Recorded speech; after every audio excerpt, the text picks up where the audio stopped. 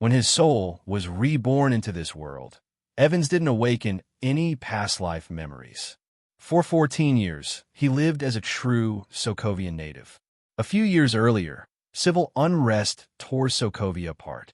Evans' parents joined a demonstration and were slaughtered in the chaos, leaving him an orphan. From then on, he survived alone by selling small handmade crafts, and he quietly looked after the girl next door who had lost everything too, Wanda. Then, today, everything changed.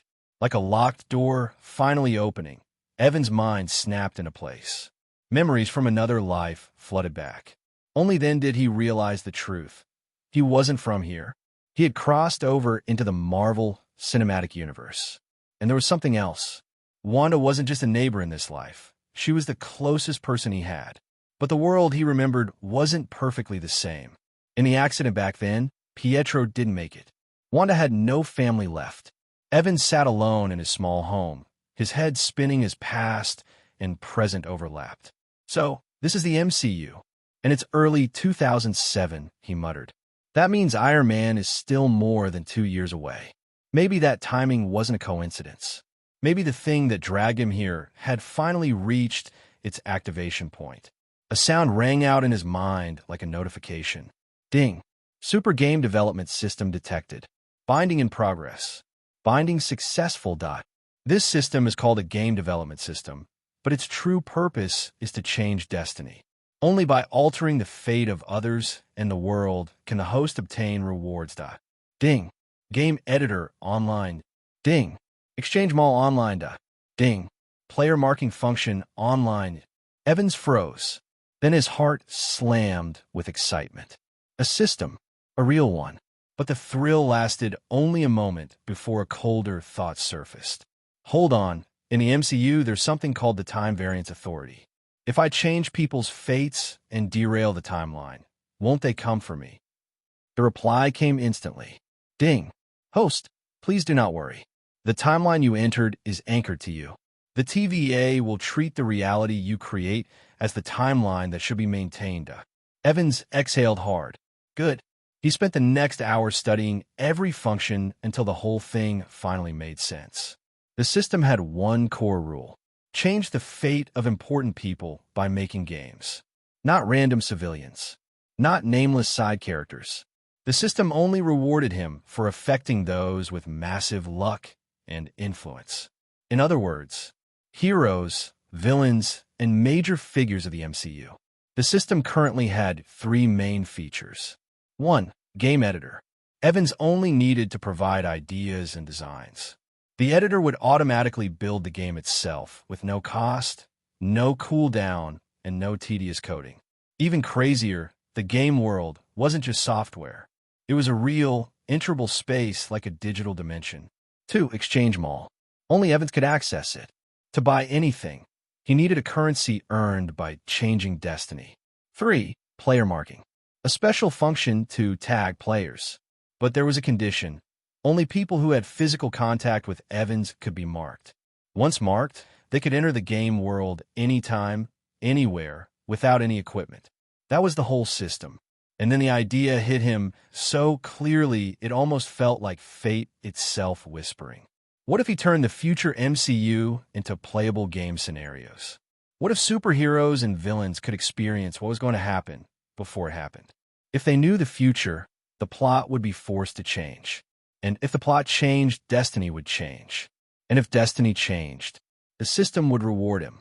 Evans opened the game editor and began. First, he needed a public hub, a place where players could meet, talk, and form teams. He chose an environment he liked, Malibu Beach. From now on, every player who entered would receive a personal spawn home.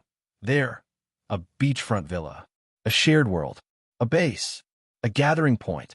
Then came the real meat of the plan.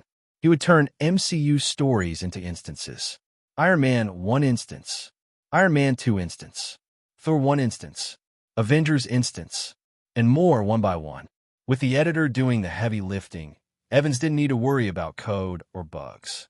He only needed to describe what he wanted, and the system would build it perfectly. His body vanished from the room. A second later, he was standing on warm sand beneath a bright sky. Malibu Beach, inside the game world. A luxury villa appeared as his property. "This place is already better than my real home," he murmured. Outside, he had a cramped little bungalow. Here, he had a mansion, and because he could enter the game world anytime, he could practically live here. Evans didn't waste time. He designed the game panel next. A clean interface that displayed player information, plus an instance option that let players jump into story copies. For now, he created only one instance. Iron Man 1. He wasn't rushing. First, he would test it, see how it affected the real world. Then, he'd start building the rest of Marvel's future like a chain of dominoes, just waiting to be pushed. Evans exited the game world and reappeared in his small house in Sokovia. The first thing he did was open the Exchange Mall in the Super Game Development System. The list was huge. Weapons, armor, tech gear, magic tools, even everyday supplies like food and household items were all there. But when Evans scrolled through the power section, he noticed something important. There were no superpowers for sale. If he wanted to grow stronger, he had only two paths: exchange weapons and equipment, exchange cultivation methods, and train them himself. The skill list ranged from classic martial arts manuals to terrifyingly high-level systems. Weaker options included things like Nine-Yang Divine Art, Nine-Yin Manual, Ming-Yu Gong, Great Shift of the Universe, and the 8 Extraordinary Techniques. The stronger ones were on a completely different level: chakra system, cultivation system, even a full magic system. Evans checked his balance. 100 redemption points. Newbie reward, he guessed. A notification answered him. Ding. Due to the host's existence, Wanda's fate has slightly shifted. Reward: 100 redemption points. Evans paused, then smiled. So points come from changing destiny. Even a small change counts. And in the Marvel world, small changes could mean survival. He decided to spend the points immediately on something that could raise his combat strength and survivability. After comparing options, he made his choice. Lyoku Immortal Thief from the 8 Extraordinary Techniques. The system displayed the description. Lyoku Immortal Thief enhances the 6 internal organs to instantly refine the essence of substances into chi. Improves vitality, physique, youth retention, and lifespan. Chi can also strengthen recovery, resist damage, and support allies. In simple terms, it was a method that snatched vitality from the world itself and turned it into power. It could keep him in peak condition, boost healing, and give him real defensive ability. A perfect early foundation. Once he confirmed the exchange, the technique didn't arrive as a book or scroll. It simply appeared in his mind, complete and clear, like he had trained it for years. Evans planned to cultivate it inside the game world, because the system's most terrifying advantage wasn't the editor. It was time. The game world's time flow could be adjusted to an extreme. 1 year in the game equals 1 day in reality. 1 real day could equal an entire year of training. That was a cheat that bordered on ridiculous. With enough time, he could build strength fast, then start marking players. But even that required caution. To mark someone, he needed physical contact. And some people in this world weren't safe to approach without power. S.H.I.E.L.D. was one example. Even Tony Stark would be difficult. A billionaire surrounded by guards. Get too close and you'd be stopped instantly. So strength first. Just as Evans was about to enter the game world again, the door opened. Wanda walked in, wearing red and carrying a bag of fresh groceries. She moved naturally through the small space, placing the food into Evans' old refrigerator like she belonged there. Evans looked at her and said, "Perfect timing. Come with me." Wanda blinked. "Where?" "Somewhere strange. But you'll understand once you see it." Evans planned to mark Wanda first. Like him, she had no family left. She dropped out of school and lived quietly, surviving day to day. The game world didn't just offer comfort. It offered something far more valuable. A safe home. And according to the system's rules, time spent inside the game didn't count toward a player's lifespan. A person could live 100 years in the game world and step out without aging a day. Evans reached out and took Wanda's hand, smiling. "Then let's go see a miracle." The marking happened instantly, and the world flipped. One moment they stood in a cramped Sokovian house. The next, they were standing under open skies in the warm, clean air of Malibu Beach. Evan's beachfront villa rose behind them like a dream made real. Wanda froze. Her lips parted, stunned. Then the transparent game panel appeared in her vision, and her expression turned from shock into pure disbelief. Where are we? And what is that thing in my eyes? Evans had already decided how he would explain it. He couldn't tell her the truth about the system. Not yet. That kind of secret was too dangerous to share. So he gave her a safer version. This is a game world. I don't know who created it. I was just the first person invited here, and I brought you with me. It's not a normal game. It's a real digital world. We're here with our bodies. If we want, we can live here. Wanda took a long moment to process it. Then excitement burst out of her like she couldn't hold it in anymore. She ran through the villa, rushed outside, and stepped onto the sand. The ocean breeze and the peaceful atmosphere hit her all at once. And for the first time in a long time, she looked relaxed. When she realized she could live in a place like this, her cheeks turned warm with happiness. Evans walked up behind her and gently wrapped his arms around her waist. "From now on," he said quietly, "let's live together." Wanda's face instantly went red, but she didn't pull away. She only nodded. For a long time, Evans had been the one who protected her, looked after her, and kept her from breaking. Her feelings had already been there. This was just the moment they finally stepped forward together. Back in the villa, Evans showed her around properly. A mansion was a mansion. Spacious rooms, luxurious furniture, high-end appliances. Everything looked low-key but expensive. 3 floors in total, 2 above ground, and a massive basement. After the tour, Wanda's attention returned to the game panel. She tapped the instance section and found one option. Iron Man 1, single-player instance. Her eyes lit up. "Evans, is it fun?" she asked, then hesitated. "Is it dangerous?" "It's fun," Evans said honestly. "And yes, it's dangerous. But if you die inside, you won't die for real. You'll just respawn here."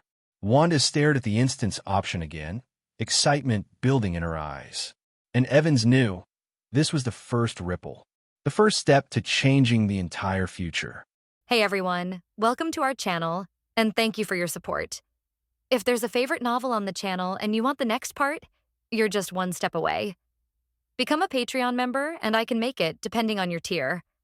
Thank you for your attention. Game World. Wanda entered the copy Iron Man 1.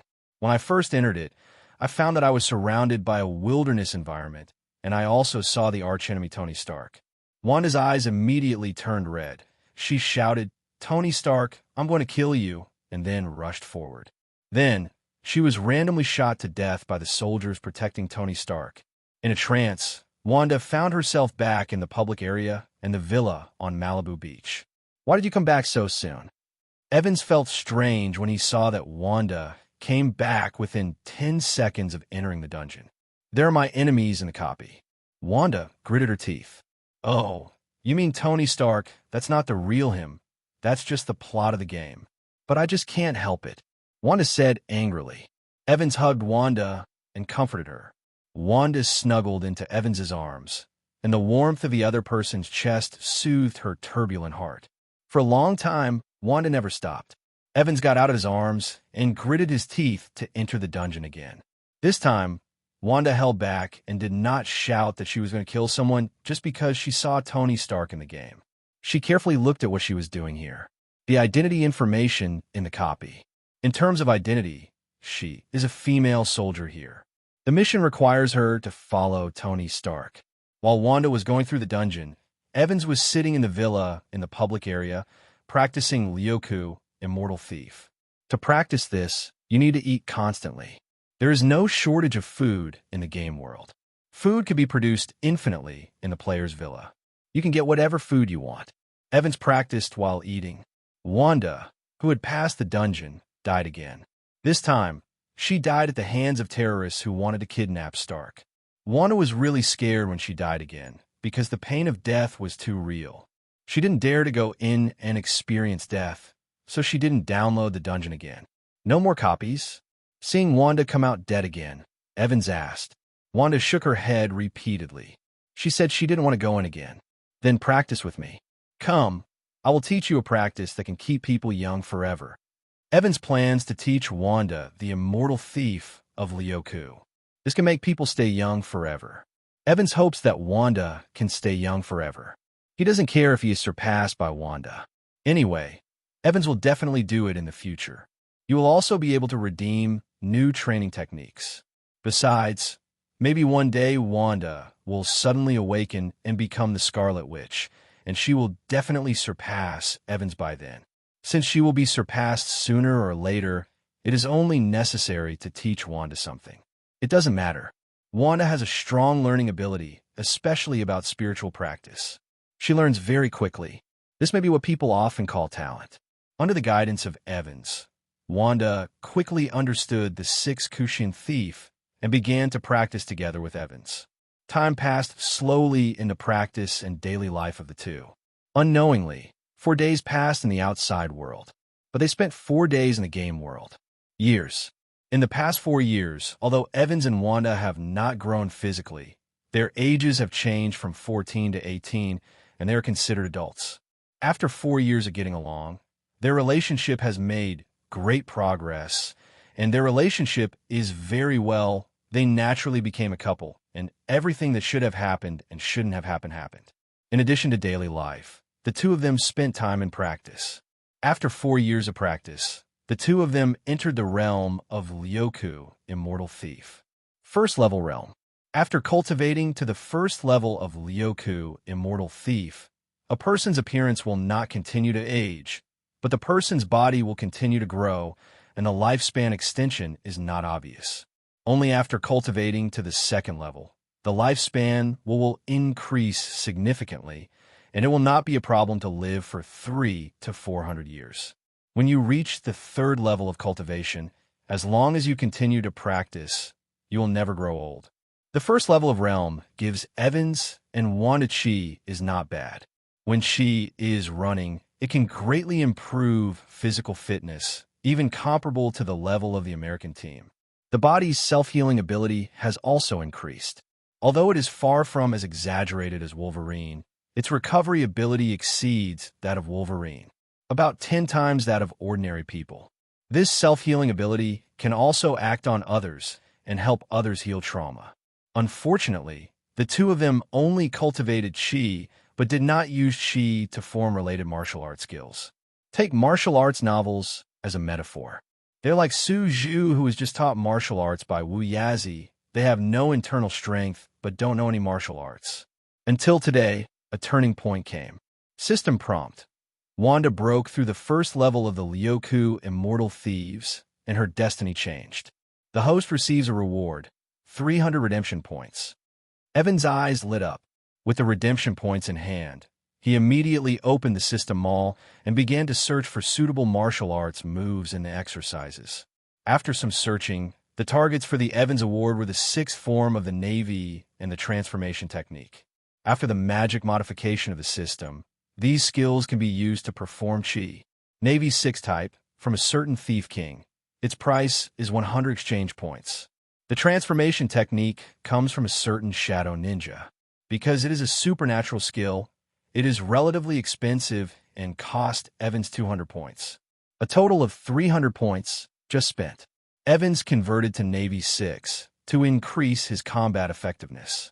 The purpose of exchanging the transformation technique is to facilitate sneaking in. With this skill, Evans can relatively easily reach out to people with great luck and mark them as players.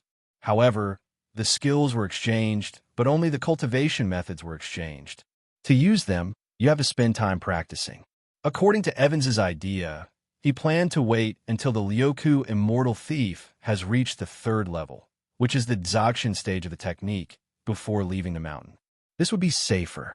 After all, this is the beginning of Tianhu, and there is a safe development time.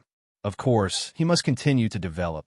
Wanda certainly has no problem with Evans wanting to continue practicing here, because Wanda enjoys the secluded life with Evans. Although you can't see other people in this place, living here is actually not boring, because the computers in the villas in the public area can connect to the external network. Although due to the different time flow speeds inside and outside the game, It is not possible to play online games online, but there is still no problem in simply listening to music, watching movies, and playing standalone games online. This is how Wanda passed the time when she was bored. Before continuing his training, Evans passed on the transformation technique and the 6 postures to Wanda. He looked forward to the day when Wanda could master the art of transformation. Having a girlfriend who can transform into anyone's image is equivalent to having a woman in the world. Is it okay to be a groom every night? As a man, I understand everything. Evans and Wanda continue to live in seclusion in the public areas of the game world. In the outside world, a month has passed. In the game world, 30 years have passed. Because in the game world, the body's lifespan does not expire at all, so the appearance of Evans and Wanda still remains the same as when they were 14 years old. However, they who have already learned the art of transformation can use it to make themselves look more mature. The body does not change, but the mental age is growing, which gives them a mature mind beyond their appearance. After being together for so long, the two have a deeper relationship. After practicing for so long, their cultivation levels have also improved significantly. The immortal thief of Ryoku was trained by the two of them to the 3rd level, which is the Dzogchen stage of the technique. The great perfection stage of the Ryoku immortal thief can theoretically extend a person's lifespan indefinitely. Even if the two of them leave this game world where the body's lifespan does not expire and go to live outside, they can maintain their youthful appearance and survive forever. Dzogchen's Ryoku immortal thief makes the two of them stronger physically. When running Chi, their physical fitness is about 10 times that of Captain America. Their body's self-healing ability is already quite close to that of the movie version of Wolverine. In addition to the great perfection of the immortal thieves of Ryoku, the two of them also practice the art of transformation and the 6 forms of great perfection. In the current time period of the Marvel world, with such strength, as long as you don't seek death by provoking big guys like the Ancient One, you can protect yourself for the time being. It is worth mentioning that during this period, Wanda's strength improved and her courage became bolder, so she cleared the copy of Iron Man 1. Through this copy, Wanda knew what kind of person Tony Stark was, and also realized that it was unreasonable for her to regard Tony Stark as an enemy. Tony Stark has never sold his company's weapons to people from other countries, only to the military. The real culprit who smuggled weapons produced by Stark Industries into Sokovia was Tony Stark's uncle Obadiah Stane, who was Wanda's real enemy. Although these are all stories in the game and have not happened in reality yet. But as the relationship between Wanda and Evans deepened, Evans also told Wanda more secrets, letting Wanda know that the copy of the game here showed the reality of the future. Therefore, Wanda, who is more mature in mind, no longer regards Tony Stark as her enemy. Evans planned to leave the game world with Wanda, leave Sokovia, and set out to mark the new players in Eagle Sauce. Only in this way can you get more redemption points. Otherwise, Wanda would always be caught collecting wool by herself, and she wouldn't be able to collect many exchange points. After all, Wanda is not the kind of person who wants to change the world. Compared to Wanda, Tony Stark is the one who can change the world. Only by changing Stark's fate can it affect more people, allowing Evans to gain a lot of redemption points. That night, the bedroom. Evans hugged Wanda and lay on the bed and said to her, "We have been in the game world for 34 years, and the Ryoku immortal thief has also reached perfection. So I plan to leave the game world tomorrow and set off to Ingjiang. Wherever you go, I will go. That's it then." The next day, Evans and Wanda left the game world and returned to the outside world. As soon as they returned to the outside world, Wanda couldn't wait to look at the electronic calendar, which showed that only 34 days had passed in the outside world. In this regard, Wanda was particularly touched. We have obviously spent 34 years, but only 34 days have passed here. It feels like everything is unreal. Don't be sad, just think about how to get to Eagle Sauce. Eagle Sauce is not visa-free in Sokovia. Smuggling, Wanda suggested. With their current strength, it is absolutely no problem for them to cross the sea on a moonwalk. They can easily sneak to Ingjiang, but if they go there like this, they will be black households. Evans thought for a while and thought to himself, if a black household is a black household, then it will be a black household. And when they got there, they tagged Tony Stark. As long as they got to know each other well, they could ask him to help him and Wanda obtain legal identities. Eagle Sauce is a capitalist country, and those who have money there are considered bosses. Tony Stark can definitely clear their identities. The two decided to sneak across the border.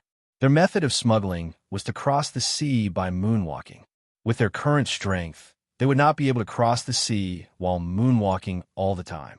There is a problem of excessive physical exertion because the recovery speed of their physical strength is greater than the speed of physical consumption of UABU. They put all the things they should bring home in the game world, and the two of them travel lightly. At night, the two of them, UABU, they stepped into the air and headed quickly in the direction of Eagle Sauce. Their speed was very fast. Although it was not as fast as a fighter jet, it was comparable to a Ming Dynasty airliner. They could run after the time zone. With the change of time zone, the two of them were on their way. At night, in only 13 hours, they had arrived in Los Angeles, the city of Eagle Sauce. The place they logged in was at Malibu Beach. The two of them were familiar with the environment here, because the public areas in the game were borrowed from the environment here. Speaking of which, Tony Stark's beach house in a movie is right here on Malibu Beach. The two fell from a high altitude and landed on the beach. Since we want to settle in Ingjiang, should we buy a house in Ingjiang? Wanda raised the question. The reason why she raised such a question is because there is no need for the two of them to buy a house outside, because they can enter their home in the game world anytime and anywhere. Living there is much safer than the outside world. It is best to have a home outside, because many times when doing various registrations, you need to fill in your home address. But we have no money now. The problem of money will always be solved. For example, the Hell's Kitchen gang in New York is prevalent. With our strength, we can go there and make money. But before that, I plan to get in touch with Tony Stark. Do you want to invite him to become a player? Wanda asked. Wanda no longer regards Tony Stark as her enemy. So when Evans mentioned Tony Stark, Wanda did not have any overreaction. Are you going to invite Tony Stark to be a player? Yes, in this capitalist country, a rich man like Tony Stark is an absolute aristocrat. As long as we can draw him into the game world, we can use him to help us obtain a legal identity. And you also want to teach him a lesson, am I right? Wanda nodded. Although she has given up her incorrect hatred for Tony Stark, after all, it was the weapons produced by Stark Industries that killed Wanda's parents and brother. To say that Wanda has nothing to do with Tony Stark, how is it possible that Kid doesn't have any resentment? Although he won't kill the other party, Wanda still wants to teach him a lesson. When you teach Stark a lesson, you can tell him exactly what happened to you. Stark is still a conscientious person, and he will definitely feel guilty when the time comes. So asking for his help will not be easily rejected. The two of them conspired and decided on the next plan. The time at this time was in the Los Angeles time zone, 3 o'clock in the morning, and the sun had not risen yet. Evans and Wanda used the Dzogchen level transformation technique, turned into two very small mosquitoes, and flew into Tony Stark's Malibu villa. The current time point is 2 years before the story of Iron Man 1 begins. At this point in time, Tony Stark, the development of Tony Stark's artificial intelligence Jarvis program has not yet been completed, so the security system of Tony Stark's home is not controlled by artificial intelligence Jarvis. The security level of the home is not as high as in the future. If two mosquitoes fly in, the facility was completely undetectable. The two easily entered Stark's bedroom through the crack in the door. On the big bed in the bedroom, they saw Tony Stark and Pepper Potts. Evans and Mosquito form flew over. After placing player marks on Tony Stark and Pepper Potts respectively, Evans and Wanda quietly left Tony Stark's villa and came to a mountain not far away. Let's go back to the game world and summon Stark to become a player. Good. The two figures slowly disappeared from where they were and returned to their home in the game world. Next, Evans used his GM authority to summon the Mark Tony Stark and Pepper Potts into the game world. It's worth a visit. What is mentioned is that after the player is summoned to the game world for the first time, he can choose when to enter the game world in the future. For example, at this time, Tony Stark and his girlfriend Pepper Potts are summoned to the game world. Then from now on, the two of them can enter the game world whenever they want and leave anytime they want, just like players logging in and out. Tony Stark and Virginia Pepper Potts, the first time they entered the game world, they were awakened from a deep sleep. They found that they were not in the original bedroom, but a very strange bedroom. The two were a little surprised and thought they had been kidnapped. But soon, the two of them noticed the game panel in their sight. Could this be the legendary virtual reality world? Tony Stark has a big imagination. Although no one in the world has developed the technology to allow human consciousness to enter the virtual reality world, as a science geek, Tony Stark does not lack the knowledge of this science fiction concept. Understood. In order to understand the situation, he and Pepper explored the villa that seemed to be on the beach in Malibu, but found that they could not leave the villa. It was not that the door to the outside of the villa could not be opened, but that once they want to go out, the game panel will prompt the two of them that they must complete the first copy before they can leave the villa and go to the player public area outside. I think we might have been abducted by aliens. Little Pepper said uneasily. I don't think so. Since you don't understand the situation, let's follow the rules here first. The rules remind us that we must complete the copy of Iron Man 1 in the copy interface before we can leave this villa. Once the dungeon reaches the public area, you should be able to contact other players to get information. Little Pepper, this is a single-player dungeon. We can't form a team, and I'm not sure whether it's safe in the dungeon. Just wait here. I'll go into the dungeon and take a look. Please be safe. In this way, Tony Stark entered the copy of Iron Man 1. As soon as he entered the copy, Tony Stark was dumbfounded because he saw another version of himself in this copy. He looked down again, looking at himself. He found that he was no longer himself, but playing other roles. Although Tony Stark was unhappy that this copy was using his image rights, but before he figured out the situation, Tony Stark decided to keep a low profile. He is not sure whether if he dies in the copy, he will also die in reality. Stark has not yet realized that he did not enter the game world with his consciousness, but entered the game world with his consciousness and body. However, death in the game world is indeed not considered a real death, because players who die here can be resurrected. Stark discovered that the NPC himself was here in Afghanistan, selling the Jericho missile to the military. The Jericho missile, he just had an idea and had not started formal research and development. Even this was just his idea. There was no written record, and he had not told anyone. However, the NPC in this game developed this weapon himself and brought it with him. The military came to Afghanistan to demonstrate the power of missiles. This scene made Stark deep in thought. Stark is a smart man, and through analysis, he came to a conclusion. Is this copy of a game showing me the future? Is it possible? Tony Stark does not believe in prophecy, but there is science that can explain such phenomena. For example, this game may be a masterpiece created by people in the future. If it is a masterpiece by people in the future, it can explain these unreasonable.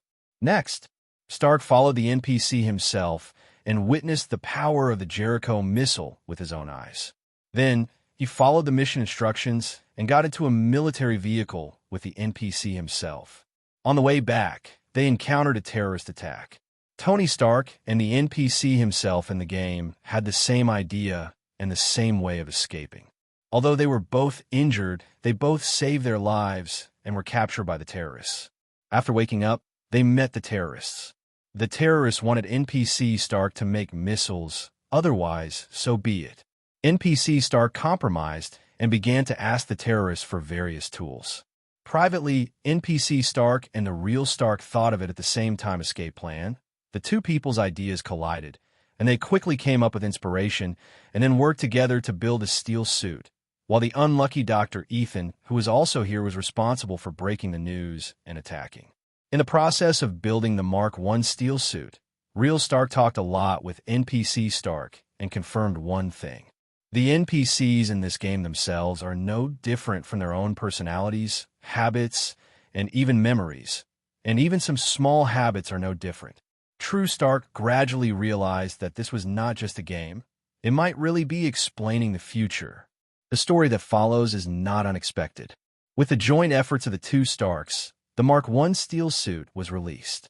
The game NPC Stark put on, and the three of them killed together with the real Stark and NPC Ethan. Unfortunately, just like the movie, NPC Ethan died unfortunately. However, the real Stark escaped and ascended to heaven with NPC Stark. After escaping from the cave, the two Starks saw the various weapons the terrorists had and found that many of the weapons had the words Stark Industries written on them. This silenced both of them. At the same time, something seemed to be awakened in their hearts. What is awakened may be something called responsibility. In the end, the two were found in the desert by Colonel Rhodes, who had been searching for them, and successfully left Afghanistan and returned to Eagle Sauce. After returning, NPC Stark announced the closure of the weapons production department. The real Stark was not surprised that NPC himself did this, because he thought so too. After this, the real Stark was invited by NPC Stark, and the two began to jointly develop the Mark II steel suit. It is worth mentioning that each player's plot in the game copy will be different due to personal reasons. For example, the player Tony Stark has the same ability as himself in the game. When doing scientific research together, a chemical reaction can occur where 1 + 1 is greater than 2. Therefore, the NPC Stark in the game will treat the real Stark extremely trustworthy. On the other hand, player Wanda, in this dungeon, she is really a spoiler all the way. At most, NPC Stark thinks that Wanda is extraordinary and is willing to be friends with Wanda, instead of inviting Wanda to develop the steel suit together. Different people will experience different content in the same dungeon, and the differences are very big. If the players are strong enough, they can also try to change the plot. Anyway, finally, Tony Stark made it through the game world's copy of Iron Man 1. Through this copy of the game, Tony Stark mastered the technology of the Mark I and Mark II steel suits, as well as the small arc reactor technology. At the same time, Tony Stark also knew something. 2 years later, in 2009, his uncle Obadiah Stane would want to kill him. Although Tony Stark has not yet been able to confirm whether this incident is a fabrication of the game story or a prediction of the future, he has an extra insight. Let's move forward in time. After Tony Stark said goodbye to Pepper Potts and entered the copy of Iron Man 1, Pepper Potts, unable to leave the villa in the game, began to wait. The time flow rate of the game copy is faster than the flow rate of the game public area. Tony Stark will spend more than 2 months in the game copy, and Pepper will have to wait for Tony Stark for more than 2 days. Of course, what we're talking about here is game time. In fact, in the real world, it is not yet dawn. Pepper, who is waiting for Tony Stark to return, is very worried about Tony's safety and that he will be in danger in the dungeon. After waiting for 8 hours, Pepper didn't see Tony back yet. Pepper didn't wait any longer and entered the copy of Iron Man 1. Entering the dungeon, Pepper saw NPC Stark and wanted to recognize him, but found that he was just an NPC, and his own identity is no longer Little Pepper, but a female soldier. Only then did she remember that this was just a single-player dungeon. Even if she came in, she wouldn't be able to find Tony, so she had no choice but to follow the plot. Then, she died in a terrorist attack. The pain of death made Pepper scream in despair. Then, Pepper comes to life in the common area villa. Pepper saw that she was not dead, but still alive, and realized that there were no real deaths in this game world. In this way, the reason why Tony hasn't released the dungeon yet is not because something happened to the other party, but because the other party is still going through the plot in the dungeon. While she was relieved, she was also a little scared, because the previous death experience was so real that she almost thought she was really dead. Thank God, none of that is true. Public area time. 2 days passed, and Tony Stark finally returned from the copy. He cleared the dungeon in one go. After completing the game, Tony Stark gained a lot and matured a lot. This more than 2-month dungeon experience was a rebirth for Tony Stark. Seeing Tony's safe return, Little Pepper hugged Tony. "Tony, do you know that you've been gone for more than 2 days, and I am worried about you?" Tony looked at Pepper, who was concerned about him, couldn't help but smile, and hugged Pepper tightly. "Don't worry, I'm fine. It would be better to say that experiencing a copy of Iron Man 1 made me understand a lot."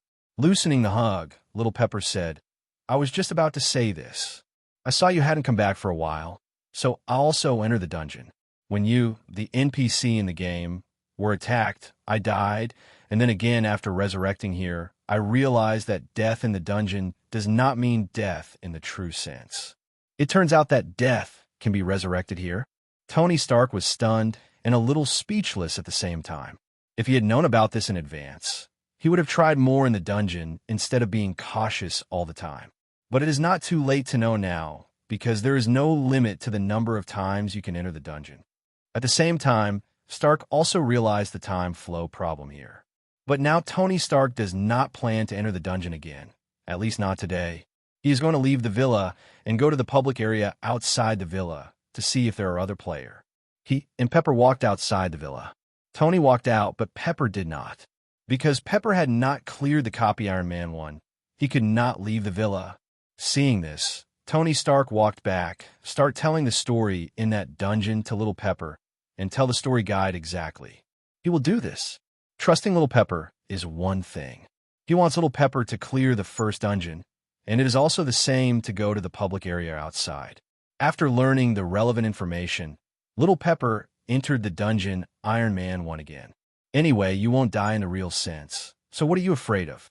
Just continue to clear the dungeon. Seeing that Little Pepper entered the dungeon again, Tony Stark left the villa and came to the public area outside the villa. He was familiar with the environment here because it was exactly the same as the Malibu beach area where his home was located. Looking from here, he could even see the city of Los Angeles. But there is a limit there. Players cannot leave the area here and cannot go to Los Angeles City. Tony walked here for a while and met two children who looked to be 13 or 14 years old.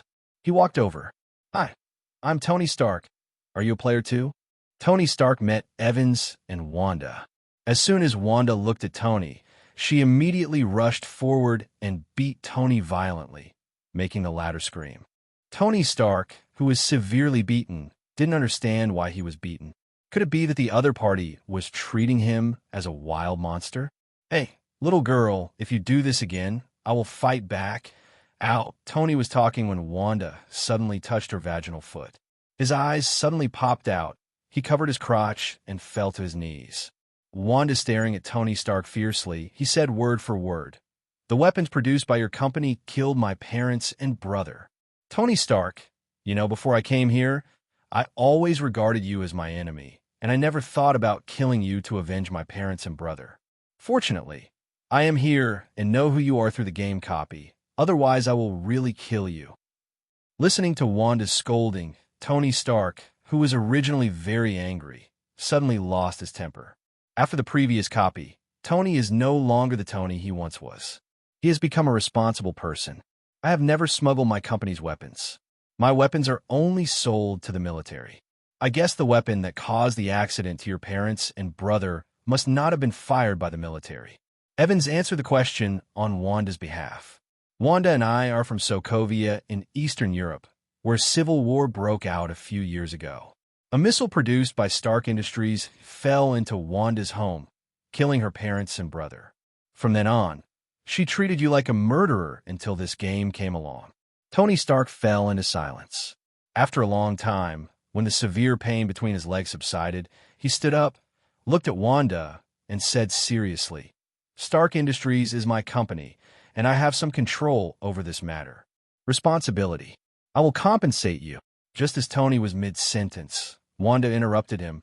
"I don't need your sympathy. If you really want to make it up to me, do me and Evans a favor and get us a legal hawk sauce." Citizenship. Tony immediately said, "If what you say is true, I will help you." Skipping this topic, Tony began to inquire about the information here from the two of them. Regarding this place, we don't know who created it. We only know that time flows very fast here. Only one day passes in a year here. The time flow in the dungeon is faster. In a month in the dungeon, only one day will pass in the public area. Another point is that we enter the game with our bodies, not our minds. Evans and Stark talked about the basic settings here. Outside world, the Stark family. Tony and Pepper opened their eyes, and they woke up from reality. In the real world, it's still dark. Tony, I know, the game should not be made public first. I still have some things to verify. Good. Pepper Little nodded seriously.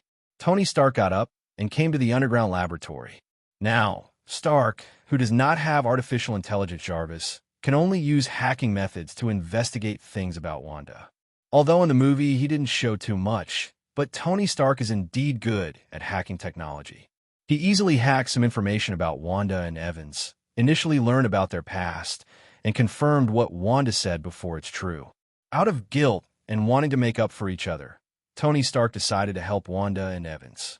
He used his connections to help Wanda and Evans obtain legal citizenship. Due after finishing this matter, Tony's body disappeared from the place, entered the game world again, and found the two people in the public area. I've already helped you get your identity. You only need to go to the relevant department to report the loss of your ID, and you can get a replacement outside after dawn. In the morning, Evans and Wanda went to the relevant departments to report the loss of their documents. Once the people from the relevant departments checked and found the relevant information, they issued replacement certificates for the two of them. With the certificates, the two of them were free. The identity of Kuroto became a legal citizen of Eagle Sauce. Go to New York, Evans suggested. I'll listen to you. Wanda nodded. Since you want to listen to me, then when you get there, I'll send you to high school. Wanda was dumbfounded. She has lived in the game world for many years, and her mental age is not young anymore. Are you kidding me to ask her to go to school? I'm not kidding. You haven't gone to high school and are semi-literate. This is not good. I admit that I am semi-literate, but what about you? You're the same age as me and also dropped out of school at the same year as me. Aren't you the same? Of course I am not, because I have learned a lot of knowledge by myself. The two discussed the matter, and Wanda finally compromised. That night, Evans and Wanda left Los Angeles, crossed most of the country, and arrived in New York. The two came to the Hell's Kitchen area. As a guest superhero, he relies on his transformation skills to disguise different identities. He fights against all kinds of gangsters here. In just one night, he takes down more than a dozen gangsters and earns nearly $10 million. If you have the strength, they can do whatever they want. After dawn, the two left Hell's Kitchen and came to Queens. They spent money to buy a villa here as their home in Eagle Sauce. After that, Wanda was sent to Queens by Evans. She went to Midtown High School in Queens and went through the admission procedures. Wanda officially enrolled in the freshman year of Midtown High School. Interestingly, her deskmate turned out to be Gwen Stacy. Logically speaking, the Marvel Cinematic Universe should not exist Gwen Stacy. But to say it is absolutely impossible, it is not necessarily true. Gwen does not appear in those movies in the Marvel Cinematic Universe, but it does not mean that Gwen does not exist. The other party does exist. At least he didn't get a chance. He was just a passerby who disappeared into the crowd. This Gwen Stacy, Wanda's deskmate, is a variant of Gwen in the Spider-Verse. After sending Wanda to school, Evans left Midtown High School. He didn't know that Wanda and Gwen had become roommates. Otherwise, he would have been very concerned about it. After all, at this point in time, Spider-Man was only a primary school student, and Gwen was already in high school. Maybe this is the reason why Gwen became a passerby at the wrong time. Evans left Midtown High School and returned to his new home in Queens. As soon as he entered the door, the system prompt sounded. Where are Evans' shortcomings these days? What he lacks is long-range attack means. He searched in the Exchange Mall and found the Magic series products. Among them, there is a product called Magic Network Contact Physique, which comes from D&D. Rather than saying it is a cultivation method, it is better to say it is a bloodline that can produce magic power. After the Magic Network modified by the system comes into contact with the body, it can convert one's own vitality into magic power. In this way, you can learn and use the D&D series of spells. P.S. Magical changes have been made here, ignoring the setting of spell slots in the D&D system. Evans spent 200 redemption points to redeem the Magic Network Contact Physique. After the exchange, Evans discovered that his physique had changed. He tried to transform his life force. Vitality, to put it bluntly, is cellular energy. As long as it is not excessively consumed, it will not affect your lifespan. As his life force was depleted, magic was produced in Evans' body. Next, Evan spent 200 redemption points to redeem two zero-level spells. Level 0 spells, also known as tricks, are known for their low power and low consumption, and can be released with almost no consumption. The two zero-level magic tricks that Evans exchanged were Mage Armor and Magic Missile. Mage Armor. Use magic power to form a layer of invisible armor on the surface of the body, which has a certain degree of physical and magical defense. Magic Missile. Use magic power to condense into magic missiles and shoot them out to attack the target. The maximum attack distance is 300 meters. The rate of fire and power are comparable to bullets fired from ordinary pistols. After the exchange was completed, Evans directly entered the game world and used the extra time there to learn these two magics. Because it was his first time to come into contact with magic, Evans's learning efficiency was very average, mainly because his materialistic ideas would be difficult to change for a while. Fortunately, these can be overcome. Learning level 0 spells is not particularly difficult. Evans estimates that after 10 days and a half of learning, you can almost get started. Time flows very fast in the game world. When Wanda was in school, Evan spent half a month in the game world. He spent this half month in the game world to initially learn the magic armor and magic missiles. It's hard to say how proficient it is, but at least it's to the extent that it can be released. Evans took the time to test the power of these two zero-level spells and came to a conclusion. After the mage armor is released, it can form invisible armor on the body surface. It can last for about 3 hours. The defense is enough to resist the bullets of ordinary firearms, but can only resist 10 rounds at most, and the armor will be destroyed. Break. If you switch to a powerful firearm, such as an anti-material sniper rifle, it will probably only be able to withstand one shot, and the armor will be broken. After all, it's just a zero-level spell, so you can't ask for too much. The power of magic missiles is just as mentioned in the introduction. The power is equivalent to the bullets fired from ordinary pistols. It is no problem against ordinary people, but it will most likely be useless against strong people. Fortunately, these are only temporary. As Evans accumulates redemption points, he can redeem more D&D system spells in the future. There are many spells in the D&D series, from zero-level tricks to legendary spells beyond the 9th level. Super 9-level spells, also known as legendary spells, are so powerful that they can make reality become as fragile as paper.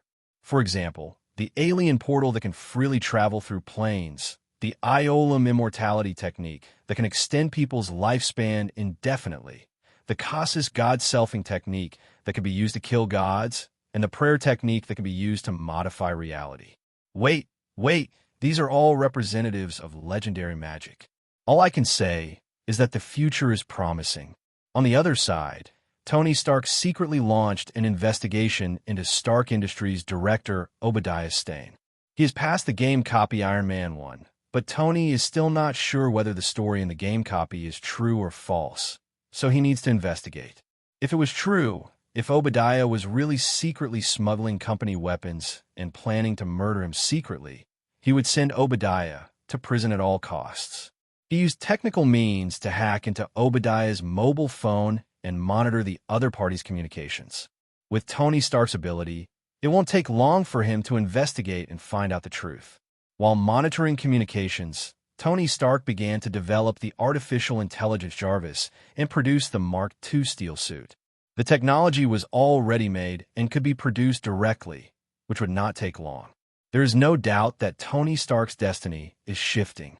A few days later, Tony finally caught Obadiah Stane's criminal background and confirmed that the other party was indeed a malicious guy like the copy in the game. Tony Stark used the evidence he investigated to sue Obadiah Stane in court and successfully sent the other party to court. After Obadiah was imprisoned, Tony Stark made Pepper Potts president of Stark Industries while he continued to develop the Iron Suit. A few more days passed. Iron Man made his debut. As soon as he debuted, he drove the steel suit and went out on various waves and did a lot of things to save people in need. Iron Man's appearance was monitored by satellites and radars of the military and S.H.I.E.L.D. Everyone wants to know who Iron Man is. Tony Stark is a very high-profile guy. In a media interview, he announced that he was Iron Man, which immediately aroused public opinion. Evening. Queen's house. Evans was sitting on the sofa, with Wanda's knees on his thighs, watching the TV news reports about Tony Stark. But Evans' mind is not on TV news. He plans to upgrade his version of the game world, adding new copies and new public areas. This time he plans to add 2 new copies, namely Iron Man 2 and Captain Marvel 1. As for the new public area, Evans plans to copy the environment of the Hawaiian Islands and add NPCs to it, so that you can experience a Hawaiian vacation in the game world. After making the decision, he issued an announcement to all players through GM Authority. At the same time, every player, both in and out of the game, remembered this announcement. The Marvel Superheroes game will be undergoing upgrade and maintenance, and players will not be able to log into the game during this period. This upgrade and maintenance will last for 3 days. The updates in this version are as follows. 1. Open new copies of Iron Man 2 and Captain Marvel 1. 2. Open a new public area, the Hawaiian Islands. There are many NPCs in this area, and it is a resort area. 3. Fix some BUGs. Hey, the game is about to update content. Wanda said in surprise. Yes, when we log into the game next time, we can go on vacation to the Hawaiian Islands in the game world. Evans said with a smile. I guess you just want to see beauties in swimsuits. I just want to see you. Seeing that your answer satisfies me, I will reluctantly prepare a few more swimsuits and show them to you when the time comes. LA, Malibu Beach, Stark's Villa. Tony Stark and Pepper Potts also heard the system announcement. Tony complained, "It's finally time to update. I'm almost tired of the previous content. I'm more concerned about whether the 2 new copies will also show the future." Little Pepper is very concerned about this. The story of Iron Man 2 is obviously still a story with you as the protagonist. Of course, I am Tony Stark, and I'm always the center of attention wherever I go. Tony Stark was very proud of himself. Pepper rolled his eyes at Tony and then said, "Who is Captain Marvel? I haven't heard of him. Is he a superhero who will be born in the future?" We'll find out once the game maintenance is over. Tony Stark expressed his expectations. By the way, there are only 4 players in this game so far. It should be considered a closed beta. I don't know when the closed beta and public beta will be, otherwise it will be too deserted. Evan's update on Marvel Superheroes took just 2 hours to wrap up. However, since it was stated in the announcement that it would be maintained for 3 days, he did not start the game in advance. After all, you can't always stay in the game world. Life in the real world also needs to be maintained. At night, after a sport of flying up and down, flying up and down, and flying up and down, the two chatted. "Evans, I made a friend in school, and I want to invite her to join the Marvel Superheroes game and become a player. Ooh, her name is Gwen Stacy, and she is my desk mate." Hearing about Gwen, Evans was stunned for a moment. He didn't expect that there would be Gwen in the Marvel Cinematic Universe. How new this is. Since Gwen exists, of course, he must change the fate of the other party in order to gain redemption points. There is no role for Gwen in the Marvel Cinematic Universe. But if Gwen becomes a superhero, wouldn't she have a role? This can be regarded as changing the fate of the other party. Next time you bring her to your house, I will mark her. The next day was Saturday. Wanda didn't have to go to school. She called Gwen and invited her to come to her home. Gwen said she would be there right away. Because they both live in Queens, their home is not far away. It won't be long before Gwen arrives. Gwen came to the home of Evans and Wanda. Wanda introduced Evans and Gwen to each other. Gwen was very surprised to learn that Wanda had a boyfriend and that the two were living together. His eyes were looking at Evans. Evans was also observing Gwen. This Gwen looked exactly like the Gwen in the Spider-Man movie. She was very beautiful, had a good figure, and had a nice smile, just like a sweetheart. The two shook hands with each other, and they were acquainted. By the way, while shaking hands, Evans marked Gwen as a player. After that, Wanda and Gwen talked about the Marvel Superheroes game. Gwen was stunned for a moment after hearing this. "Are you sure you're not kidding me? That game world sounds too sci-fi." Gwen didn't quite believe it. "It's true. That game is very fun. Let me tell you, time flows very fast in the game. A year in the game will only pass by 1 day in the outside world. Even though Evans and I look the same age as you, we have actually been living in the gaming world for many years. However, the game is currently undergoing maintenance, and the maintenance will not end until 2 days later. I will bring you in together then. Wanda took Gwen's hand and sat on the sofa, saying excitedly, "According to what you said, if we enter the game world with our bodies, no matter how long we spend in it, we will not age, right?" "Yes, if you stay in it, you will stay young forever.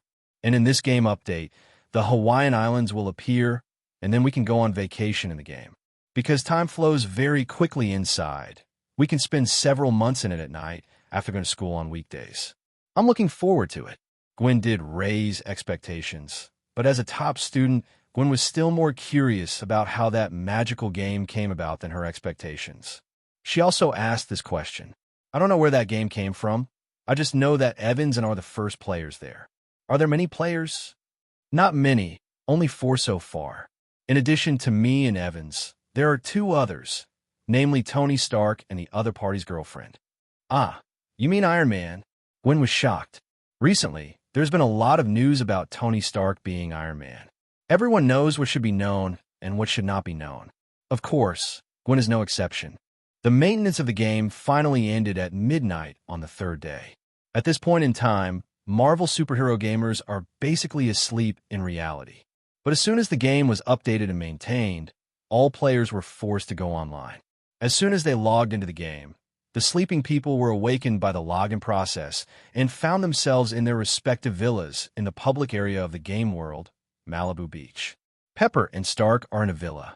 Evans and Wanda are in a villa. New player Gwen is alone in a villa. As a new player, Gwen didn't realize that she had entered the game until she noticed that the game panel appeared in her field of vision. Only then did she realize that she might have entered the comic book that Wanda had told her about. Superhero game. What Wanda said was actually true.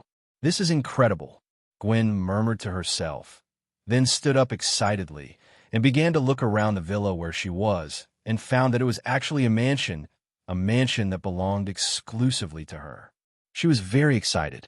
When she wanted to leave the villa at that time, she was prompted by the game system that she needed to complete the first copy in the copy list before she could leave. So she clicked on the copy option on the game panel and entered the copy list.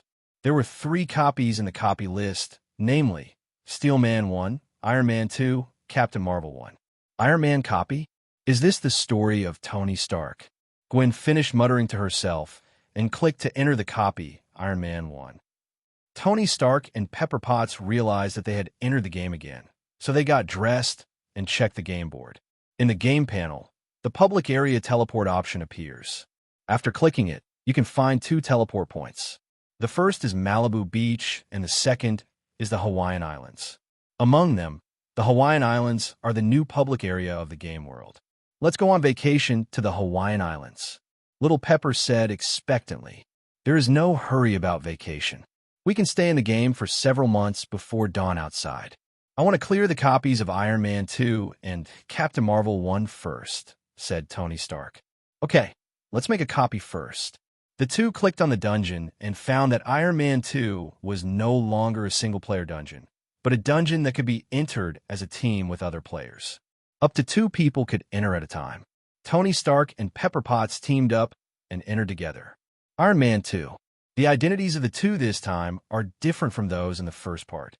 In other words, they cannot inherit the interpersonal relationships from the previous copy, and everything has to start over. Fortunately, this does not require practice.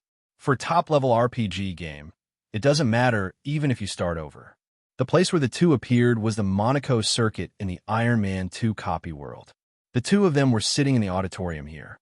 They discovered that in another auditorium, I saw several people, namely NPC Little Pepper, NPC Happy, and a strange woman with burgundy hair who was with them.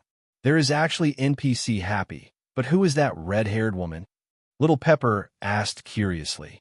Based on her appearance and figure, I think she must be my newly recruited assistant. His words made Little Pepper roll her eyes angrily. Game World, public area Malibu Beach, Evans, and Wanda's villa. After the 2 logged into the game, Wanda pulled Evans and said they were going to the public area and the Hawaiian Islands for vacation. Of course, Evans had no objection, and the two set off together and arrived at the public area, the Hawaiian Islands. This place, exactly like the real Hawaiian Islands, is a resort with an extremely beautiful environment. Different from the public area Malibu Beach, there are many NPCs here, such as a lot of bikini girls, which looks like a beach bathing atmosphere. Wanda went to the changing room over there and changed into a bikini. Evans also changed into swimming trunks. Looking at bikini Wanda, Evan's eyes are very bright. Does it look good? Wanda is not afraid of being seen by Evans, and she generously shows off her good figure to the man. Nice! Evans told the truth. Wanda came forward with a smile, took Evan's arm, and the two of them went to sit on the beach chairs under the empty parasols not far away.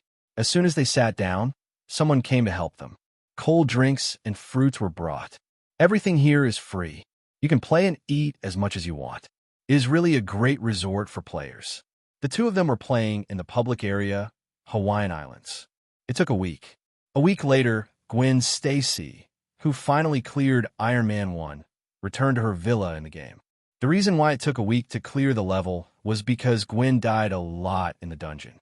It wasn't until I learned Go's way, without a teacher, that I quietly passed the level of Iron Man 1 to Go.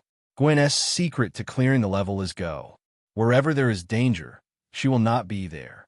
In this way, although she can't be contacted, there are so many plots, but the best thing is that you can pass the level safely.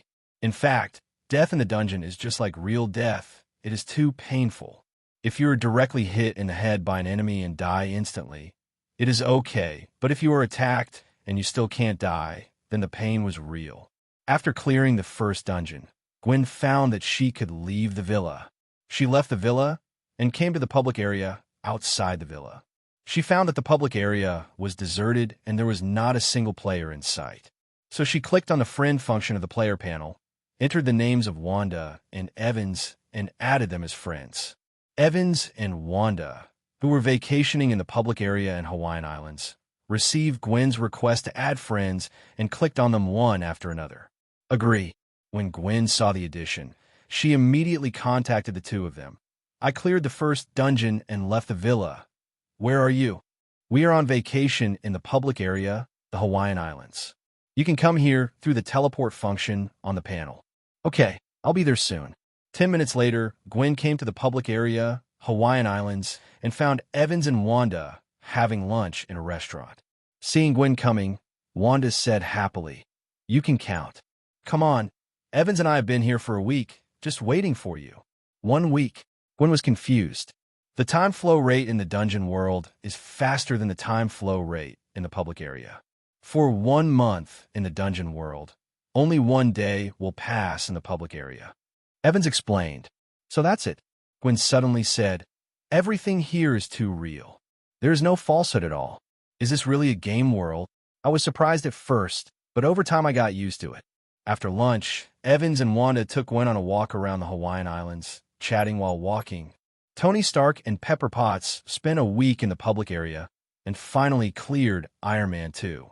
The main reason why it took so long was that Tony Stark was not in a hurry to clear the level.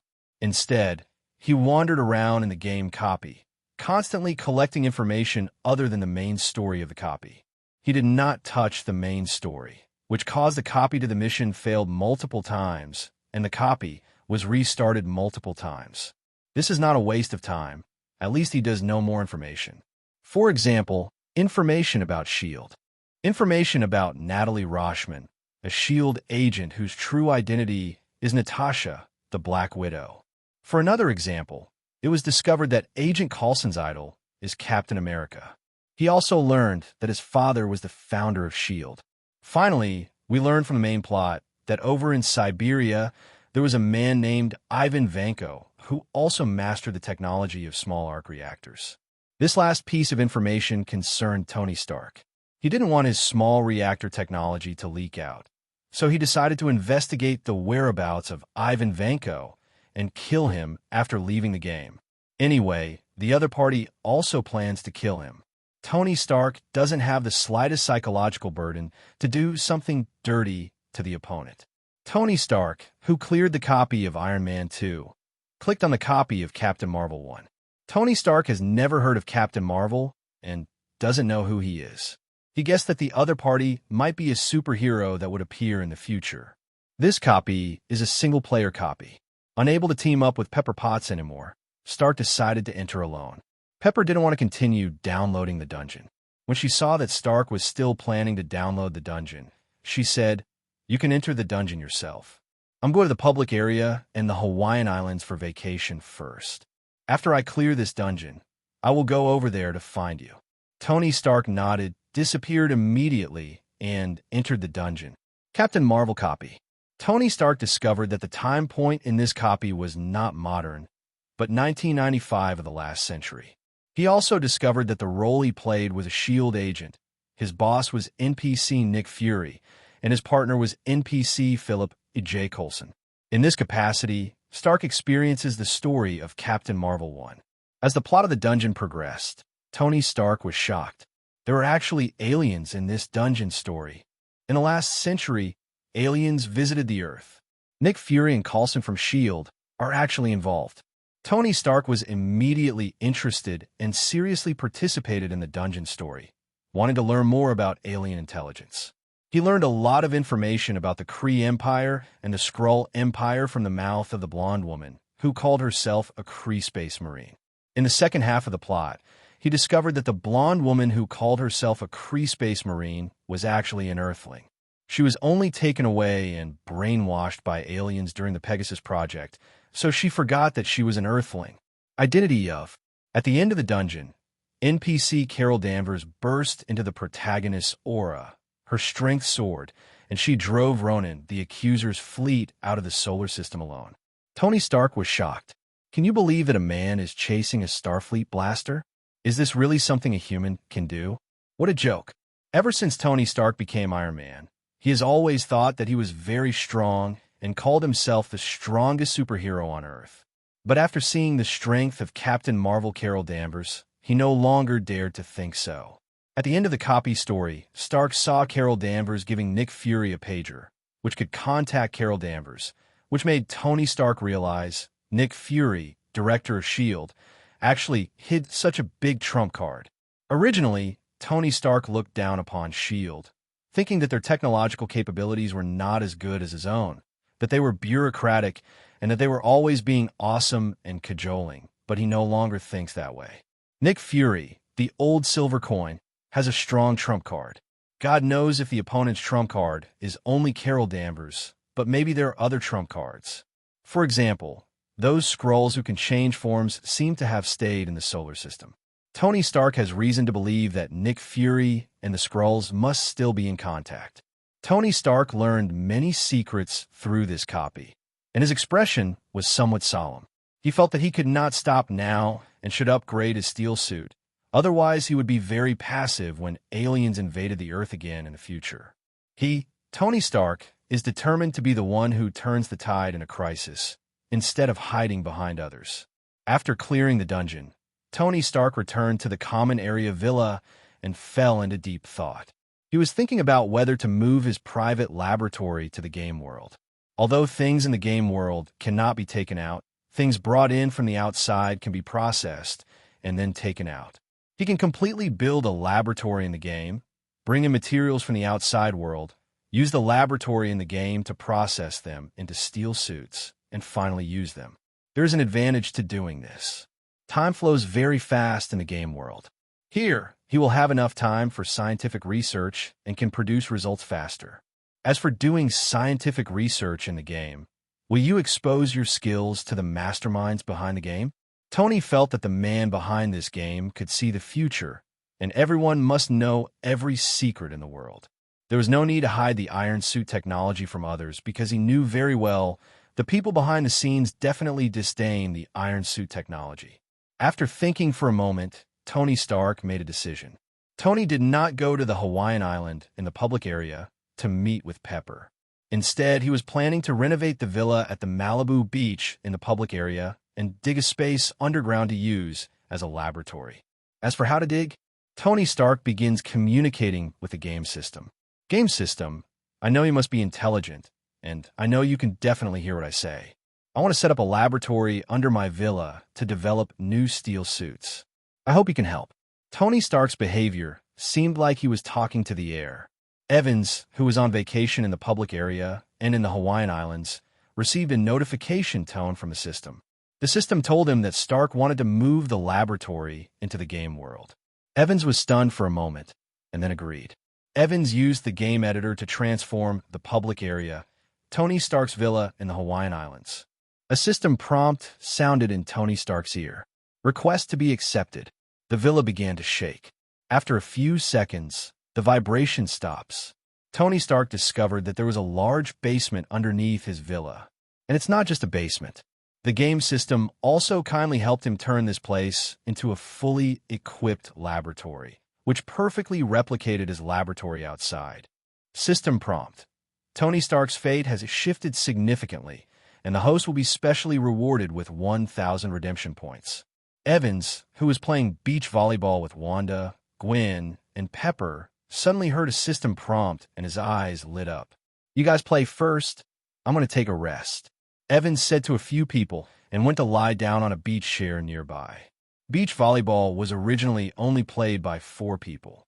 Because Evans was missing, the 3 girls played from the side in order to continue the game. He called a beautiful NPC in a swimsuit to participate in a beach volleyball game with several people. Evans sat on a beach chair under a parasol and looked at the bikini beauties playing beach volleyball while clicking on the D&D in the system hall. System magic page, ready to redeem new magic knowledge. Currently, Evans has only mastered 2 0-level spells, namely Mage Armor and Magic Missile. The magic in the D&D series is priced based on the number of rings. The unit price of a 0-level spell is 100 redemption points. The unit price of a level 1 spell is 200 redemption points. The unit price of a 2-level spell is 300 redemption points. Evans thought for a while and decided to exchange 3 0-level spells, 1 1-level spell, and 1 2-level spell for exactly 1,000 redemption points. The spells he redeemed are as follows.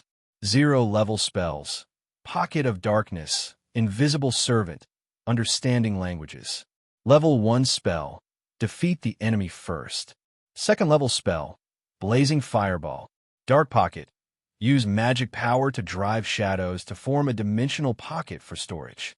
Invisible Servant: Create an invisible servant to serve yourself. The servant's image is humanoid, and its physical quality is equivalent to that of an average adult. Language Proficiency: Overcome language barriers and automatically master the target language. Defeat the enemy first. Predict the target's next actions. Blazing Fireball: Create a large fireball with a diameter of 3 meters, rolling on the ground, crushing and burning enemies. There are 5 spells in total, leaving aside the 0-level spells. Defeat the Enemy First is an insight skill that can discern the enemy's next move and create favorable conditions for yourself. Blazing Fireball is a long-range attack spell.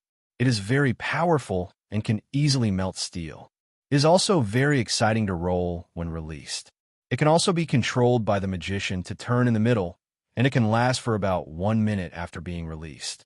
Armed with the knowledge of magic, Evans immediately began to study. After 1 hour, Wanda, Gwen, Little Pepper, and others were tired of playing and walked back under the umbrella. "Wanda, let me teach you a magic trick. Try to see if you can learn it." Evans is going to teach Wanda magic. I just don't know if Wanda, who doesn't have the magic network to contact her body, can learn the magic of the D&D system. Wanda has the qualifications of a witch and is the destined Scarlet Witch. Although she has not yet awakened this power, but only in theory should be learnable. But Evans was not sure about this. Evans took out a notebook and a pen out of thin air and wrote down the practice method of Magic Missile in it, and then handed the notebook to Wanda. Wanda was very curious about magic, so she took it and started to look through it. Pepper and Gwen on the side both came over curiously and looked at the knowledge recorded in the notebook. Between them, from a woman's perspective, magic sounds a bit magical and does not seem like something that can exist in reality. Evans is not afraid of Gwen and Pepper stealing his magic. Without the magic net to contact their physiques, they cannot learn. Evans, you can actually do magic? Gwen looked at it and asked Evans beside him. Certainly. I don't believe it. Unless you can put on a show. Evans shook his head. He was too lazy to perform. Magic implements mysticism. How could he perform it for others casually? TSK, I think this is fake. I don't believe that magic really exists in the world. Gwen curled her lips, but even though she said this, she still looked at the contents of the notebook in Wanda's hand seriously, because the knowledge recorded on it was quite new to her. Magic Missile is a 0-level spell, and it is not difficult to learn. Wanda's magic talent is better than Evans's, so she can probably learn it quickly if she can really learn it. While Wanda was studying, she was making gestures with her hands, trying to mobilize the chi in her body to act as magic power, and trying to form magic missiles. Chi and magic power are not the same thing. Using chi as magic power to perform magic is not professional, and normal people must not do it like this. But Wanda is not a normal person. She is the Scarlet Witch who has not yet awakened her power.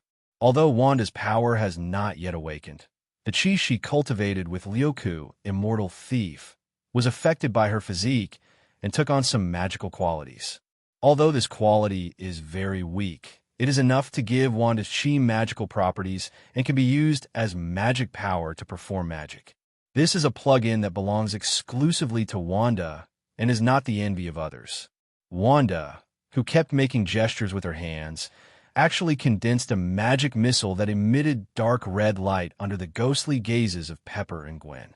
The missile was launched with a whoosh and instantly hit the beach 20 meters away, creating a hole as big as a bowl in the ground. Pepper and Gwen were stunned. Magic actually exists? Evans was also shocked, but his shock was different from that of Pepper and Gwen. Instead, he was shocked by Wanda's learning speed. It took Evans a while to learn magic missiles. On the other hand, Wanda just browsed through the magic-related knowledge and made a few random gestures to get started with this magic.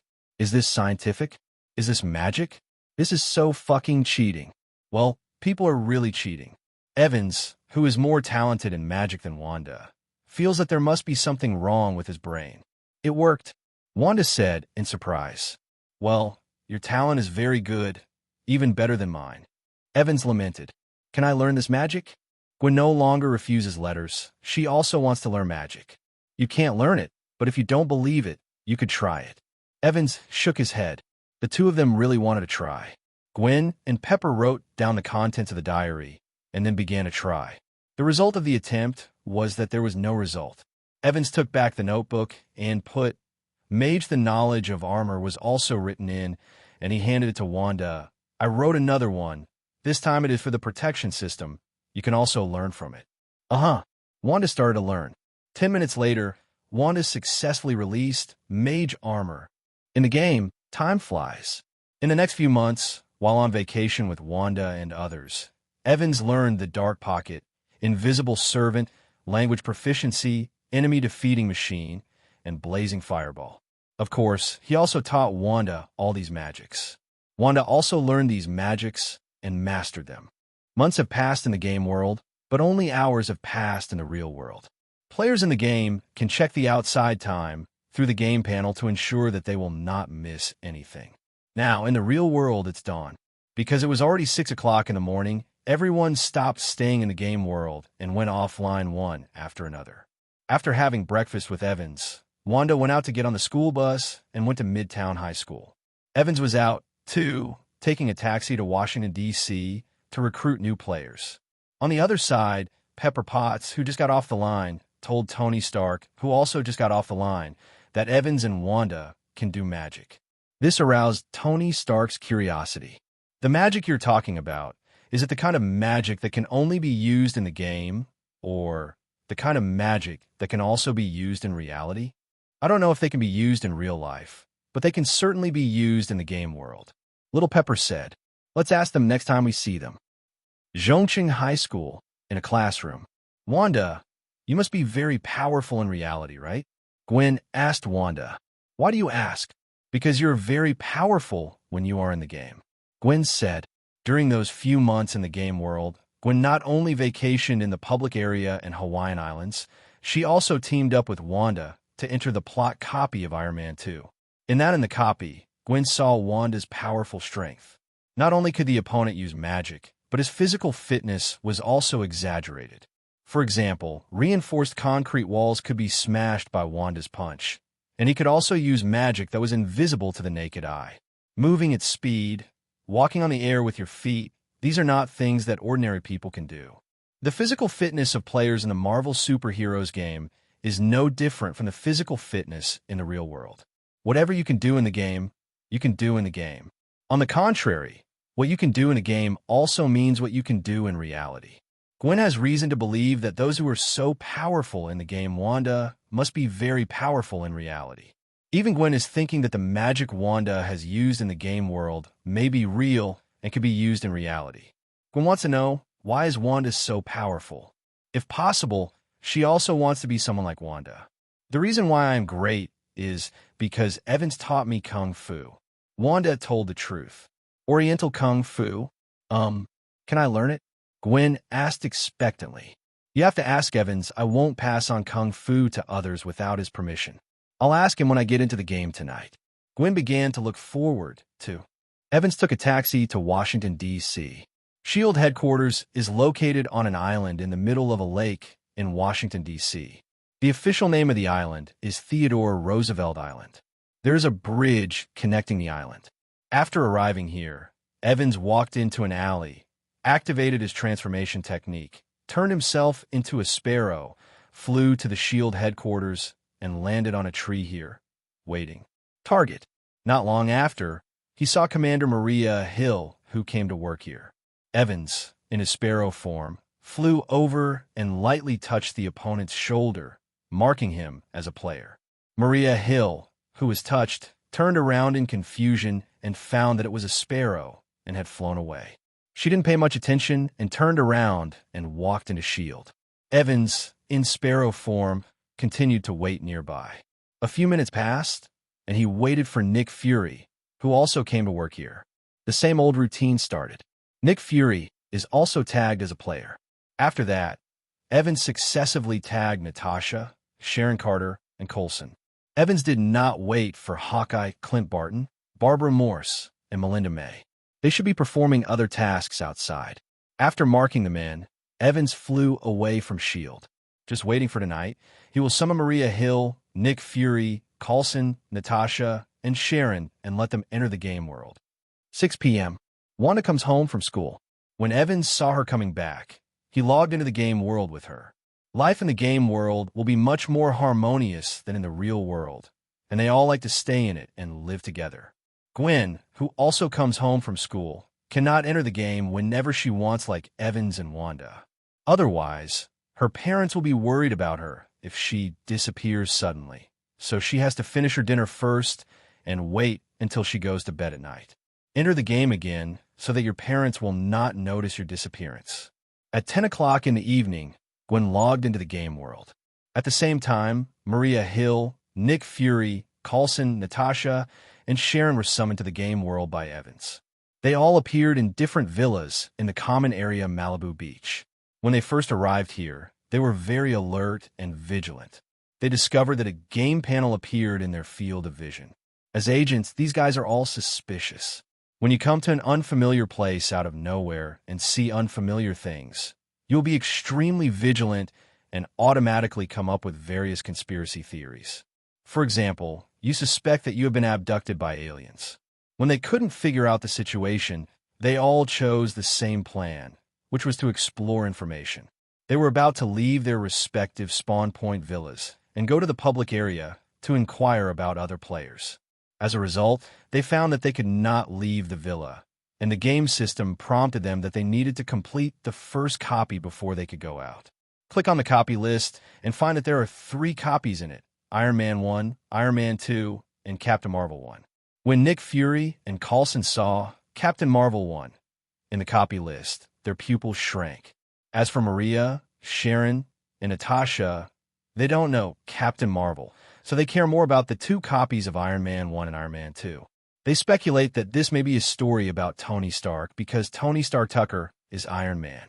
Although several people were in different villas and could not meet or contact each other for the time being, they entered the copy Iron Man 1 by chance. It's not that they don't want to enter the later dungeons, but that the dungeons are in order. Only by clearing the previous dungeon can you enter the later dungeons. They are all agents of S.H.I.E.L.D., all very talented. In the copy of Iron Man 1, they met the NPC version of Tony Stark. Although they were surprised in their hearts, their faces remained unchanged. They played their roles perfectly, and no one could tell that they were suspicious. Because they don't know whether death in the game will actually lead to death, they will be cautious until they really understand what's going on here. As S.H.I.E.L.D. agents, they had investigated Tony Stark and knew some of his experiences, but the stories in the copy were unfamiliar to everyone. Also, the year in the copy is wrong. It's 2007 now, but the time in the copy is 2009. They were very good at intelligence analysis and came to a conclusion. Maybe Tony Stark also became a player here and entered this instance, which led to the early birth of Iron Man. Instead of being like in the copy, it was only born in 2009. It took everyone at S.H.I.E.L.D. to clear the copy Iron Man 1 for a while. They all cleared it in one go. It should be said that he is worthy of being a talent from S.H.I.E.L.D. He is just different from ordinary players.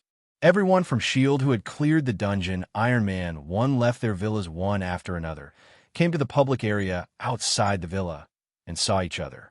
They'll get together and start gathering intelligence. Tell us what you think of this place and the copy of Iron Man. Nick Fury, the director of S.H.I.E.L.D., spoke first. The NPC Tony Stark in the dungeon is exactly the same as the Tony Stark in reality, both in terms of behavior and style of dealing with others. But the two experiences of becoming Iron Man are different, and the time points are also different. Tony Stark in the copy became Iron Man in 2009. Based on this, I reason that maybe Tony Stark, like us, has become a player here. He also passed the copy of Iron Man 1. This may be the reason for him to become Iron Man in advance. Maria Hill was the first to express her opinion. I agree with Commander Hill's analysis.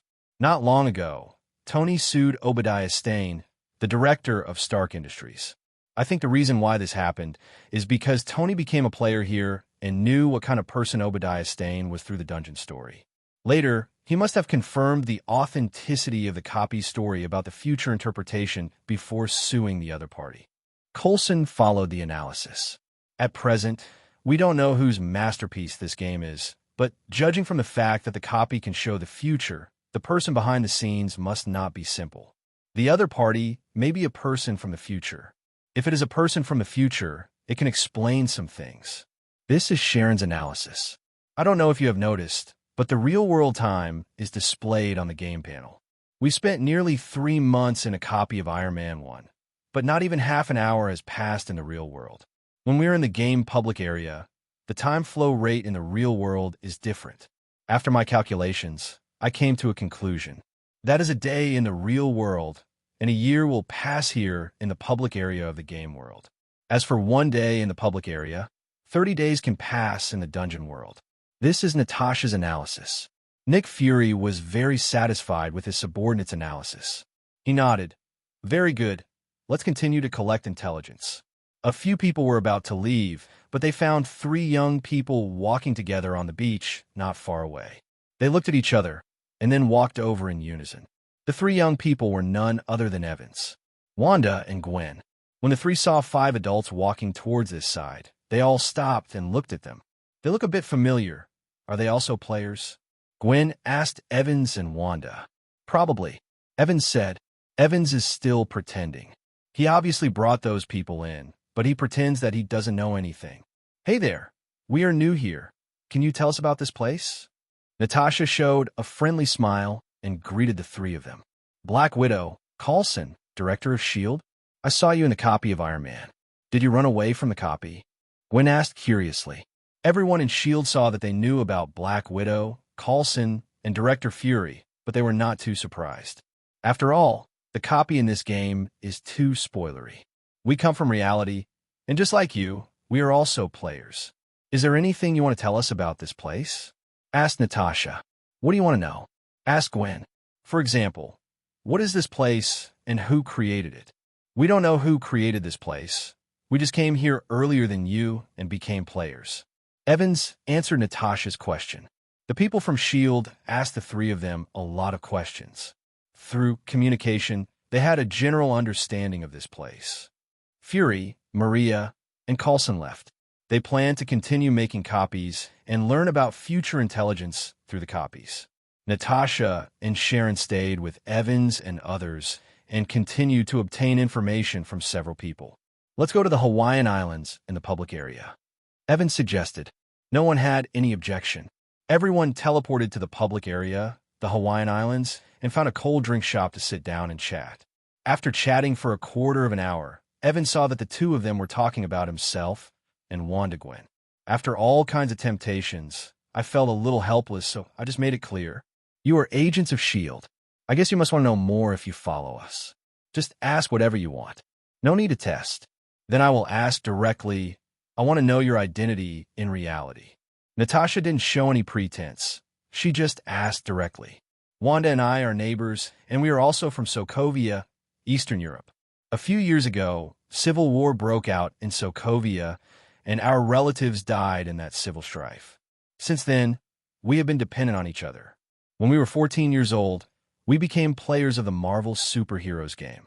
After that, we lived in the game world for a long time because the houses here were bigger and better than our houses outside, and all kinds of food were better. Unlimited supply. Wanda and I have lived in this place for a total of 34 years. These words made Natasha and Sharon speechless. Who could have imagined that Evans and Wanda, who looked only 14 or 15 years old, had actually lived in the game world for 34 years? Doesn't this mean that the mental age of the two people far exceeds their physical age? After living the game world for 34 years, Wanda and I temporarily left the game world. Because the environment in Sokovia was not good, Wanda and I smuggled to Eagle Sauce, and with the help of Mr. Stark, we have legal citizenship of Eagle Country. Evans said this, but was interrupted by Natasha. Wait, you haven't said how you met Tony Stark. Let's start with another thing. Because of the civil strife in Sokovia, and the weapons used by the reactionaries were produced by Stark Industries.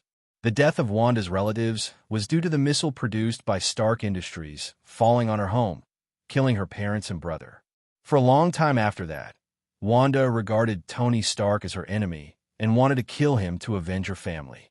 It wasn't until we entered the game world and passed the Iron Man copy that we learned what kind of person Tony Stark was.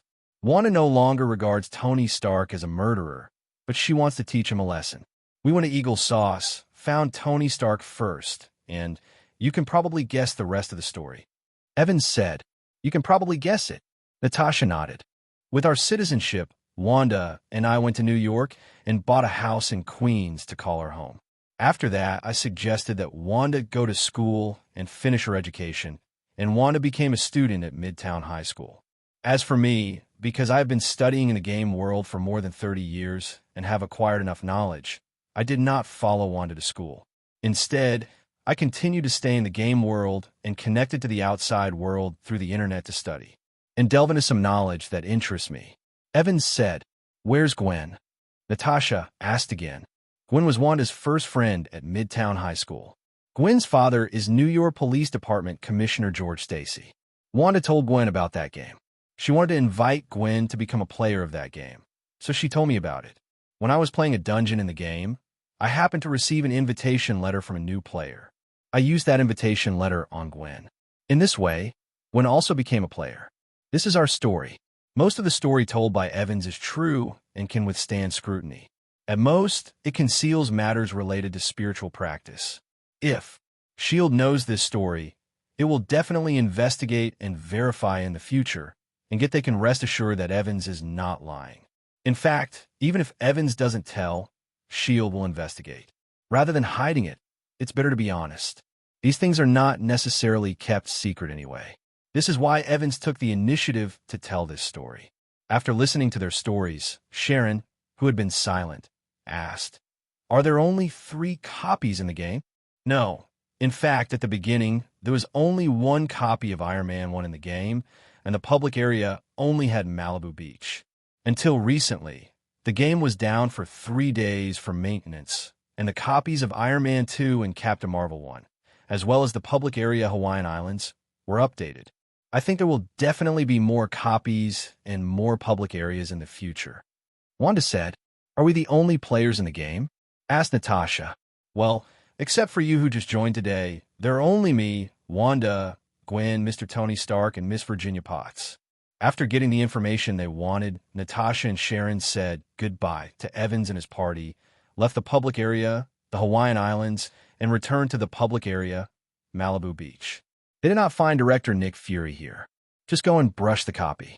"Evans, wouldn't it be great if we told our stories to Agents of S.H.I.E.L.D.?" Wanda said hesitantly. "It doesn't matter whether it's good or not. After they meet us, they will definitely investigate our identity. Rather than hiding it and arousing suspicion, we should openly tell them about our affairs." Evans shrugged. "The people in S.H.I.E.L.D. are all talented people, and they're very efficient when they work hard to conquer the copy. Soon, Nick Fury, Maria Hill, Phillips J. Coulson has cleared the dungeons Iron Man 2 and Captain Marvel 1. Shortly after that, Natasha and Sharon also cleared the 2 dungeons. The people who were most surprised by the plot copy of Captain Marvel were Nick Fury and Coulson, because the story in this copy is their experience back then. Even the NPCs in the dungeon are exactly the same as what they know. No matter their memory, personality, behavioral habits, or even abilities, they are no different from reality. Fury and Coulson were convinced that there were no irrelevant people around to watch the Captain Marvel incident, but this game demonstrated all their experiences back then. What did this mean? This shows that the people behind the game are able to observe the past. Since we can observe the past, it should be easy to observe the future. In other words, the dungeon story's interpretation of the past and future plots may be true. However, compared to the unchangeable past, the future can be changed. For example, Tony Stark, who knew the future in advance, changed his original destiny and became Iron Man in advance. Chief Fury, Natasha, and I got some new information from Evans and others. Sharon informed director Nick Fury of the information she had obtained with Natasha. "I think it's time to go talk to Stark." Nick Fury looked at the real-world time displayed on the game panel and found that the outside world at this time was only 1 o'clock in the morning, which was still far from dawn. Since Tony Stark was also in this game, he decided to go first get in touch with the other party. Fury used the friend-adding function to add Tony Stark, communicated with the other party, got the address, and then went to Tony Stark's home in the public area, Malibu Beach. And Natasha, Maria, Sharon, and Coulson suddenly found that they and others seemed to have nothing to do. "How about we go to the public area and the Hawaiian Islands for vacation?" Sharon suggested. "Agree." Natasha was the first to respond. "Since the time flow here is so different from the real world, and we have enough boring time here, it seems good to relax once in a while." Commander Hill hesitated for a moment and agreed. Coulson certainly had no objection. Agents are also human beings. They used to be busy people, and they all dreamed of more vacations. With this game, there is more vacation time. Why not use the free vacation time? So, a group of 4 people teleported to the public area, the Hawaiian Islands, and started their vacation life. I have to say that this game created by Evans is still very good at cultivating salted fish. Nick Fury arrives at Tony Stark's house. Well, home in the game. Here he met Tony Stark's girlfriend Pepper Potts. "What about Stark?" Nick Fury asked Pepper Potts. "He's down in the lab." When Pepper said this, there was a lot of resentment in her tone.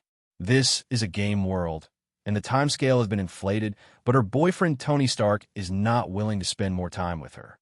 Instead, he is in reality. Everyone in the world is engaged in scientific research, which makes my girlfriend so angry. Although she is very angry, Pepper can only endure a stomachache because she loves that playboy so much. Nick Fury came to the underground laboratory and saw Tony. "Oh, isn't this Nick Fury? You came here to tell me that this world is not simple." "Unfortunately, I already know it." Tony Stark saw Fury and said jokingly, "I thought you'd be more of a stink." Nick Fury showed a dead fish eye expression.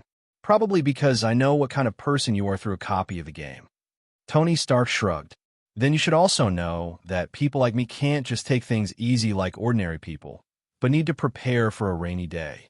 Once upon a time, Ronan of the Kree Empire led a fleet to invade our homeland. With Carol's presence at that time, our homeland could survive the crisis safely. But no one knows whether other aliens will invade us in the future. Nick Fury said solemnly. So what? So, I had the Avengers project. I plan to set up a team of superheroes and invite people like you to join us to deal with problems that ordinary people can't solve. In principle, I'm not opposed to it, but I'm usually very busy. Tony Stark did not directly reject Nick Fury as he did in the original Time and Space, because after knowing the existence and threat of aliens, Tony Stark has always had a sense of urgency. If it really happens in the future, if there's an alien invasion, he also needs teammates. It won't take away from your personal life, because Avengers will only be activated for extraordinary events. And my Avengers plan is just an idea now. Nick Fury paused here, and then mentioned another thing. What do you want to tell me about Evans and Wanda? I looked into them, and they were two poor children who had become orphans because of a civil war that had happened in Sokovia. But the irony is that the weapons that killed their relatives were all produced by our company. Tony Stark laughed at himself. Yes, the death of Evans' parents was also related to the weapons produced by Stark Industries. Evans didn't know about it, but Tony Stark investigated it. So Tony Stark not only feels guilty toward Wanda, but also feels guilty towards Evans. Public area, Malibu Beach. Evans and Wanda's villa. Evans, Wanda, and Gwen are all here at this time. Gwen told Evans that she wanted to learn Kung Fu. You can learn if you want, but you must promise me that without my permission, you cannot pass on the practice methods that Wanda and I taught you to others, let alone keep any written records of these practice methods, even if they are recorded and not even on the computer. Evans said seriously. Evans doesn't want his skills to be spread everywhere. I swear, the cultivation techniques you taught me will never be passed on from me. Wanda, please teach Gwen the Ryoku, Immortal Thief. Okay. Wanda took Gwen's hand and went aside and began to teach Gwen the cultivation method of Ryoku, Immortal Thief. When Gwen learned that Ryoku, Immortal Thief can make people stay youthful and extend their lifespan, she was almost excited. Jump up.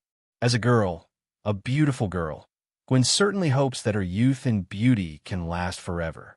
Gwen Stacy, although she does not have any roles in the Marvel Cinematic Universe, she and Spider Totem, there is cause and effect. With the existence of this cause and effect, perhaps Gwen only needs to complete some symbolic rituals to obtain abilities similar to Spider-Man. And this symbolic ritual is very simple. Just one bite from Spider, just do it. Any spider will do. After doing this, she will have a high probability of gaining superpowers. The act of being bitten by a spider will allow Gwen to establish a connection with the Master Weaver and then gain spider-type superpowers. What is this? This is the protagonist's aura. Gwen, who has the protagonist's aura, will still shine even if she is not bitten by a spider. This is not difficult to judge from Gwen's cultivation talent. Yes, Gwen's occult cultivation talent is very powerful. Her cultivation talent in Ryoku, Immortal Thief, was no worse than Evans and Wanda. After that, Gwen moved to Evans and Wanda's home. The home mentioned here is the home in the game world. She moved in here to practice better, because here, he could always ask Evans and Wanda about the problems they encounter during their practice. Sometimes, if a girl often receives favors and help from handsome guys, she may fall in love over time. Just like Gwen, his affection for Evans is growing day by day. Especially Evans is very good-looking and a super handsome guy. In Gwen's mind, Evans is a person who meets her criteria for choosing a mate. Boy, but Gwen restrained himself. Because he didn't want to ruin the relationship between Wanda and Evans. He could only bury the relationship deeply. Neither Evans nor Wanda realized the change in Gwen's mentality. But accidents always happen. On this day, Gwen's Ryoku, Immortal Thief, cultivation level successfully broke through to the first level. Because of Gwen's breakthrough, Wanda decided to celebrate her best friend Gwen. During the celebration, Evans, Wanda, and Gwen started drinking. In order to keep the atmosphere alive, the three of them took the initiative to suppress the digestion ability of Ryoku, Immortal Thief, and as a result, they were all drunk. In a drunken state, Gwen was less reserved and less restrained. After losing some scruples, she became very bold and extended her claws to Evans. The drunken Wanda was even more confused. Instead of stopping Gwen, the next morning, when Wanda woke up, she found that her boyfriend was not only hugging her, but also hugging Gwen. Especially Wanda also found that everyone's body was very cool. Wanda's body froze. She began to recall what happened last night and gradually recalled everything. My best friend hooked up with my man, but instead of stopping me, I encouraged him. Wanda was petrified. Gwen also woke up at this time. However, Gwen was not Wanda and had no mental talent. She drank the fragment yesterday and did not know what happened last night. After waking up, Gwen found she was being hugged by Evans, and her body was very cool. Gwen's body also froze. What happened yesterday? I shouldn't have lost my virginity, right? Gwen thought to herself. To verify, Gwen felt her body and found that it was true. Gwen felt very complicated, but she didn't regret it. She just didn't know how to face her best friend Wanda in the future. At this moment, Wanda and Gwen suddenly felt that Evans' arms around them suddenly tightened. They knew that Evans had woken up. Both of them looked at Evans. Evans C. was a little embarrassed at this time, but in line with the principle of extending his head and retracting his head, he hugged them tightly and said, although what happened last night was an accident, since what happened has happened, why don't we just live together from now on? I know I'm greedy and selfish, but that's what I think. Wanda was silent. Gwen said angrily, You still want to use two boats? Evans nodded. You are too bothered.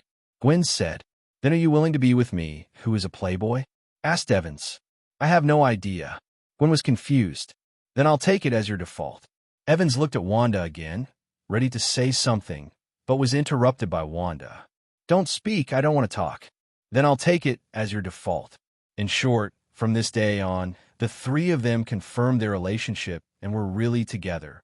Iron Man was born ahead of schedule, and the story of Iron Man 2 naturally happened ahead of schedule. This is not surprising. The story of Iron Man 2 is because Iron Man took the initiative to expose himself. After the official Hydra knew about it, they coveted Tony's iron suit, so they issued a hearing and wanted to ask Tony Stark to hand over the iron suit. Technology. Now that Tony Stark has become Iron Man and revealed his identity 2 years ahead of schedule, it is normal for the story of Iron Man 2 to happen ahead of schedule. If there is any difference, it is probably that there is no shrapnel in Tony Stark's body, so there is no palladium reactor installed in his chest, there is no palladium poisoning, and Stark Industries does not hold a technology expo. The biggest change in the plot is that Tony Stark learned of the existence of Ivan Vanko in advance in the game copy. In order to prevent the leakage of arc reactor technology, Tony Stark found Ivan Vanko in advance and killed him. At this time, it was 9 a.m. in the real world, and Wanda had already gone to Midtown High School. Evan sat alone at home, opened the System Exchange Mall, and prepared to redeem some new magic knowledge. Currently, the Magic Master by Evans is as follows. Level 0 spells. Mage Armor, Magic Missile, Dark Pocket, Invisible Servant, Understanding Languages. Level 1 spell. Defeat the enemy first. Second level spell, Blazing Fireball. Now Evans has 2,000 redemption points and can redeem new spells. He started selecting in the System Mall. After some picking and choosing, he selected his favorite spells, which are as follows. Third level spell, Illusion System. Higher Phantom, 400 redemption points. Fourth level spell, Protection, Advanced Mage Armor, 500 redemption points. Fifth level spell, Illusion, Shadow Conjuration, 600 redemption points. After redeeming the knowledge related to these three magics, Evan still has 500 redemption points left.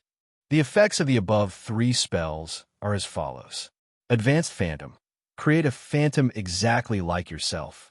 As long as the spell is not released, it will continue to exist, be controlled by the speller, and can also make sounds. Advanced Mage Armor. This spell is an advanced spell of Mage Armor, and its defensive power is 100 times stronger than Mage Armor. Shadow Conjuration. Use the power of Shadow to simulate all evocation and conjuration spells of level 4 and below. To say which spell is the most cost-effective, It must be the shadow curse. Although shadow conjuration is classified as an illusion, its only connection with illusion is shadow. Casting this spell can use the power of shadow to simulate real evocation and conjuration spells. In other words, the spells that shadow conjuration can simulate are not illusions, but real spells. There are many spells that can be simulated by shadow conjuration. The caster does not need to master them. As long as the effect is known, it can be directly simulated by shadow conjuration. For example, it simulates the 4th level spells of the evocation system: Bloodthorn, Heavenly Light, Dark Curse, and Chain Explosion. Another example is simulating the 4th level spells of the conjuration system: Spiritual Mounts, Random Doors, Jumping and Fire, Secondary Creation Spells, etc. With new knowledge, Evans was in no rush to learn it. Speaking of which, since Evans recovered his past life memories, he has spent almost all of his time in the game world, and he has not spent much time in the real world. He thinks this is not good. From now on, he plans to be active in the real world during the day and in the game world at night. He began to consider whether to continue updating the game or whether to invite new players. According to real-world time, the last update of the game was 2 days ago. If it were updated every 2 days, I'm afraid it wouldn't take more than 2 months for all the movie plots in the Marvel Cinematic Universe to be updated. Unless some copies that have nothing to do with the Marvel Cinematic Universe are updated first. For example, the X-Men series, the Fantastic Four series, the Blade series, and the comic book series. Or update functional copies, such as arena copies, actual combat simulation copies, personal home copies, etc. Evans thought for a moment and decided not to update the game for the time being, because there was no need to rush it. Instead of constantly updating copies, it is better to experience life in the real world. Currently, in the real world, Evans does not have a stable source of income. His and Wanda's daily living expenses are obtained by cheating in Hell's Kitchen last time. It's okay to do this kind of thing once or twice. If you use this as a daily source of income, it would be too sad. But Evans was unwilling to work for someone else. Today, Evans still has more than $9 million in cash. In fact, if he save a little money, it will be enough to spend a lifetime. But Evans is not satisfied with the present. He was wondering, is there any way that a time traveler can make money? The way time travelers make money is nothing more than copying. Copy novels, poems, scripts, and songs, and rely on plagiarism to reach the top of your life. If the world that Evans traveled through was not Marvel, maybe he would actually do this. But since the world we traveled to is Marvel, if we try to play Wen Zhao Lu again, our brains will be really messed up. After much thought, Evans came up with a plan that was not a plan. He planned to redeem a piece of technology from the system exchange mall, which could be used to make puppets. The puppets mentioned here are the kind that can be controlled remotely, have self-intelligence, and look like humans. With a puppet, you can let the puppet go out and make money on your behalf. The appearance design of the puppet can refer to the two-dimensional character. For example, Benzina, Tosaka Rin, and so on. Just thinking about making a two-dimensional wife excites Evans. Evans clicked on the system exchange mall, searched through it, and found a technology that met the requirements. Terminator T800 technology, exchange price, 500 exchange points. Speaking of T800, everyone must think of Governor Sure, but that is just the appearance. In fact, T800 is just a model of the Terminator series of robots. The specific image of the robot depends on the designer's wishes. After mastering this technology, Evans turned on his computer, placed an order online, and began purchasing the materials needed to make the robot. The logistics in the Marvel world are very good. Evans placed the order in the morning, and around noon, the logistics began to deliver the materials. Evans took these materials into the game world and used the game editor to create a small private factory for himself in the game world. The location of the small factory was placed by Evans directly below his villa in the game. It can be regarded as an underground factory. He used CNC machine tools and other equipment in a small factory to process various purchased materials, produce the parts needed for the robot, and assemble them one by one. Until 5 p.m. outside time, a T800 model Terminator was released. The appearance of this T800 is designed to look like an 18-year-old human girl. and its appearance is based on the angel Yin in the story of Super Seminary. Evans named the T-800 robot Abigail Dorothy. This is a rather meaningful name. Abigail means God's joy. For those who value feelings, everything will be in harmony. Dorothy means a conscientious and devout Christian. Evans gave it this name because he hoped it would become a wonderful person. Even if it is a robot, it is best not to become as dark as its predecessors like Skynet and Ultron. Evans put on Miss Robot's clothes and took her out of the game world to her home in the outside world. He asked the robot lady to connect to the internet and learn human knowledge from the internet to improve the artificial intelligence personality. Miss Robot received the order and began to learn all kinds of knowledge from the internet to improve herself. There is a concept in science fiction novels called the 3 laws of robotics. The first law: a robot may not harm a human being or remain inactive while witnessing danger to a human being. Second law: a robot must obey orders given to it by humans, except when the order conflicts with the first law. Third law: robots must protect their own survival as much as possible without violating the first and second laws. Evans did not give Miss Robot any 3 laws of robots. The only law was to make Miss Robot loyal to herself. In fact, if the robot really wants to go dark, even if there are 3 laws of robots, it will be useless. It will be darkened for you anyway. There are too many similar examples in science fiction stories. Evans wanted Miss Robot to help him with his work, which included many dirty and tiring tasks. It would be unsightly if Miss Robot was restricted by the 3 laws. At the worst possible outcome, just take it off and create another Ultron. The robot lady learns new knowledge from the internet very quickly. In just a quarter of an hour, it has a thinking ability that is not weaker than that of humans, and its intelligence is still growing. Evans looked at Miss Robot and asked it curiously, "Abigail, what do you think about us humans? Many of your actions are difficult for me to understand." Miss Robot looked at Evans and spoke expressionlessly. It hasn't learned to manage expressions yet, so its expression is not vivid. It looks like a girl with nothing. Even the tone of her words has no fluctuation, like awesome mechanical synth sound. "So what do you think of me?" Evans asked again. "In the program, I must execute your commands, and you have my highest authority." "That's not what I asked." "What is that?" "It's an opinion. For example, what kind of person do you think I am?" "Lack of data, unable to judge." "Then continue learning." "Yes." Half an hour later, Miss Robot has learned more knowledge from the internet and has been able to answer Evans' previous questions. "You asked me earlier what I thought of you, and I think I can answer it now. Tell me, judging from your expression, you have certain expectations for me. I speculate that the purpose of you creating me is to help you deal with certain things better. So, will you help me?" "Of course. You are my father, and I will be happy to help you solve your problems. First, get a legal identity for yourself, and then help me make money. There is no need to pursue efficiency in making money, just legality. I can give it a try." Miss Robot received the order and started working. It used some methods learned from the internet to try to invade the relevant departments and forge its own identity. But there was a problem in this first step.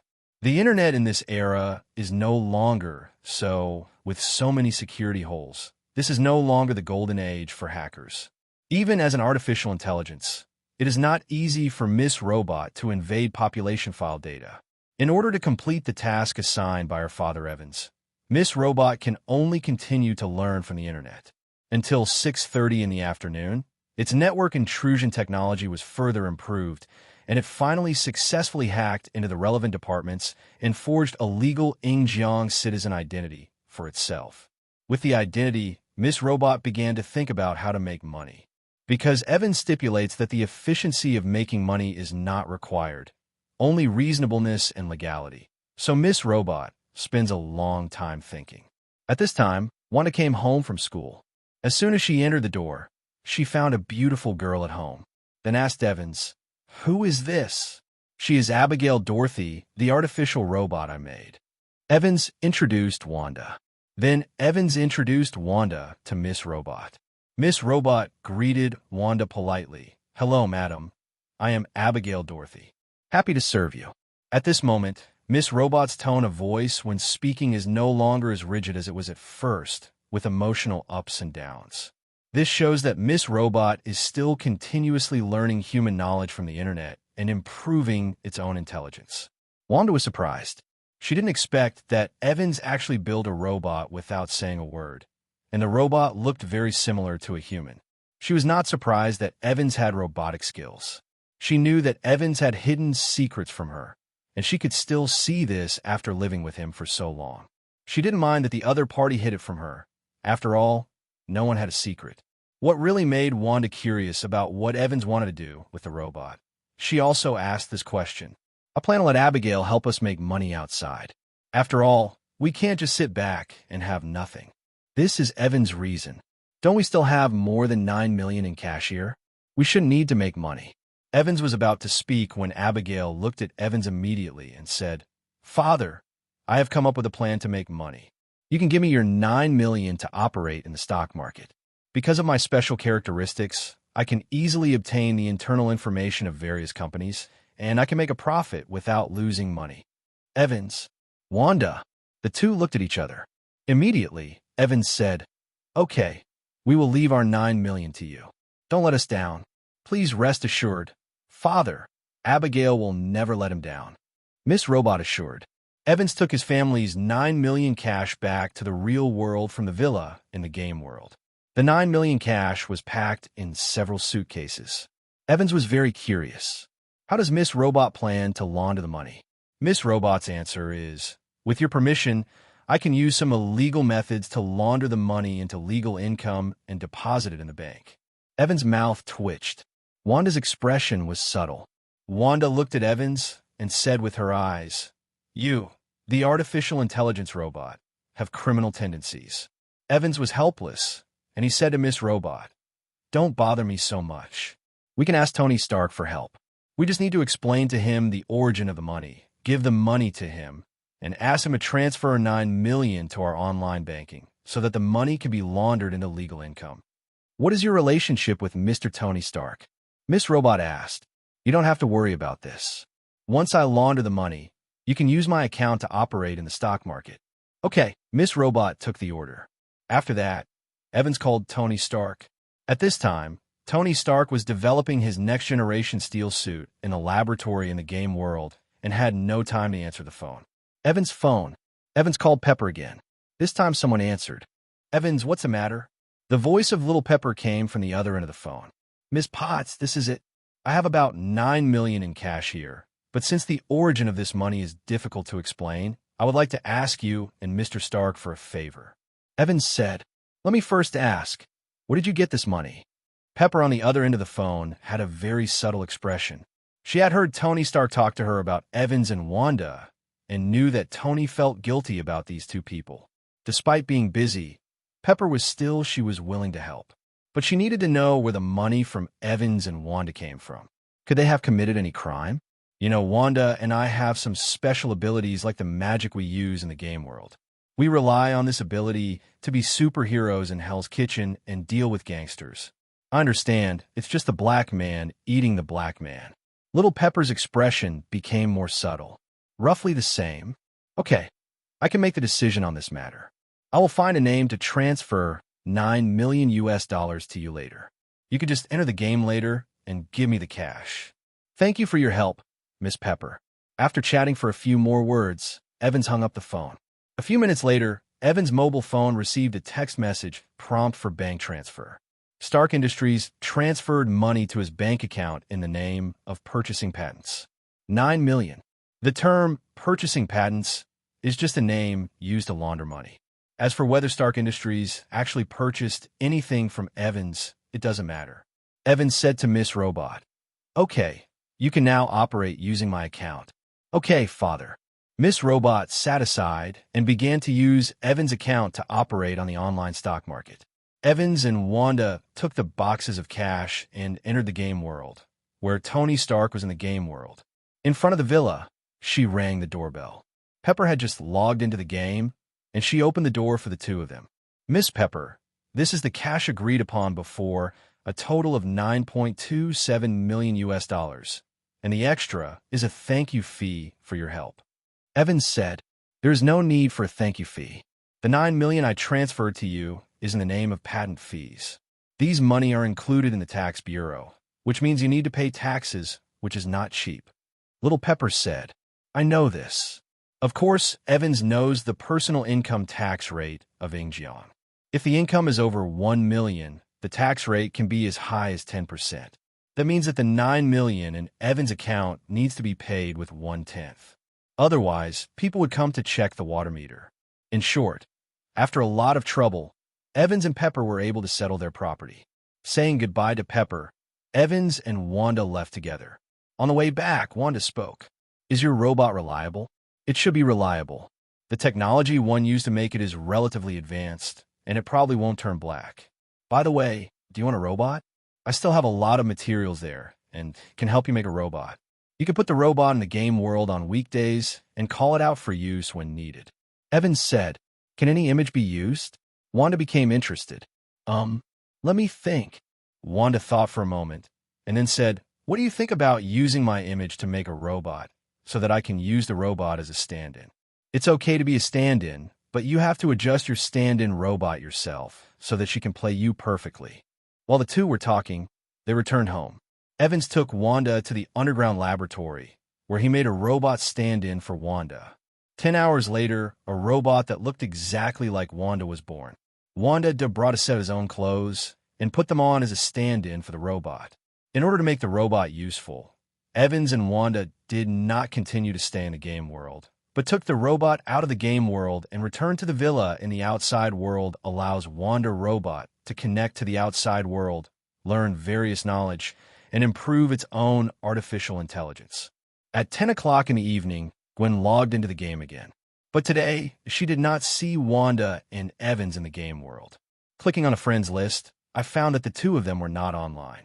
So Gwen logged off and returned home, picked up her cell phone, and dialed Evans' cell phone number. The call was answered quickly. "Evans, why didn't you and Wanda enter the game today? We have built 2 artificial intelligence robots, and we are currently connecting the robots to the internet to learn knowledge. We will not log into the game for the time being." Evans said, "What kind of robot? Tell me about it." Gwen became interested. "It's the kind of simulation robot that can 100% simulate humans in appearance." Evans briefly described it to the other party. "If it was a night now, I would definitely go to your house to see the legendary robot. There will be a chance. Wanda and I will not enter the game world tonight. You can go in by yourself first." "All right." Hung up the phone. Gwen entered the game world again. Today she did not go to the public area, the Hawaiian Islands, but stayed in the villa in the public area, Malibu Beach, practicing alone. Lyoku, Immortal Thief. Lyoku, Immortal Thief, can make people stay young forever. Gwen is very eager to live forever, so she is very serious about practicing.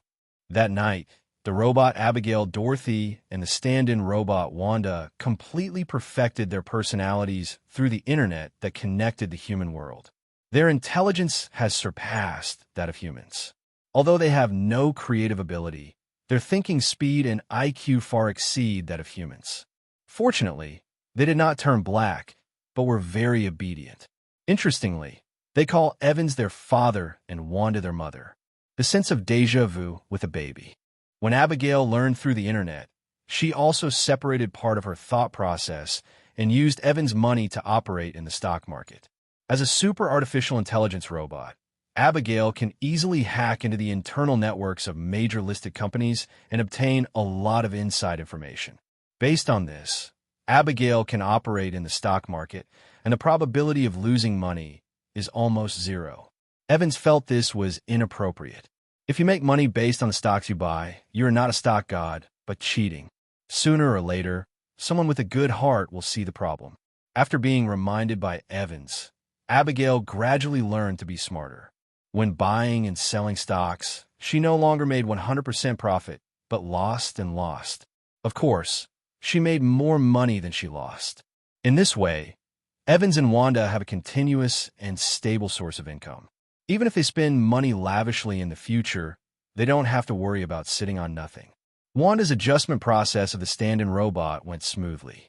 The robot has a strong learning ability and is very efficient in learning and imitating Wanda. It looks more and more like Wanda. If it wasn't already 7 a.m. and school time was about to begin, she would definitely continue to train the stand-in robot. But now that she had no time, she put the stand-in robot into the Game World Villa for storage and put on standby. "Honey, I'm going to school."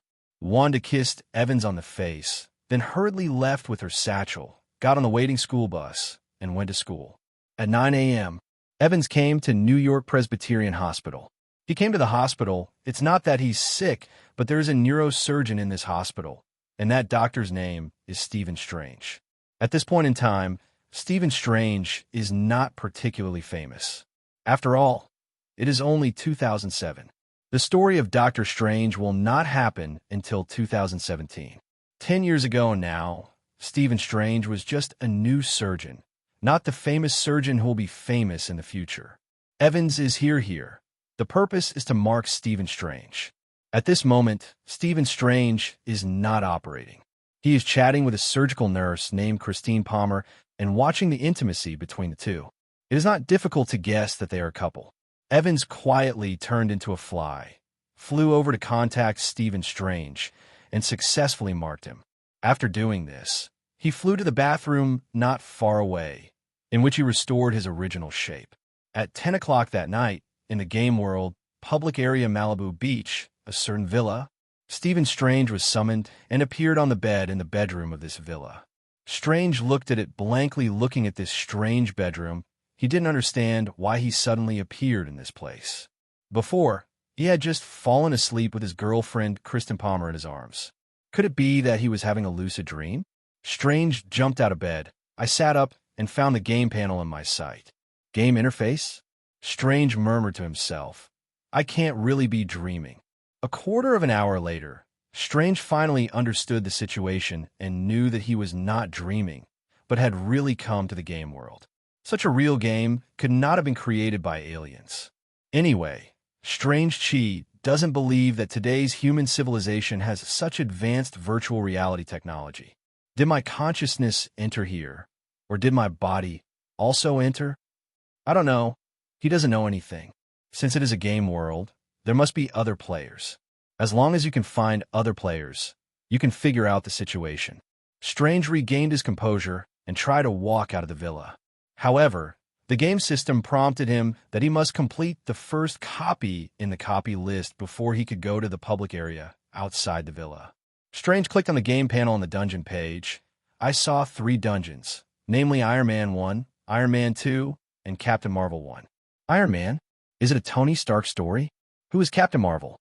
I have never heard of this superhero. After hesitating for a moment, Stephen Strange clicked and entered the copy, Iron Man 1. There is no doubt that Stephen Strange is a highly intelligent person with a very high intelligence and the gift of photographic memory. Faced with when he is in a strange environment, his clear mind and extraordinary IQ will allow him to find the safest way to survive in a strange environment. In this copy, Stephen Strange survived the initial panic and gradually adapted to this place, the rhythm of the dungeon, and he quickly integrated into the role he played and participated in the dungeon story. As the dungeon progressed, Strange gained a certain understanding of Tony Stark through this dungeon story. He was in the game dungeon. After spending more than 2 months, I became friends with Tony Stark, the NPC in the dungeon. It was not an act of friendship, but just a result of the experience of sharing hardships. The compatibility between the two is still very high, and this may be why they will become friends. Strange tried to tell NPC Tony Stark that this world was just a virtual reality in the game, but he failed because the game system would prevent players from revealing similar information to NPC. Once prepared, if you reveal it, you will be banned by the game system, making it impossible to speak out or write it down. In any case, Stephen Strange successfully cleared the copy, Iron Man 1. Stephen Strange returned to the Villa Lan Chi. Looking at this familiar yet unfamiliar place, muttered to himself, I didn't expect that I would become friends with the NPCs in the game. After muttering to himself, Stephen Strange left the villa and came to the public area outside the villa. Is this Malibu Beach in Los Angeles? In the game, The time at this time was around 3 o'clock in the afternoon. Strange met a 14-year-old boy on the beach not far away. The game panel showed that the other person was a player like him. He was eager to Stephen Strange, who wanted to know the information here, walked decisively towards the other party. The young man was none other than Evans. At this time, he was standing on the beach in front of his villa, silently learning the third-level spell, Advanced Phantom. This spell can create a phantom that can exist permanently as long as it is not lifted. The image of the phantom can be customized, and the behavior of the phantom can also be edited. This is similar to computer programming, allowing the phantom to be customized according to different conditions. Respond differently to the situation. For example, set trigger conditions for the phantom, such as this. Condition 1. Encounter a human. Behavior. If condition 1 is met, execute the instruction to greet the other party. Condition 2. The other party greets itself. Behavior. If condition 2 is met, execute the command to slap the other party. After setting the high-level phantom like this, Evans can place the phantom anywhere. When someone enters that place, the phantom will greet the other party. If the other party also greet the phantom, and the phantom will slap the opponent. Of course, the high-level phantom can also be controlled by the caster, provided that the caster cannot be too far away from the high-level phantom. But, in essence, the high-level phantom is just a phantom. Even though it looks very real, it has no collision volume and cannot have physical contact with matter in the real world. By analogy, it is more like a ghost. Evans, who was practicing, heard footsteps approaching. He turned to look at the person and found that it was Stephen Strange. "I'm Stephen Strange. I'm a new player here, and I have a lot of questions about this place." Strange said, "I'm Evans. If you have any questions, just ask." Evans is happy to act as a game guide and answer players' questions. Next, Stephen Strange asked many questions. Through the questioning, he had a clear understanding of this place. After knowing what he wanted to know, Stephen Strange decided to verify the authenticity of the other party's words, so he said goodbye to the other party. Select to log off in the game panel. The next moment, he found that he was no longer in the public area of the game world, Malibu Beach, but back to the bedside in his bedroom. On the bed in the bedroom, Christine Palmer was still there. He was sleeping soundly. Stephen looked at the clock in the bedroom and found that the date was still that night. Not even a quarter of an hour had passed. "I've been the Game World copy for more than 2 months, and not even 15 minutes have passed in reality." Stephen looked down at himself again, and he found that he had actually brought the clothes from the game world back to the real world. This proved in disguise that he entered the game world with his real body, not with his consciousness. As for why can clothes from the game world be brought out? According to the setting, shouldn't everything in the game world be brought back to reality? In fact, this restriction is not absolute. If it is just clothes, the game will not limit it. But you can only bring back the clothes you are wearing. If you want to create clothes in the game and then bring them into reality, this operation will not work. Stephen Strange seems to have discovered a new world. He has already, instead of the initial panic, he seemed a little excited and expectant. He heard Evans say that people will not age in the game world, and time flows so fast in the game world.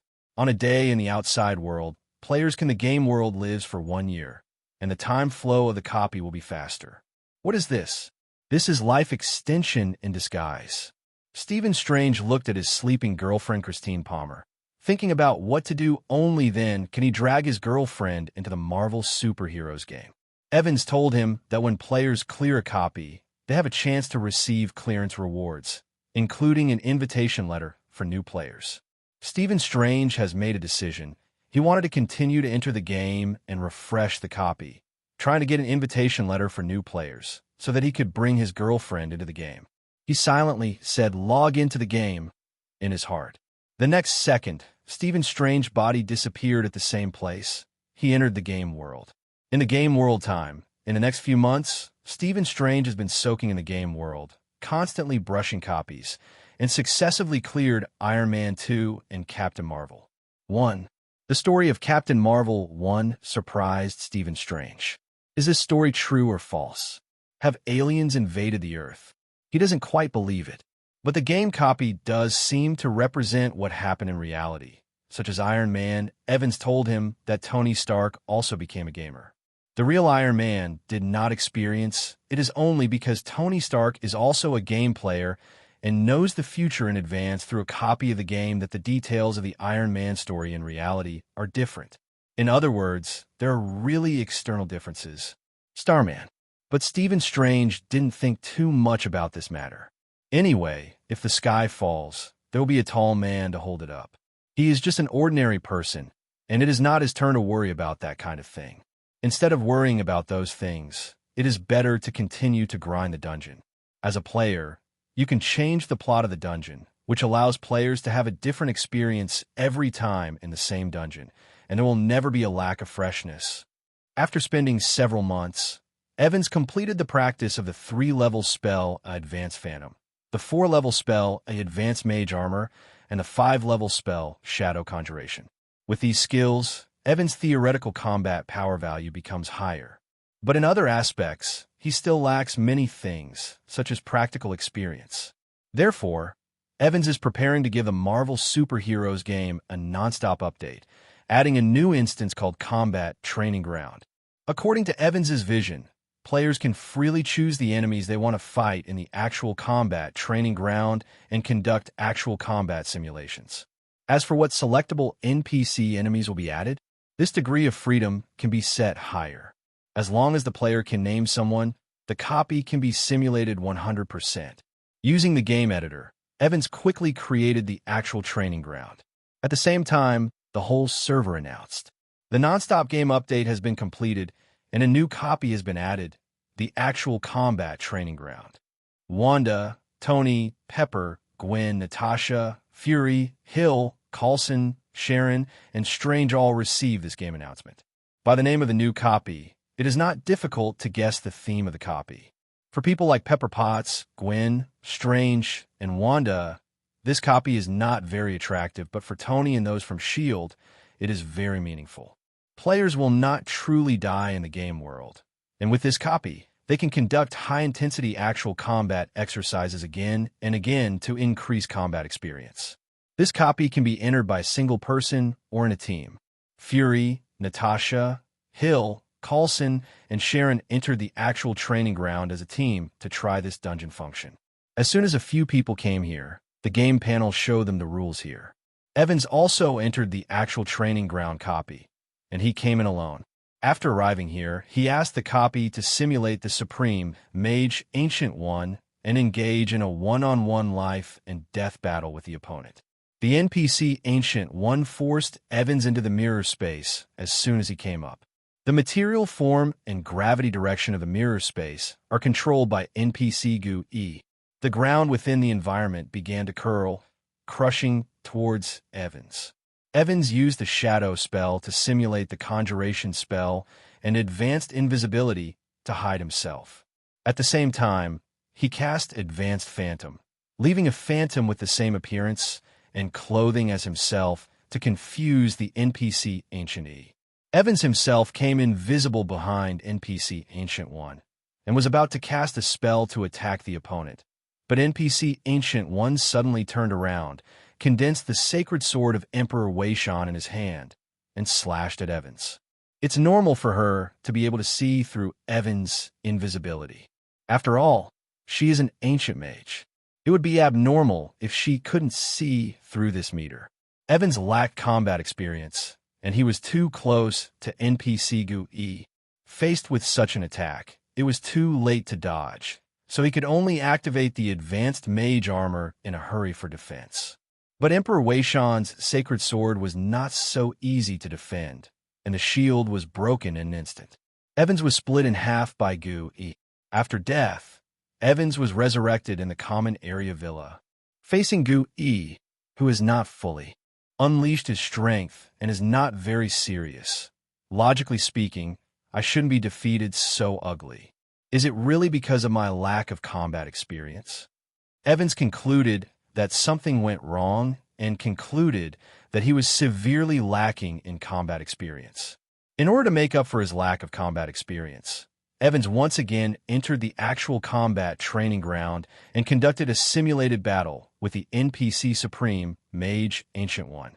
Evans did not use the Shadow spell to simulate advanced invisibility this time, nor did he wait for the NPC Ancient One to pull him into the mirror space.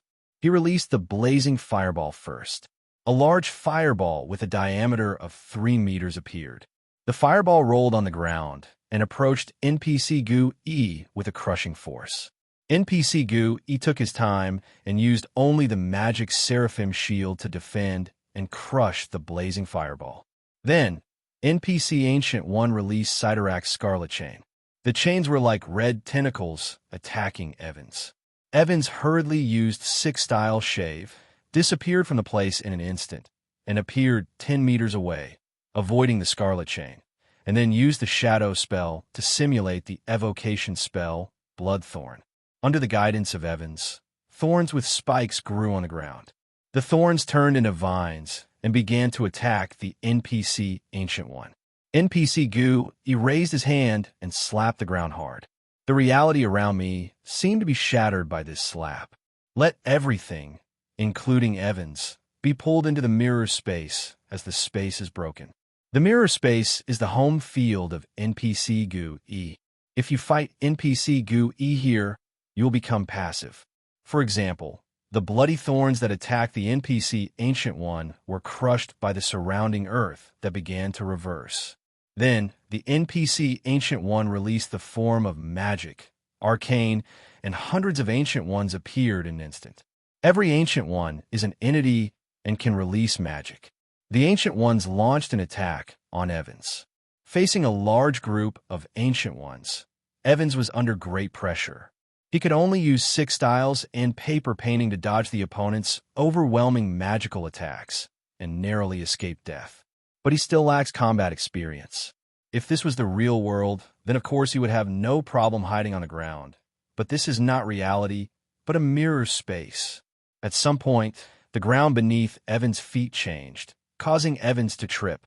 Immediately afterwards, the overwhelming Bossat's thunder struck Evans, instantly turning him into charcoal and killing him instantly. Evans was resurrected from his home in the commons. Evans was not convinced anymore. He gritted his teeth, entered the dungeon again, and continued to fight the NPC Gu E. Even though he knew that he was no match for the NPC Gu E, he still wanted to force the other party to use more strength instead of being killed by someone in an understatement. Next, the battle continues.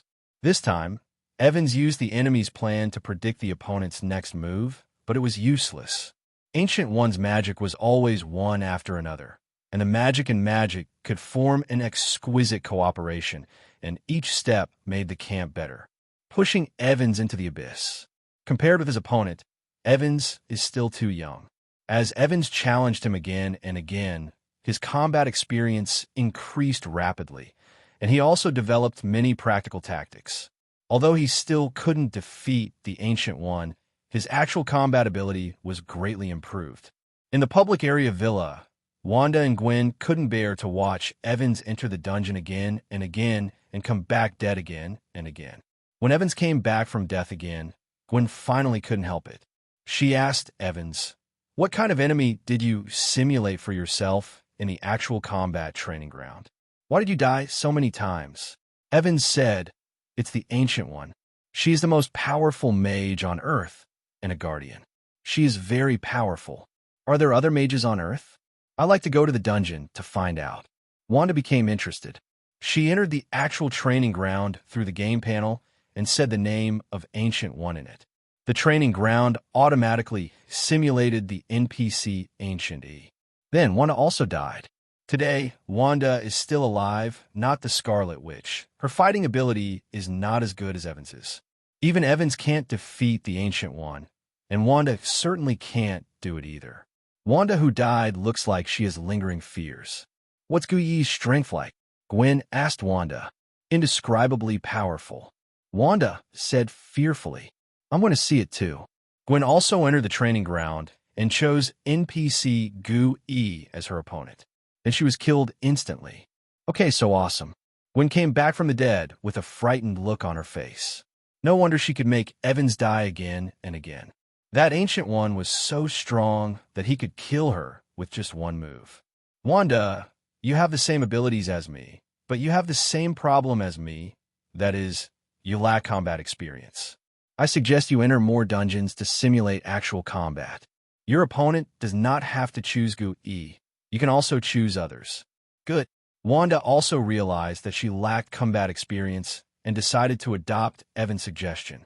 Next, Evans continued to go to the actual training ground to fight against the NPC Ancient One, not seeking to defeat the opponent, but to force the opponent to use more methods. Wanda also entered the actual combat training ground. This time she did not choose to fight GUI. She only let the actual combat training ground automatically simulate various battlefield environments for her to practice in. Gwen did not enter this dungeon, and currently she only understands Ryoku, Immortal Thief. This thing can enhance physical fitness, but it does not enhance combat effectiveness very much. Instead of wasting time to increase combat experience, it is better to complete the cultivation of Ryoku, Immortal Thief first, and then consider combat experience. Question. The outside, time gradually comes to early morning. Evans, Wanda, and Gwen all went offline one after another. After breakfast, Wanda went to school. Evans sat alone at home, closing his eyes and digesting the combat experience he gained from fighting the NPC GUI. These combat experiences are extremely valuable. With the blessing of these combat experiences, Evans' combat effectiveness has undoubtedly improved a lot. When he uses the abilities he has mastered, he becomes less jerky and becomes more comfortable. Time flies, time flies. The days go by. Time, unknowingly, came to the early spring of 2008. During this period of time, Evans did not mark any new players. In addition to accompanying his girlfriend, he spent time in the actual training ground of the game world, fighting various enemies. In addition to the Ancient One, there are Thanos, Odin, Hela, Avengers, X-Men, Fantastic Four, Blade, Vampire, Werewolf, Eternity, Death, Darkseid, and Wonder Woman. In short, he has simulated fighting against many enemies, both from the Marvel world and from other worlds. Not every enemy can be defeated by Evans. When he fought Odin and Hela, he couldn't last long before he was killed. Fight against Eternity, Death, Annihilation, and Infinity. If you can't even see them, they will rush to the street inexplicably. After all, these are multi-level bosses, stronger than the Ancient One, and they can make Evans die inexplicably. Normal. When fighting Thanos without a gem, he can win under very few specific conditions, but most of the time he will fail. If you fight Thanos with the 6 Infinity Gauntlet Stones, you will die quickly. In the battle with Thanos, the heart of the universe, Evans was defeated in seconds. Playing against the controller Thanos, he was also defeated. Evans, who has fought countless big guys from all walks of life, can be considered a battle-experienced person. Nowadays, Evans' actual combat ability is very strong. Even without the use of magic, just relying on physical skills is enough to deal with most powerful people. He also has the possibility of defeating some enemies who are stronger than him. Evans' eyes lit up. He quickly opened the system exchange mall. This time, he did not redeem the magic knowledge. After experiencing so many simulated battles, Evans is very clear that his current shortcoming is not in magic, but in his own life level, that is, realm. If you want to improve your life level, you have to exchange for practice techniques, not skills. In the exchange mall, there are a variety of techniques to choose from, including cultivation techniques. But the prices of cultivation techniques are very expensive. For example, the cheapest version of the Emperor's Scripture that covers the sky costs 100,000 exchange points. Evans simply cannot afford to exchange it now. After some picking and choosing, Evans finally exchanged for another 7 of the 8 magical skills, namely Qi Ti Yuan Lu, Ju Ling Qi Jiang, Tong Tian Lu, Feng Ho Chi Min, Shun Ji Bai Lian, and Dao Yuo K View. Both hands, Qi Body Source. It allows oneself to connect with the environment, possessing nearly unlimited Qi and unlimited recovery power, and improving the body's mysterious resistance. Spirit Restraining General. Manipulate the spirit body for your own use, and gain the ability of the spirit body by swallowing the spirit body. Tongshinlu, the comprehensive expression of talisman. Fengho Chiman, the ultimate form of Chiman Duanjia. It can arrange various formations. It can also control time to a certain extent through formations. Divine Machine 100 Refining, a set of skills for mechanism, weapon refining, object control, and object transformation. Daluo K View, transcending the secular world, having insight into all things, and even breaking the constraints of time and space at a specific time. Double Hands, can change one's own shape, change the shape of objects, slightly change the shape of space, slightly change the shape of time, perceive and manipulate life, create and control life. These are the 8 wonders. As long as you learn and master it, your strength can be greatly improved. However, if you want to practice all the 8 magical skills to the state of Dzogchen, you probably won't have to think about it for 100 years. Fortunately, Evans has the game world as a plug-in, which allows him to use the time in the game world to practice quickly. Otherwise, he may not be able to complete the practice by the time the Marvel Cinematic Universe ends. A set of 8 magical skills just spent all the 3,000 exchange points obtained by Evans. It can be said that the wind blows away the eggshells, and the wealth disappears, and people are happy. Let's talk about Wanda again. During this period, Wanda also conducted various simulated actual battles at the actual combat training ground. Through simulated actual combat, Wanda's potential was finally unleashed, and she initially awakened to chaos magic. She could manipulate chaotic energy to form telekinesis, and could also perform mind operations on others through contact. After initially awakening, Wanda's magic power increased significantly when she cast magic. The same magic has a power of 1 when used by Evans, and a power of 2 when used by Wanda, or maybe even higher. In terms of combat effectiveness, Wanda has surpassed Evans. It is foreseeable that in the next period of time, Wanda's strength will become stronger and stronger as the awakening level of chaos magic increases. Evans was not jealous of being surpassed by Wanda, but it aroused his fighting spirit. In order to strengthen his husband's principles, he will practice harder. There is also Gwen. After such a long time, Gwen not only practiced the Lyoku Immortal Thief to the Great Perfection stage, but also learned the 6 postures. Unfortunately, Gwen has no magic talent, and she cannot learn Evans' D&D system magic. In fact, it is not impossible for Gwen to really want to learn magic. For example, there is not much threshold for Kamatage's magic, but the magic knowledge of that genre is not available here. Among other players, who has changed the most is Tony Stark. He used his time in the game world to painstakingly upgrade his steel suit.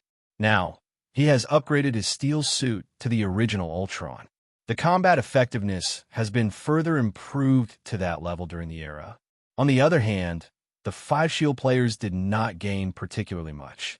At most, they gained some combat experience through the training ground dungeon. Finally, there is Stephen Strange.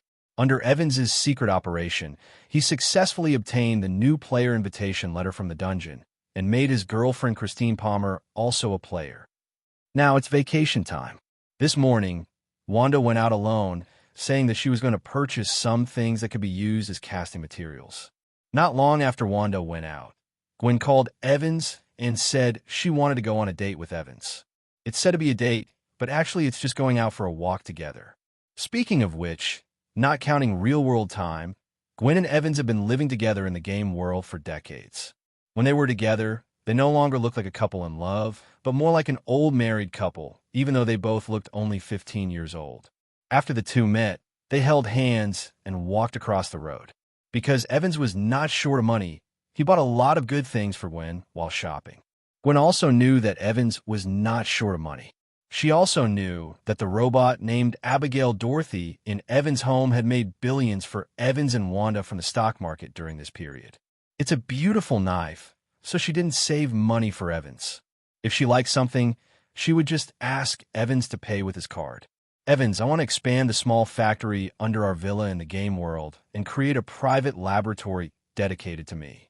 Gwen said, in the Spider-Man movie, Gwen was a top student. Now, in a different worldview, she is still a top student. In the past few decades in the game world, Gwen has not been practicing and accompanying her boyfriend. She also spent a lot of time learning all kinds of knowledge through the internet. Now, she is no longer a simple high school student. She already has a doctorate, and in terms of scientific research ability, she is comparable to Maya Han, Sun and Helen Zhao, but they're not much different. Gwen has many things he wants to study, which requires the use of a laboratory. Anyway, I don't have any use for that small factory anymore. It will belong to you from now on. Thanks. At noon, the two had lunch at the restaurant on the 7th floor of Westwood Shopping Center. The two chatted while eating. I have acquired some new methods of practice, which, unlike magic, are something you can practice too. Evans brought up the matter. Is it as magical as the Lyoku Immortal Thief? Gwen became interested. It will only be more miraculous. The new method is very difficult to practice. It will take almost 100 years to complete the practice. At least I won't have to worry about having nothing to do for a long time to come. This is true, Evans said with a smile. After lunch, the two continued to walk on the road. At 5 o'clock in the afternoon, Evans sent Gwen home. As soon as he arrived at Gwen's house, he happened to meet Sheriff George Stacy, who was off duty. When George Stacy saw his daughter holding hands with a boy of the same age, not knowing that his daughter was in early love, his face suddenly became extremely gloomy. Gwen felt guilty when she saw her father. Question: My dad found out that I fell in love early. What should I do? I'm waiting online. It's very urgent. Why don't you introduce this friend of yours to me? George Stacy looked at his daughter, narrowed his eyes, and his parental aura was full. Facing such a father, Gwen was under great pressure. But then Gwen thought about it. I am no longer the same person as before. Although it looks like I look young, but in my heart, I am more mature than my father. What should I be afraid of? After thinking about this, Gwen took Evan's arm intimately and introduced her boyfriend to her father openly. He is mine. Boyfriend, Evans Nelson. Although I haven't mentioned it before, Evans also has a surname. Nelson is his surname, and his full name is Evans Nelson. Not only did George Stacy not feel guilty when he saw his daughter, but he openly talked to him after introducing her boyfriend. Her mood became even worse. This feeling was as if her cabbage had been eaten by a pig. This girl is going to be beaten by her father. Hello, Mr. Stacy. I am Evans. Evans' greetings to Sheriff George. George Stacy looked at Evans. He didn't have a good look at the guy who had given away his own cabbage, but after thinking for a moment, he invited Evans to his home. Evans guessed that George Stacy invited him to his home as a guest, maybe because he wanted to attack him, so that he could give up and break up with Gwen. But this was also an opportunity for Evans. As long as the other party recognized him, he wouldn't have to hide from Gwen's family when he dated Gwen in the future. So he readily agreed. At Gwen's house, Evans met Gwen's mother, Helen Stacy.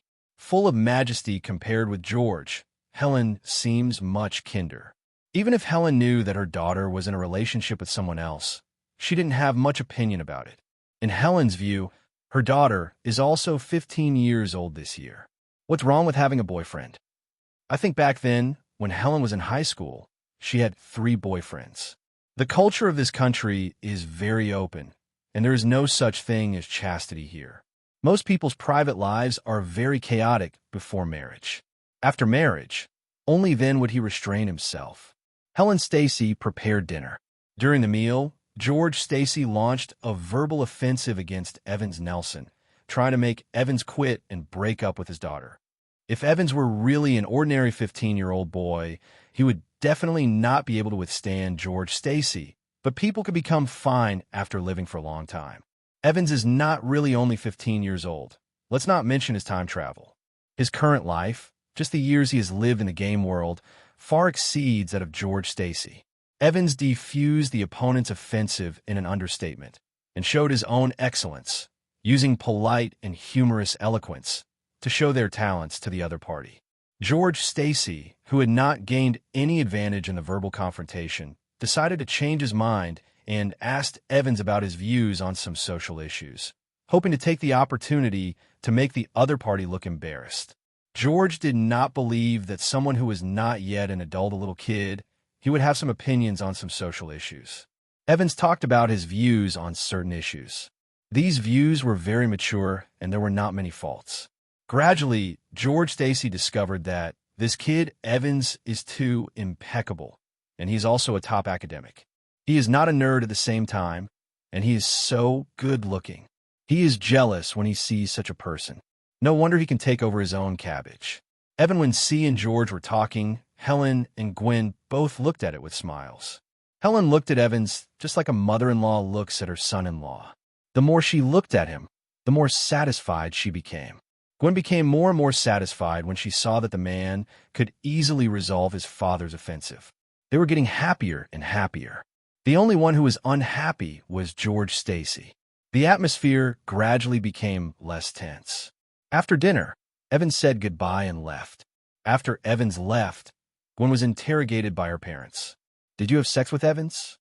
George asked his daughter. Gwen froze and was speechless. Looking at her like this, George couldn't tell that her cabbage was really taken advantage of.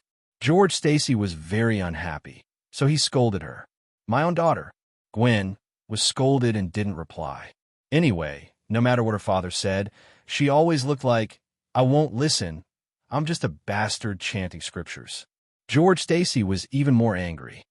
As Evans walked home, he silently opened the system interface and issued an announcement to all players.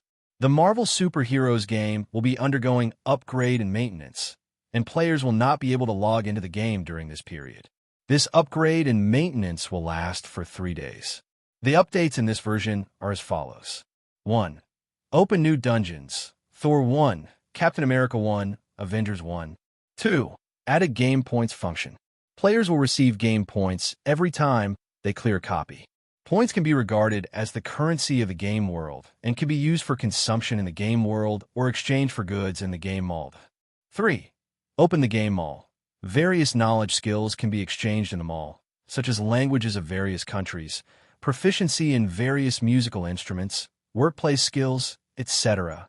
4. Open a new public area, Los Angeles City. 5. Open a non-realistic copy, Diablo. 5. Fix several bugs. All players have received the game announcement. Everyone is looking forward to the next version. At the same time, I am also interested in the points and redemption mall functions. The knowledge and skills in the mall seem to be able to bring back reality. For example, if you exchange the language of other countries, you can directly master it, whether in the game or outside the game. As soon as Evans returned home, he was dragged by Wanda to discuss the game update. Until late at night, Wanda fell asleep. Evans started updating the game using the game editor. The game update process is very fast, and it was updated in less than an hour. Nowadays, there are more areas in the game, and the areas are as follows. Public areas: Malibu Beach, Los Angeles City, and Hawaiian Islands. Copies: Iron Man 1, Iron Man 2, Captain Marvel 1, Thor 1, Captain America 1, Avengers 1. Special copies: Actual Combat Training Ground, Diablo.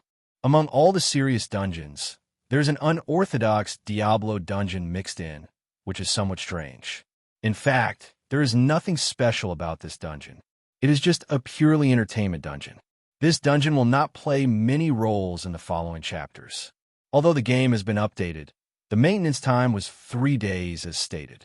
Evans did not intend to break this tradition, so he did not start the game. The next day, Gwen came to visit Evans and Wanda's house. Because the game was still under maintenance and unable to enter the game, the three of them discussed it together and decided to take a 3-day RV road trip. They didn't have an RV, but they had money. Several people quickly assigned tasks. Evans was responsible for going out to buy an RV, while Gwen and Wanda were responsible for purchasing various supplies needed for the road trip. At noon that day, Evans came back in a luxury RV.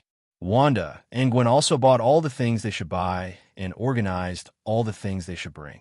Gwen and Wanda entered the RV and found that the interior of the RV was very spacious and had the atmosphere of a house, and they seemed very excited. After they loaded everything into the RV, they set off. There is no destination, just drive wherever you go. With the capabilities of a few people, there is no need to worry about getting lost in dangerous places. There was nothing noteworthy about this road trip. It wasn't until the third day that the three of them returned to New York. At midnight that night, all players received a prompt and could log into the game. Evans, Wanda, Gwen, and other players logged into the game one after another. Ignore other players. Evans said to Wanda and Gwen, I just looked at the unrealistic dungeon Diablo. This dungeon can form a team of up to 5 people. Let's go and have a look in this dungeon. The reason why Evans created the purpose of creating a dark copy is actually to create a greater time flow difference. According to the game settings, 1 day in the real world can last 1 year in the game public area. 1 day in the game public area, 1 month can pass in the game copy world. Marvel's game dungeons don't have very long storylines and are interrupted by various events. It's difficult to use the time in them to practice, so it's necessary to make a purely entertainment-oriented Diablo dungeon. This dungeon is more about entertainment than anything else, and it can mainly be used to increase your practice time. Wanda and Gwen also want to take a look inside this so-called Unreal copy. So the three of them enter team mode and enter this copy. This copy can be regarded as a prequel to Diablo 4. The story background is as follows. A long time ago, the universe was empty and dead. In the entire universe, there was only one creator god named Anu. Anu lived alone in this universe. Finally, one day, he couldn't bear the loneliness and split himself into 2 lives, one symbolizing his bright side and the other symbolizing his dark side. Under normal circumstances, if one person becomes 2 people, they can change from fission reproduction to sexual reproduction and combine to create life. This should have been a good thing, but the problem was that the god of darkness and the god of light were inherently incapable of dealing with each other. They fought back and forth all day long and finally died together. Representing the god of light, his spine formed the crystal dome, which was later known as the high heaven. Angels were born here, and the 5 strongest angels became the rulers of the high heaven, including Archangel Terry. As for the god who represented darkness, he had 7 heads. When he died, his rotting body degenerated and burned, forming the burning hell. And its 7 heads turned into independent demons. 3 of the larger heads became the 3 demon gods, Mephisto, Baal, and Diavolo. And those 4 smaller heads became the 4 demon kings. Angels and demons were born for the god of light and the god of darkness. They inherited the fine traditions of their ancestors. They disliked each other and continued to fight. The war between angels and demons lasted for a long, long time, so long that it is impossible to verify when it started. And this war, known as the Eternal War in history, has not ended until now. The never-ending war has made many angels and demons feel war-weary. The Archangel Tyrell in the high-level heaven has a subordinate named Inaris. Inaris is one of the war-weary elements. He is ready to give up his career. When he secretly told the other angels his thoughts, unexpectedly, he discovered that there were many angels who had similar ideas to him. As a result, the war-weariness quickly spread, even reaching the burning hell. In the burning hell, there are also some demons who don't want to continue fighting, and one of them is Lilith. Lilith is the daughter of the feared demon Mephisto. Mephisto's daughter is particularly rebellious. She has a very bad relationship with her father Mephisto and her brother Lucian. The angel Anarius and the demon Lilith had the same idea, so they hit it off and prepared to lead the angels and demons who did not want to continue fighting away from the battlefield. But there are only 2 places in this universe, high heaven and burning hell. If they want to escape this eternal battle, they must create a new world. The angel Inaris thought of a way and stole something called the World Stone. This World Stone was formed by the eyes of the creator god Anu. The angel Anarius and the demon Lilith studied the World Stone together. In the end, they used the special characteristics of the World Stone to create a new world somewhere outside the high-level heaven and the burning hell. The war-weary angels and war-weary demons were ecstatic, and they followed Inaris and Lilith to this vast new world. As for the eternal war that has not yet been fought, let those compatriots who are still in heaven and hell continue to fight. Anyway, they don't want to continue fighting. This new world was named Sanctuary. The angels and demons who came here put aside their hatred for each other and started a new life. So here comes the problem. They have been at war with each other since they were born. They have no idea what a peaceful life is like or how to start a new life. Everyone was confused for a time, until the angel Inaris and the demon Lilith had sex with each other and found that this was very interesting and could give birth to the next generation. So they shared their experience with everyone, and everyone followed suit and played a game of creating humans by combining angels and demons. However, here's a but. However, the children born from the union of angels and demons are so talented that they are about to explode. It seems that with a little training, they can easily surpass their biological parents. These descendants of these talented people were named by them Nephilim. When the angel Inaris saw how powerful the Nephilim were, he began to become restless. The other angels and demons living in Sanctuary thought that if things continued like this, they would one day be overthrown by their children. In the coffin, angels and demons without moral sense decided to join forces to eradicate all Nephilim. There is only one devil whose ideas are different from everyone else's, and she is Lilith. Lilith was domineering and showed her disapproval through actions. You beasts want to kill my children, so go ahead and die. Lilith went crazy and killed all the angels and demons in Sanctuary except the angel Inaris. The angel Inaris, who was left alive, was frightened by Lilith. He didn't expect that this little devil sister who was usually very gentle to him would go crazy and be so terrifying. Inaris, who was extremely insecure, did not allow anything to go beyond his control, so he banished Lilith to the void. After that, Inarius made a fierce operation on the World Stone that constituted Sanctuary. The World Stone is the foundation of the world of Sanctuary. By analogy, it can be regarded as the root of the moon world, which can represent the laws of the world. Inarius's purpose in adjusting the World Stone was to weaken the Nephilim living in Sanctuary and seal their Nephilim power. Under Inaris's control, the descendants of the Nephilim in Sanctuary will become worse with each generation. It is foreseeable that within a few thousand years, the reborn Nephilim will no longer be Nephilim and will be completely destroyed. Become mortal. Time flies, thousands of years have passed. The Nephilim have degenerated across the board, and even today, only a few of the original Nephilim are still alive. Today's world has been occupied by the descendants of the Nephilim, and these descendants have degenerated into mortals. The mortals established a country in Sanctuary, and the country's name was Kaijien. In this country, there's a very thoughtful mage. He may have wanted to learn from the Nidaime Hokage to develop a filthy earth reincarnation technique to summon the souls of the dead. However, he failed. Not only did his magic fail till the souls of the dead were recalled to the world, but accidentally opened the passage between Sanctuary and Hell.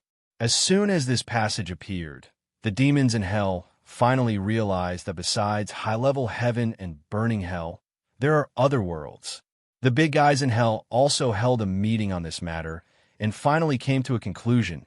Anyway, we can't win a high-level paradise for a while, so we might as well go to Sanctuary first and take the people over there. Humanity has drawn into our camp. I believe that with the addition of humans, we will be more able to deal with those birdmen. The big bosses among the demons began to discuss again how to make humans willingly submit to them. So Mephisto came up with an idea and convinced the other demons. Mephisto sent his son, Lilith's brother named Lucian, to come to Sanctuary.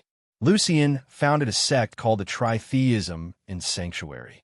The gods promoted in the Tritheism are not Mephisto, Baal, and Diavolo, the three demon gods of hell, but the vests of the three demon gods, Morpheus, Bala, and Yelon. As the son of Mephisto, Lucian has great power. As long as he shows his power in front of mortals, the mortals will have the idea of, wow, this is so powerful. I want to join the Trinitarian religion. Under this circumstance, the tritheist cult grew rapidly. In the 60th year of the establishment of the Tritheism, Inaris, one of the builders of Sanctuary, finally discovered that his home had been stolen. In order to deal with this, He could only follow the trend and establish a sect. So the Illuminati sect was born. Inarius, as the founder of Sanctuary, tells the world that I am your heavenly father. Inaris is an angel and looks great and upright. In addition, he is indeed the heavenly father of Sanctuary. So a large number of mortals have joined his Illuminati religion and began to believe in him. However, the Illuminati religion was founded 60 years later than the tritheist religion. So the Illuminati religion certainly does not have as many followers as the tritheist religion. While the two major sects were preaching and smearing each other, the Virgin Lilith, who had been exiled to the void for thousands of years, once again returned to the place of refuge. She came back quietly. Lilith turned into a very beautiful blonde girl, whose pseudonym was Lilia. Lilith naturally wants to do something when she comes back. Lilith plans to find people among humans who still have the power of the Nephilim, help them awaken the power of the Nephilim, and use their hands to destroy the three gods and the light god, and kill Inaris, her old lover. He and his demon brother Lucian have all been driven out of Sanctuary. He is also preparing to awaken the power of the Nephilim in all humans and use the hands of humans to completely end the eternal war between the high heaven and the burning hell. The above is the game background of this copy. As a player, the time you arrive is the time when Lilith has just returned to Sanctuary. P.S. This point in time is still a prequel. It belongs to the long time ago of the main plot of the Diablo series of games. It is a plot in the official Diablo novel. The heroine of the novel is Lilith's Vest Lilia. The place where the player lands, it is a town in the kingdom of Kaijian. Evans, Wanda, and Gwen arrived in an idyllic and beautiful country town. This copy does not introduce the background story to the players, and players need to explore everything by themselves. During exploration, players will gradually understand the background of the world. Players can also choose not to participate in the story and simply live in this instance. Anyway, the duration of this instance is very long. It is worth mentioning that many NPCs in this dungeon have supernatural powers, but players cannot learn these powers from those NPCs because they are really powers in the game and cannot be used in reality, so players cannot use them in the game. Unable to learn. The purpose of Evans and others coming here was for vacation and practice, so they did not explore the background of the story here. But just because they don't explore doesn't mean Tony Stark and Pepper Potts don't explore.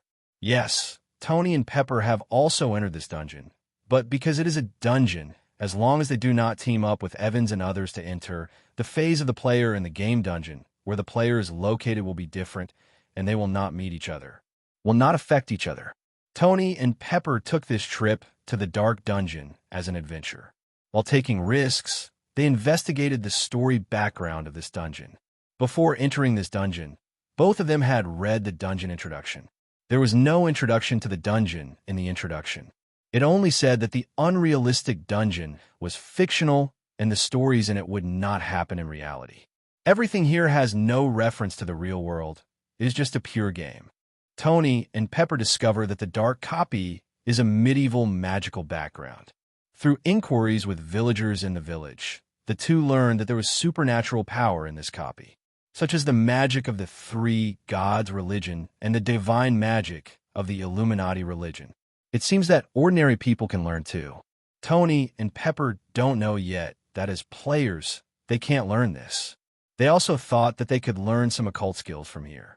In order to learn supernatural powers, the two disguised themselves as devout believers and successfully infiltrated the Illuminati sect. By reading various classics within the Illuminati religion, they learned more about the background of the copy world. According to classic records, this world is called Sanctuary and was created by Inarius, the Heavenly Father. Inaris is an angel and the creator of this world. However, there is no information about Virgin Lilith recorded in the classics, because that information was artificially erased. So Tony and Pepper don't know about Lilith. The two stayed in the Guangming cult for 2 months before finally discovering that players could not learn any supernatural abilities in this dungeon world. Disappointed, they used some tricks to successfully break away from the Church of Light and began traveling around the world. During their travels, They learn about some unrecorded contents from some unofficial legends that were not recorded in church classics.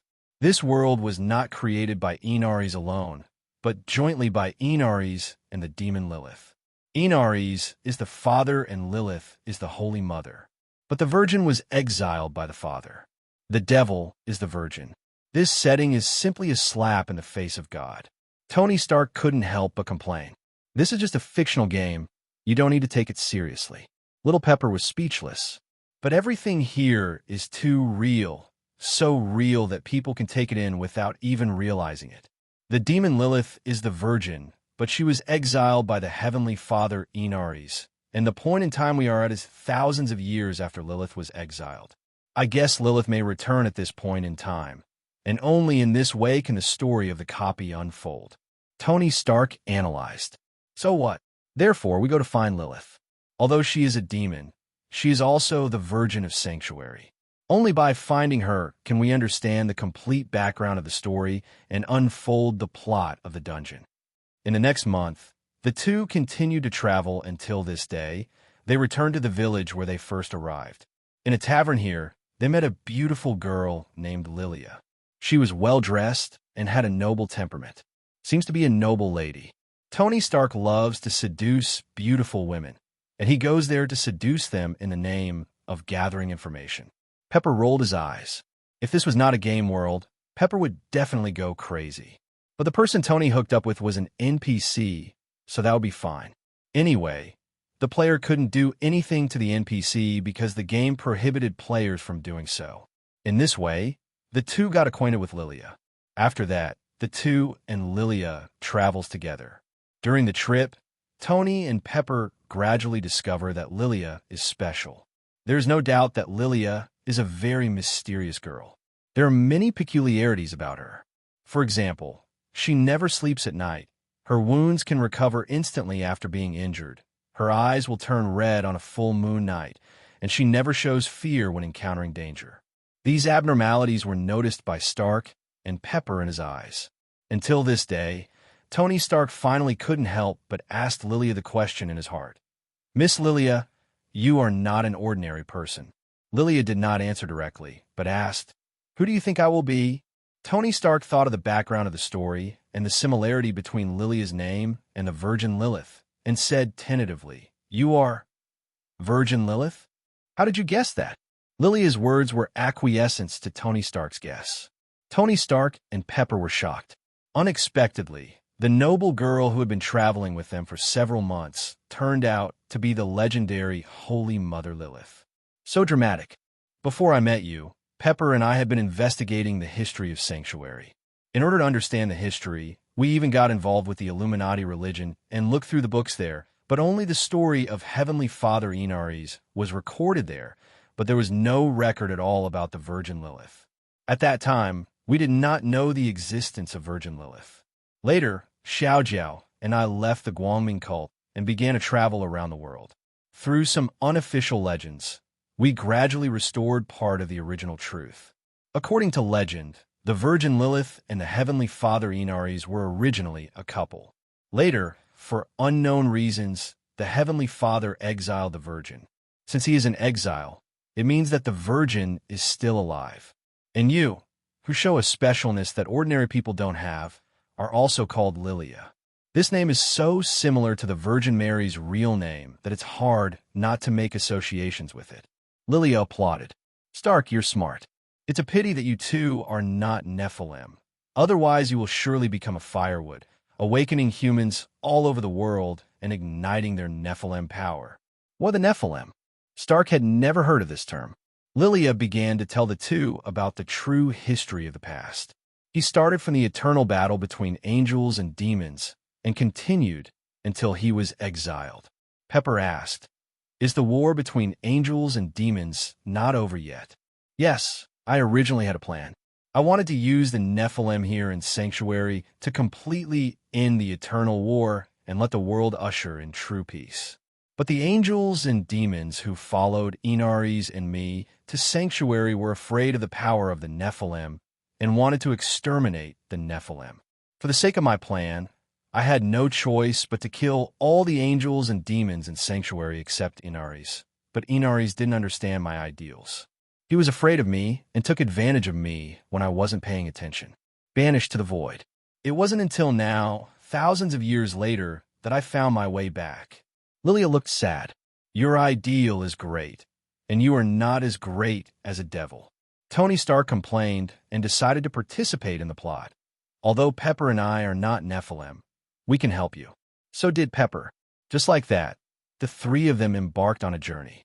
The 5 people from S.H.I.E.L.D. also teamed up to enter the Dark Dungeon, but when they discovered that this was just a pure game dungeon that had nothing to do with the real world, they left. I wasted time here and went to conquer other dungeons. Stephen Strange and Christine Palmer also entered this dungeon. They were just here for sightseeing. Evans, Gwen, and Wanda settled in the Dark Dungeon. They also spent money to contract some land here and grow some fruits and vegetables. They lived a comfortable life. In his spare time, Evans taught the 8 magic skills to Gwen and Wanda, and the 3 practiced together. Days like this are not boring. What is the difference between the time flow rate in the game copy and the real world? To calculate the answer to this question, you first need to get the formula. According to the setting, 1 day in the real world will pass in the game public area for 1 year. 1 day in the game public area, 1 month can pass in the dungeon world. To sum up, we arrive at the formula. 1 day in the outside world equals 365 days in the public area equals 365 days in the copy x 30 days. In other words, if 1 day passes in the outside world, 30 years will pass in the game copy. After entering the Dark Dungeon, Evans, Wanda, and Gwen have stayed in this dungeon world. They do not participate in the plot of the dungeon and just live their lives in practice. In the real world, for the next week, the 3 of them will do their own things during the day, and at night, they will enter the game world and soak in the dark copy. In a few days in reality, the 3 of them spent more than 100 years in the game copy world. Through this period of practice, the 3 of them have perfected all 8 magical skills. It is worth mentioning that after this period of practice, Wanda's chaos magic has been further improved. Wake up, already comparable to her level of fighting Thanos in the endgame. Evans estimated that when Wanda's chaos magic is further awakened, she will be able to transform into the Scarlet Witch form. Now, the 3 people who have left seclusion have qualitatively improved their abilities in all aspects. Not saying that you are invincible, but just protecting yourself is definitely enough. While Evans and others were practicing in seclusion in the Dark Dungeon, Tony and Pepper also spent many years in this dungeon. Under the advice of Tony Stark and Pepper Potts, Lilia, the somewhat resourceful idiot in the original book, became so amazing that she not only exiled her heavenly father Inaris from Sanctuary, but also took away 3 of her brother's children. The cult was destroyed, and the other party was driven back to hell. Later, Tony, Pepper Potts, and Lilia came to the World Stone. By studying this thing, Tony Stark and Lilia came up with a device that combined magic and technology to drive the world. Stone to change the rules of the world of Sanctuary. The rules of Sanctuary changed, causing the mortals living there to awaken to the power of the Nephilim. Later, Lilia led the Nephilim into the high-level heaven and burning hell. Stark and Pepper acted as dog-headed strategists, making various suggestions. In the end, Lilia fulfilled her dream and completely ended the Eternal War. Stark and Pepper successfully cleared the Dark Dungeon and received a large number of points as rewards. Let's move forward in time. When the 5 S.H.I.E.L.D. players passed the Thor 1 copy, they learned that the Norse mythology is not fiction, but has real prototypes. The myths are reflected in reality, which is shocking. After clearing this copy, Nick Fury had many ideas. He plans to send people to New Mexico to contact the other party in 2011 when Thor is exiled to Earth, try to win over the other party, and establish diplomatic relations with Asgard. After that, they entered the Captain America 1 copy. Who cares most about this copy is Coulson, a die-hard fan of Captain America, and Sharon Carter, who grew up listening to stories about Captain America. They can't wait to get in and participate in Captain America's story. The story of this copy takes place in the past, telling the story of the comradeship between Steve Rogers and Bucky and how Steve became Captain America. Regarding Captain America, in everyone's knowledge, he is already dead. But when everyone cleared the dungeon, saw the final Easter egg, and saw Captain America appearing in modern society, they were no longer calm. Steve Rogers is actually alive. Coulson was so excited that he almost twitched. Sharon Carter's cheeks flushed with excitement. Nick Fury's eyes suddenly brightened. The core of the Avengers plan was there. Only Natasha and Maria Hill were calmer. Everyone has made a decision. Since the captain is still alive, they must find him. But don't rush this matter. Let's clear the Avengers copy first. Fury is no stranger to the title of Avengers because he has been planning to form an Avengers for a long time. Fury speculated that the story in this Avengers copy might be related to his plan. 5 people from S.H.I.E.L.D. teamed up to enter this instance. After entering the dungeon and experiencing the plot, Fury confirmed his suspicion. Moreover, Fury also saw the NPC American team in it. Through communication with the NPC American team, Fury and everyone learned that the American team has been frozen somewhere in the Arctic Ocean these years. After getting the coordinates, Fury immediately asked Coulson to lead the team to find Captain America at that coordinate. Coulson took the order, went offline directly, and went to carry out the mission. Fury and others continued this copy. The story in the copy made Fury very concerned. Thor's brother Loki actually came to Earth to steal the Rubik's Cube, and even led an army of aliens to invade Earth. This is such a big crisis. Fortunately, they knew about this in advance and were able to prepare accordingly. In the dungeon, Loki used the Cosmic Cube to open the portal to attract aliens to invade the Earth. If S.H.I.E.L.D. didn't study the Cosmic Cube, wouldn't it attract Loki? This morning, when Evans, Wanda, and others went offline, Evans heard the system prompt. Ding! Host, you have a problem. Evans was slightly startled. Is the system talking to itself? This is the first time this has happened. Got a problem with yourself? What's wrong with me? Ding! Since the host stays in the game world for a long time, he is too addicted and dependent. According to the judgment of this system, this behavior is not conducive to the healthy growth of the host. In order to alleviate the host game dependence, the Super Game Development System will be offline from now until the beginning of 2013. You can't enter the game world during this time, right? Yes. Evans was speechless.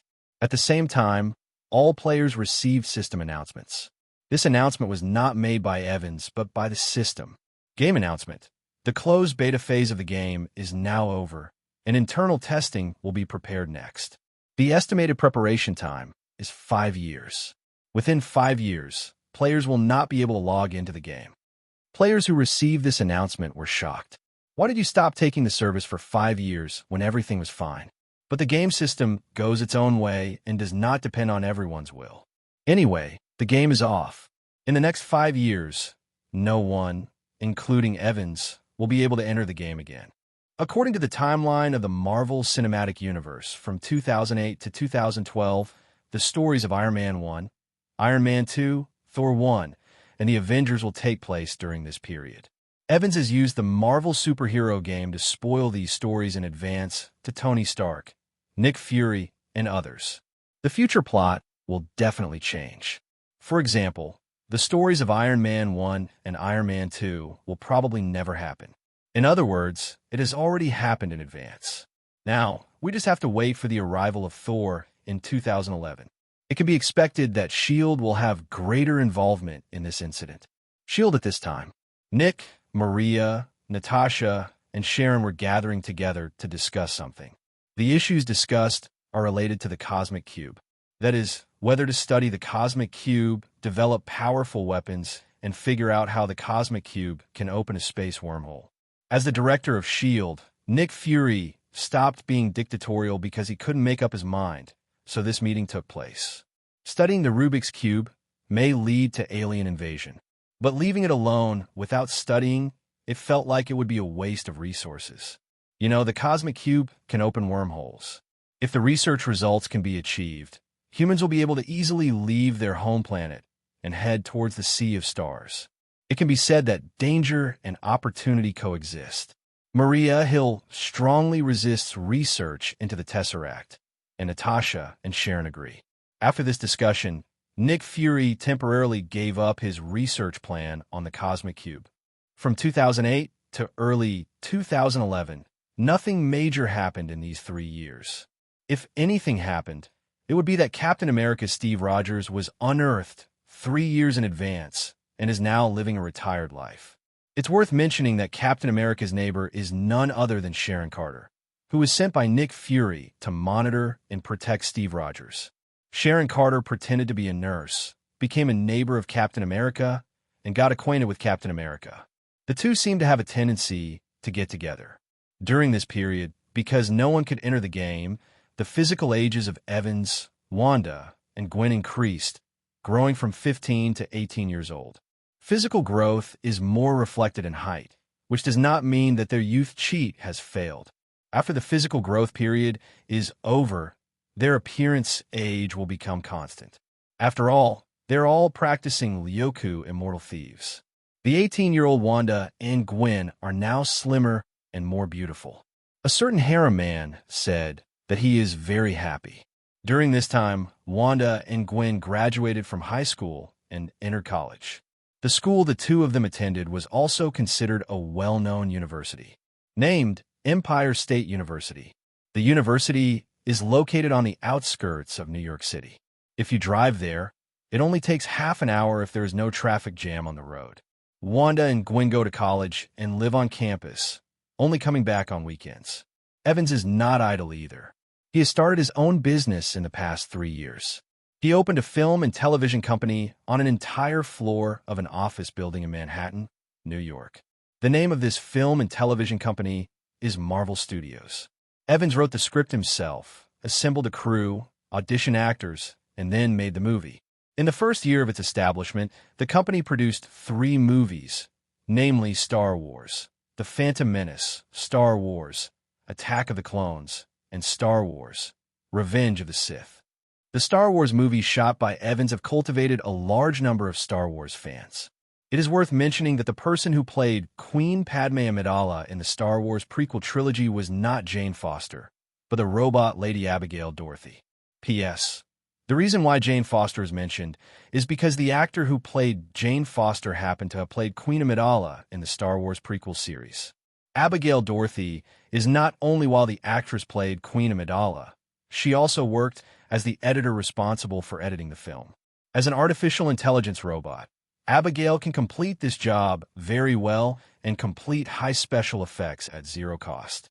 Each of Evans' Star Wars prequel trilogy has been a huge success, earning billions in net profit. This rate of making money is almost catching up with Miss Abigail's rate of making money by cheating and stock trading. After tasting the sweetness, Evans fell into a state of madness in the eyes of outsiders and began to write scripts crazily. However, he was only responsible for investment and writing scripts and did not want to continue to guest direct. Without him, it would be too tiring.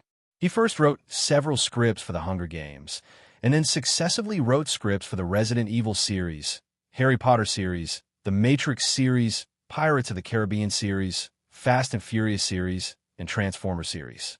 DC movie series script, his typing speed is very fast, and he can often write a script in 10 minutes. When all the scripts were written, Evans printed them out one by one and bound them. Then he called his own employees and asked them to hire directors from outside and recruit 10 directors back. At the same time, employees are also asked to form a crew, and there will be 10 crews. Evans wants these movies to start shooting at the same time, allowing his company to produce new movies efficiently. When the directors and actors arrived one after another, 10 crews started at the same time. This incident even made the news that year and became a hot topic. It was reported in the news that Marvel Studios has formed 10 crews at the same time, recruited 10 well-known directors and more well-known actors, invested $3 billion at one time, and started shooting 10 movies at the same time.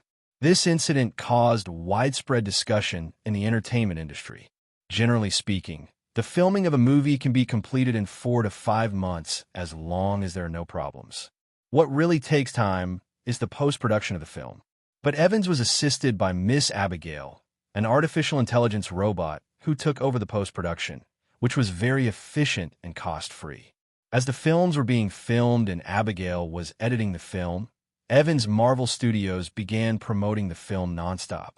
While the film was being edited and promoted, the crew continued to work on filming sequels to those series of films. Evans wants his company to produce a new movie every month and completely conquer Hollywood. So, from 2009 to now, Marvel Studios has entered a state of madness. Resident Evil 1 is released, Harry Potter 1 is released, Harry Potter 1 is released, The Matrix 1 is released, The Matrix 1 is released, Pirates of the Caribbean 1 is released, followed by Fast and Furious 1, Transformers 1, The Hunger Games 1, DC The Series of Superman 1, Batman 1, Wonder Woman 1, and so on. After the first part of the series of movies has been released, the second part will be released immediately. One movie per month is irresistible. Every one of them is a hit and eye-catching. Marvel Studios is going crazy and making money like crazy. The major Hollywood film and television companies are shrouded in the shadow of Marvel films. Evans taking over Hollywood. Stark first learned about Evans' attack on Hollywood and called Evans to tease a certain new entertainment tycoon. At the same time, he was also curious about how Evans managed to achieve such hits. Evans' answer was that the script was well written. Wanda and Gwen, who were in college, also knew that Evans had opened a film and television company. At first, they thought Evans just wanted to have fun, but unexpectedly he actually made a career. Not only did he become an entertainment tycoon, but he also became the shadow of major Hollywood film and television companies. It's very exaggerated. Wanda and Gwen have thought more than once about whether to make a cameo in a movie shot by a male film company and become a star. However, this is just a thought. Being a star or something is not their pursuit. As Evans became famous, Gwen's father, George Stacy, also learned about the excellence of his daughter's boyfriend. While he was satisfied with Evans, he also had a lot of worries about whether one could really grasp it. Evans? Time has come to the second half of 2011. If nothing else happens, Thor will be exiled to Earth in the next few days. Nick Fury, director of S.H.I.E.L.D., sent a large number of agents to New Mexico and also sent people to spy on Dr. Jane Foster, Professor Eric Silverg, and graduate student Daisy Lewis. Now, Jane, Eric, Daisy, and others have gone to New Mexico because they want to conduct astronomical observations. Nick Fury, who has been monitoring them, knows that the story of Thor 1 is about to unfold. Not only Nick Fury and others are paying attention to this matter, Tony Stark is also using his own methods to monitor Jane Foster and others. After learning that Jane Foster and the others went to New Mexico, they knew Thor is coming to Earth. Tony Stark is ready to join in the fun. Pepper was also quite curious about this matter. As the female president of Stark Industries, she took a rare leave and went to New Mexico with Tony Stark. Wanda and Gwen were very interested in participating in the Thor story, so they simply roped in Evans, and the three of them teamed up to drive the RV they originally bought on a road trip. New Mexico. Iron Man took Pepper and landed in this small town in New Mexico. What's more troublesome is that because Pepper was flying in the sky while being held by Iron Man, Pepper's hair was blown by the wind like a chicken coop, and her legs and feet were weak. As soon as Iron Man put her down, she almost collapsed. Fall to the ground.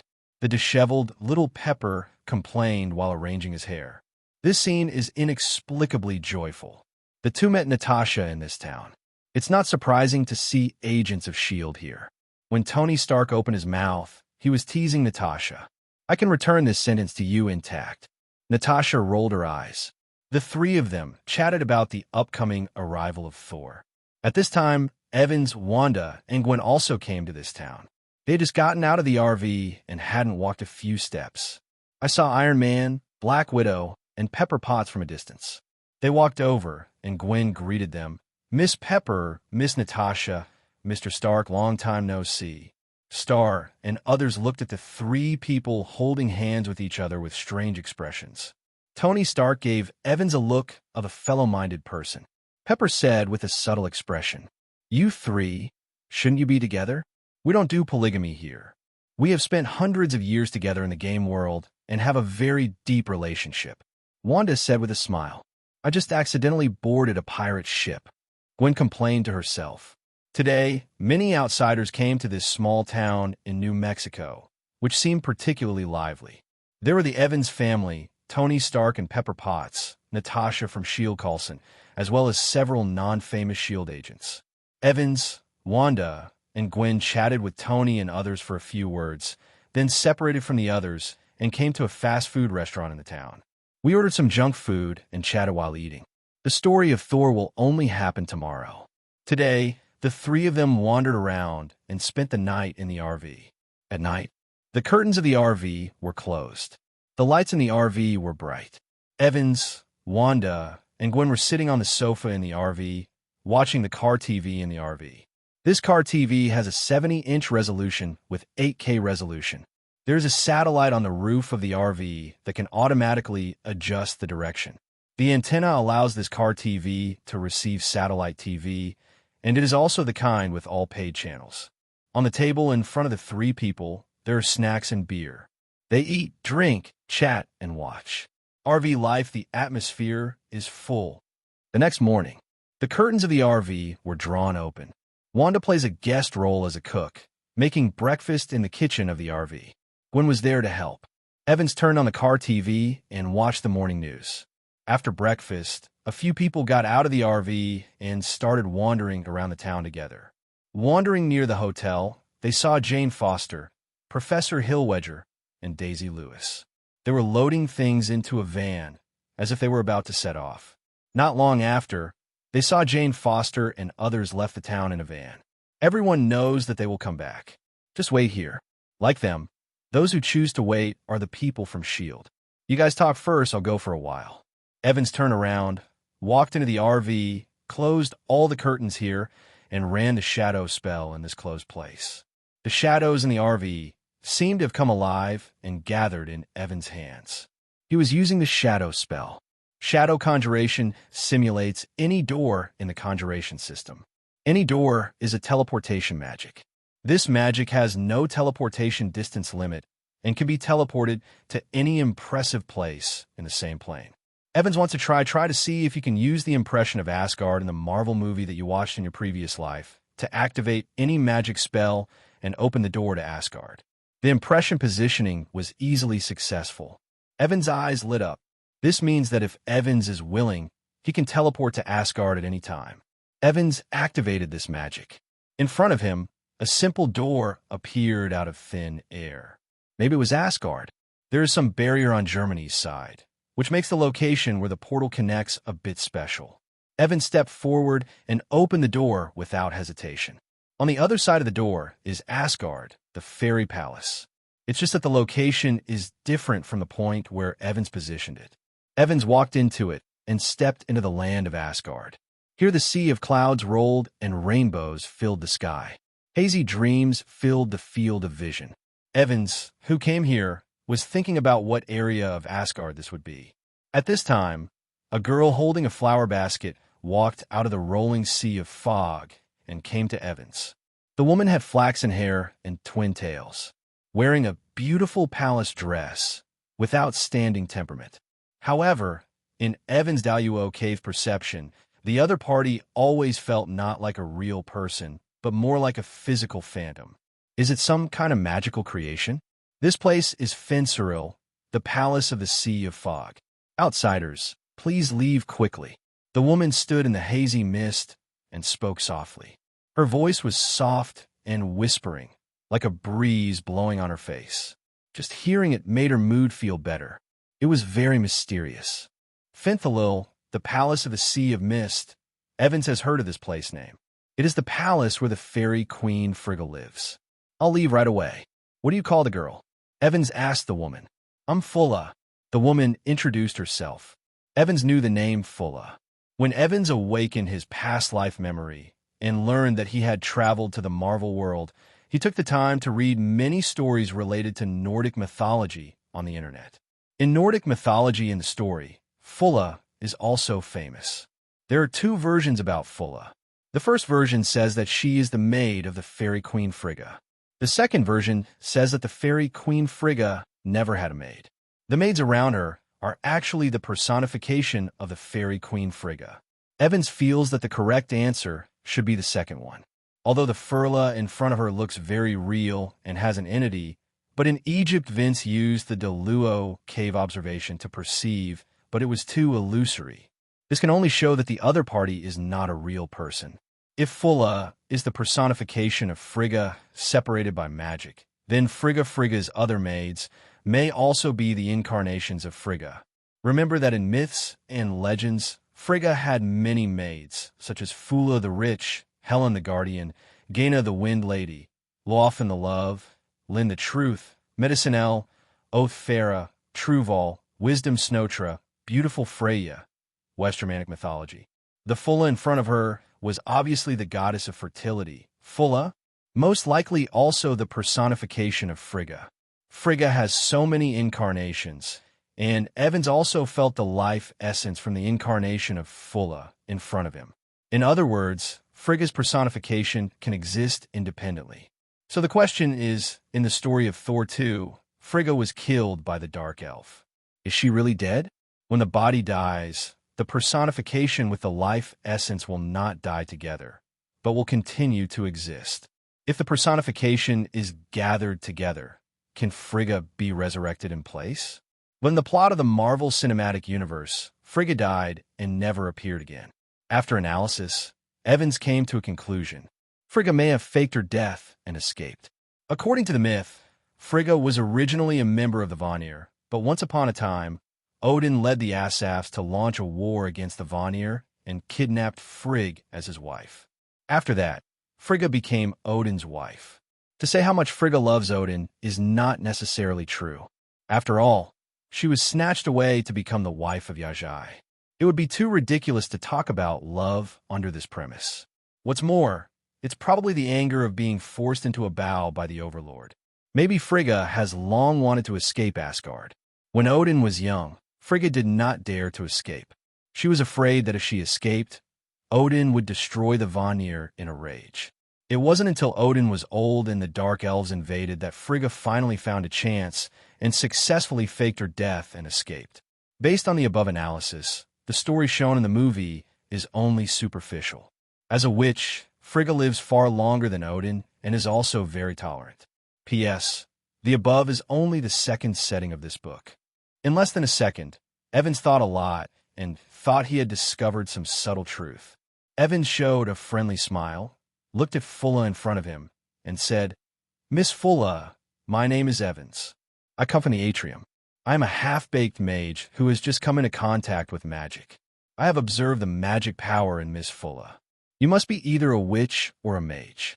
If possible, I would like to become your teacher and learn the secrets of magic. Is that okay? People of Midgard, I advise you to leave.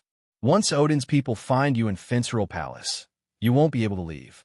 Fulla frowned. In the pursuit of truth, the threat of death is not so terrible. Evans said, "Of course, this sentence is not Evans' real intention. It is just an excuse to stay. People like you who are not afraid of death for the sake of knowledge are rare, but I have seen a few in my past experience." Fulla sighed.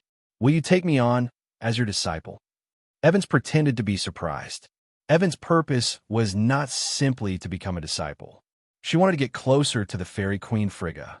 As for what she wanted to do to get closer to her, could it be that Evans also wanted to fall in love with Odin and become a stepfather to Thor and Loki? Of course not. Evans is misophobic, but he's not that greedy. He wanted to try to see if he could incarnate one of Frigga's personalities and abduct him back. Be a teacher for Wanda. Frigga is a witch, and Wanda is also a witch. Let Wanda learn Frigga's magic, which is a professional counterpart. If Wanda can learn Frigga's personification, a Wanda can become a bunch of Wandas with different personalities. One wife turns into a group of wives. Just thinking about it makes Evans feel so happy that he wants to ascend to heaven. I can't take you as a disciple, but I can introduce you to a teacher. While Fulla was speaking, a beautiful woman emerged from the sea of fog behind her. The appearance of the other person was the same as Fulla. They were both so beautiful, but also dreamlike and ethereal. Obviously, the other person was also Frigga. Personification. Who is this? Evans asked tentatively. She is my sister, Gaina. If you can pass her test, she will accept you as her apprentice and teach you the secrets of magic. I am willing to accept the test. Please look at me. Gaina spoke. Evans looked into her eyes. The next moment, Evans felt a strong spiritual intention coming, which seemed to pull Evans' spirit into an illusory world. Evans mastering the source of the living body and cultivating it to great perfection. He is almost immune to most psychic abilities. If Evans wants to resist, Gaina's psychic power will never be able to pull Evans' consciousness away. Evans again, she is not lacking in foresight and will definitely not let her soul be taken away, so she works hard to protect her soul. Gaina was slightly surprised when she found that her illusion had failed. Your mental resistance is pretty good. Although it doesn't match my test, you still passed the test. Gaina did not dwell on the problem. She said to Evans, please come with me. Evans followed Gaina. Gaina took her deep into the Palace of Mist and came to a remote house. This place is located in the deepest part of the Mist Sea Barrier. Even His Majesty Odin cannot enter. You can learn magic from me here, Gaina said calmly. Earth, New Mexico. 3 hours have passed since Evans walked into the RV. Seeing that Evans hadn't come out of the RV yet, Wanda walked in, ready to take a look at the other person. What was she doing? As soon as she entered it, she saw a high-level phantom that was exactly the same as Evans suddenly appeared in front of her. This was the phantom left by Evans before he left, and had been blessed with different trigger conditions and reactions. If Wanda walks into the RV first, and Wanda is the only one walking in, the high-level phantom will say the following sentence. I'm leaving the Earth temporarily and going to Asgard for a visit. I'll be back within 3 days, so I don't have to worry about my safety. After the high-level phantom said these words, it disappeared. Wanda was stunned for a moment, then nodded and left the RV. In the next few days, the story of Thor was unfolding. But the plot was changed. Thor, the god of thunder, came to Earth. First hit by a car, and then stunned with an electric shock device by Daisy Lewis. After being sent to the hospital, he was watched by Gwen, Wanda, Stark, Pepper, Coulson, Natasha, and others. After Thor woke up, everyone came forward to communicate with Thor, because everyone believed that Thor was the god of thunder and did not treat him as a madman. Thor was relatively calm. When asked why he came to Earth, Thor, after telling everyone about his experience of being exiled, Coulson patted Thor on the shoulder and comforted him. No father would really hate his child. His Majesty Odin exiled you to the Earth. There must be some considerations. This may be a test. You don't have to think too much. Just let everything take its course. Hope so. Under everyone's bail, Thor was discharged from the hospital. Thor is a person with well-developed limbs and a simple mind, and he is also aggressive, but he also has advantages. He is forthright and easy to get along with.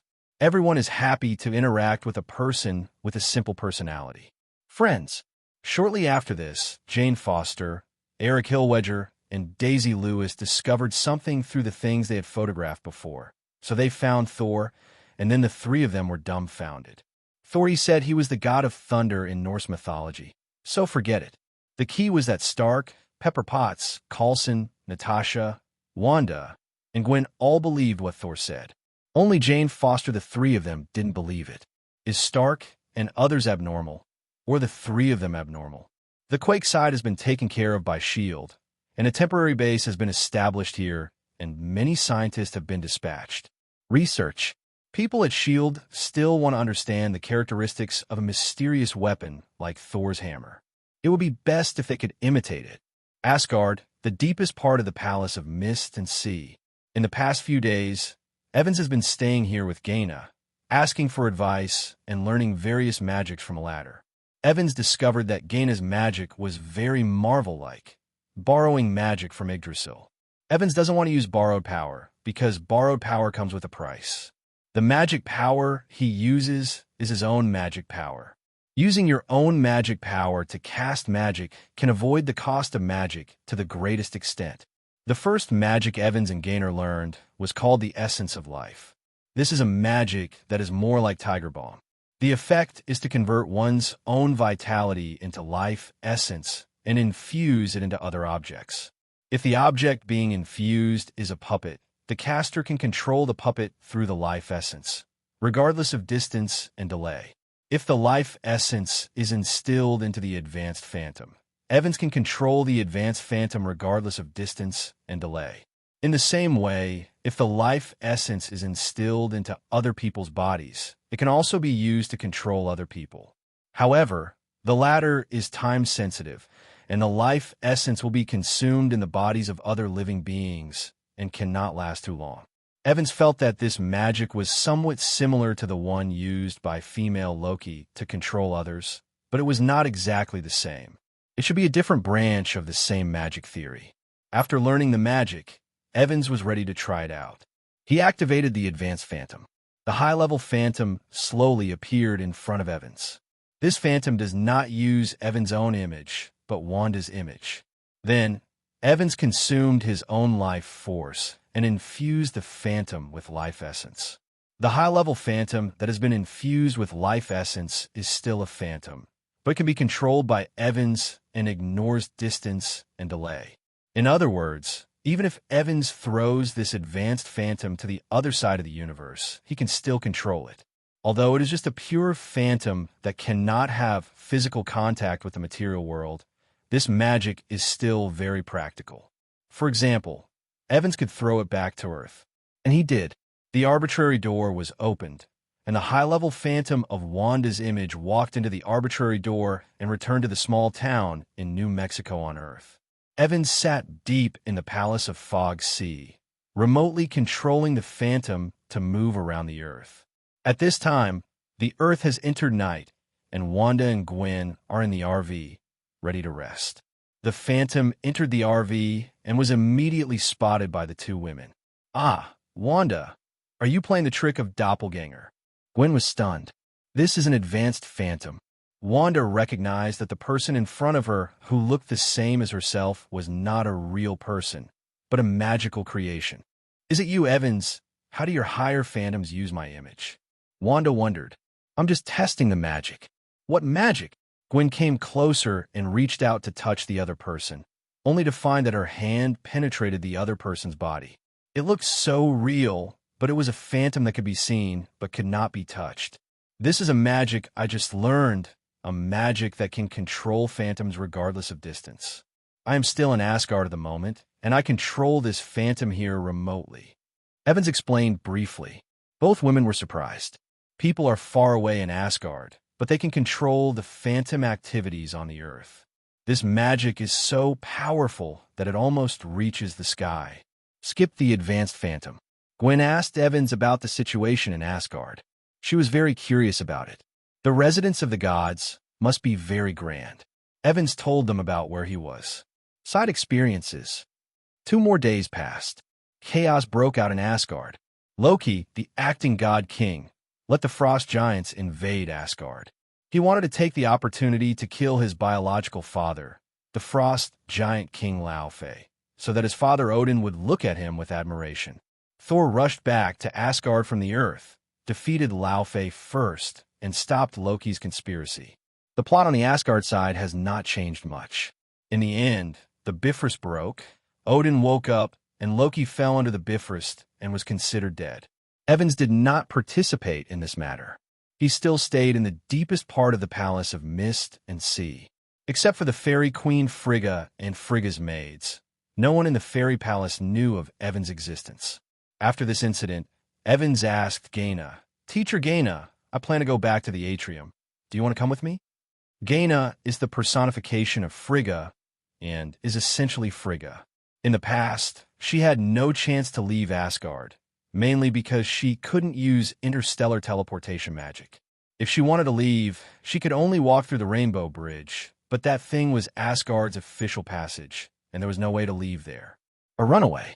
Now, her student Evans has the means to sneak her away, and she is eager to do so. Frigga's incarnation of Gaina did not reject Evans and agreed to leave with him. "And once I leave, I don't plan to come back." Leaving the personification of Gaina in the atrium can be regarded as a backup that Frigga left for herself. Evans opened any door and took Gaina out of Fenceril, the palace of Sea of Fog, and arrived at the small town in New Mexico. At this time, the Shield people, Jane Foster and others, Tony and Pepper, had already left the town one after another. Only Wanda and Gwen are still here, waiting for Evans to return. Evans and Gaynor returned to the RV parked on the edge of this small town. The two women in the RV saw that Evans brought back a blonde woman wearing a classic palace dress, and they guessed that the woman might be an Asgardian. "Evans, is she?" Wanda asked. Evans introduced the two parties to each other. Gaynor's eyes were locked on Wanda. She could feel the difference from Wanda. Like herself, the other party also had the blood of a witch. When Vince saw her looking at Wanda, he said smoothly, "Teacher Gaynor, she is my girlfriend Wanda. Like you, she also has the blood of a witch. Do you think you can accept her as your disciple?" Wanda's eyes lit up when she learned that she could learn new magic again, and she immediately looked at Gaynor expectantly. Although she didn't know who this Gaynor was, she was probably Evans from Aspen. What Gad brought back must be a goddess who must have mastered a lot of magic. Wanda is very eager for new magic knowledge. Gaynor can see Wanda's amazing talent, even better than her own body. Such a talent is rare. Gaynor was very happy to become Wanda's teacher, so she agreed. Gwen also wanted to learn, but she couldn't learn Evan's magic, but Asgard's magic might not be enough. Can be done? In the spirit of teaching one person, it is also teaching, and teaching a group is also teaching, so she simply accepted Gwen as her disciple. "Teacher Gaynor, are you saying that people like me, who have no magic talent, can also learn magic?" Gwen was excited. "You have magic talent, but Evan's magic is not suitable for you." Gaynor shook her head. In her perception, Gwen's soul had some kind of totem mark. The mark was a bit like a spider. Gaynor didn't know who this totem pointed to, but since it could be marked by this totem, it shows that Gwen has some kind of talent. The RV left this small town and drove in the direction of New York. Because there was one more person, the space in the RV seemed not enough. Fortunately, there is the almighty teacher Gaynor, who can use the magic similar to the traceless extension spell in Harry Potter, greatly expands the space inside the RV. From the outside, the RV is still the same RV, neither getting bigger nor shrinking. But as soon as you enter the RV, you will find that the space here is much larger than it looks from the outside. It can fit half a football field. Gaynor took out beds, chairs, and benches out of thin air and put them inside as home furnishings to prevent the place from looking empty. Look at these magic tricks of hers. Although it is not destructive, in terms of practicality, it is much better than Evan's magic. Because Evan's magic only focuses on combat, not life. On the other hand, Gaynor's magic was very convenient for life. One day later, they returned to New York City. After returning, in order to learn magic with Gaynor, Wanda did not go to school anymore. Instead, she asked a stand-in robot to go to Empire State University instead of her. The purpose was to mix diploma. In order to learn magic, Gwen asked Evans to help her make a stand-in robot and let the robot go to school on her behalf. She herself stayed directly at Evans' house and participated in Teacher Gaynor's small magic class. These days, the Evans home is a buzz. In addition to Evans and Wanda, two beauties also stayed, namely Gwen and Gaynor. Evans' home has 3 bedrooms, 1 master bedroom, and 2 secondary bedrooms. Gwen naturally slept with Evans, and Gaynor chose one of the other 2 bedrooms. The next day, after breakfast, Teacher Gaynor's small magic class officially started. Evans, Wanda, and Gwen sat in a row and began to listen. The first lesson Gaynor described was to teach them how to borrow magic power from the World Tree. Evans and Wanda don't need to learn this. The former has a magic net to contact his body, and his body can produce magic power on its own. As long as the vitality is sufficient, the magic power will be endless. Wanda's body can also continuously breed the chaotic magic power of the great demon Sidhorn. Although this magic power is not so reassuring, Wanda, who has learned the 8 magic skills, is still very strong in mind and is not easily contaminated by Sidhorn. As long as the mind is not stimulated, it is unlikely to turn black. This can be regarded as avoiding the cost of magic power to the greatest extent. Borrowing magic power is useless to Evans and Wanda, but is a must-learn basis for Gwen. Only by borrowing magic power from the World Tree can she officially become a witch. In a Marvel world, although mages and witches both practice magic, they are fundamentally different. The difference is that mages pay more attention to knowledge and use knowledge to control magic. Witches pay more attention to bloodline. From the day they learn magic, they must constantly use magic to transform themselves, integrate magic into their bloodline, and use spells and bloodline to activate magic when needed. Some powerful witches can pass on their witch bloodline to the next generation, allowing the next generation of children to be born with magic. The power of mages is not hereditary. They use knowledge to control power. Maybe Gwen has a spider totem, which makes her look very qualified when learning Gaina's magic. I'm afraid that in a few days, she will be able to use meditation to successfully communicate with the World Tree and borrow magic power. 3 days later, Gwen successfully borrowed magic power. So Gaina's little magic class started again. Time flies. 9 months pass by in a hurry. During this period, nothing major happened. The Evans family has always been very low-key, learning magic from Gaina in a low-key manner. After 9 months, everyone has learned some magic. Wanda, who has the highest talent and qualifications, seems to be cheating. No matter what Gaina teaches her, she can quickly learn it. Students like Wanda can easily become a teacher's nightmare, because soon there will be nothing to teach. Facing Wanda, Gaina didn't hide anything and almost gave everything to her. Gaina is investing in Wanda. She knows very well that with Wanda's talent, it is only a matter of time before she surpasses her. Wanda will definitely become a super powerful person like Master Gu E in the future. If you invest in Wanda when it is still weak, you will get more returns in the future. In fact, Wanda's combat power has long been superior to that of Gaina. Although her chaos magic has not been fully awakened, Wanda can definitely PK Thanos without gems one-on-one. Compared with Wanda, Evans and Gwen's magic qualifications are much lower. The magic they have learned is less than 1/10 of what Wanda has learned. But you can learn these slowly in the future. Anyway, the knowledge has been passed down by Gaina, and everyone will have plenty of time in the future. Just learn slowly, and you will always be able to learn everything in the future. Feeling that everyone had learned enough, Gaina was ready to say goodbye and leave. As for where to go, she didn't know where she was going, but she was determined to stay in the atrium and remain anonymous. Several people held a farewell party for Gaina. It is worth mentioning that in the past few months, Evans Marvel Studios has continued to produce 1 movie per month, becoming a shadow of Hollywood. The box office continues to be popular, and the money is making money with cramps. Today, Evans's personal wealth is as high as $70 billion, making him a super rich man. If copying continues at this rate, I am afraid that within a few years, the Marvel world will be invaded by classic movies from another world. It is truly the ultimate cultural invasion. Today, it is the middle of 2012. The events of the Battle of New York are not far away. Because of someone's spoiler, S.H.I.E.L.D. did not study the cosmic cube. Logically speaking, the plot should have changed, right? But accidents will always happen when they are supposed to happen.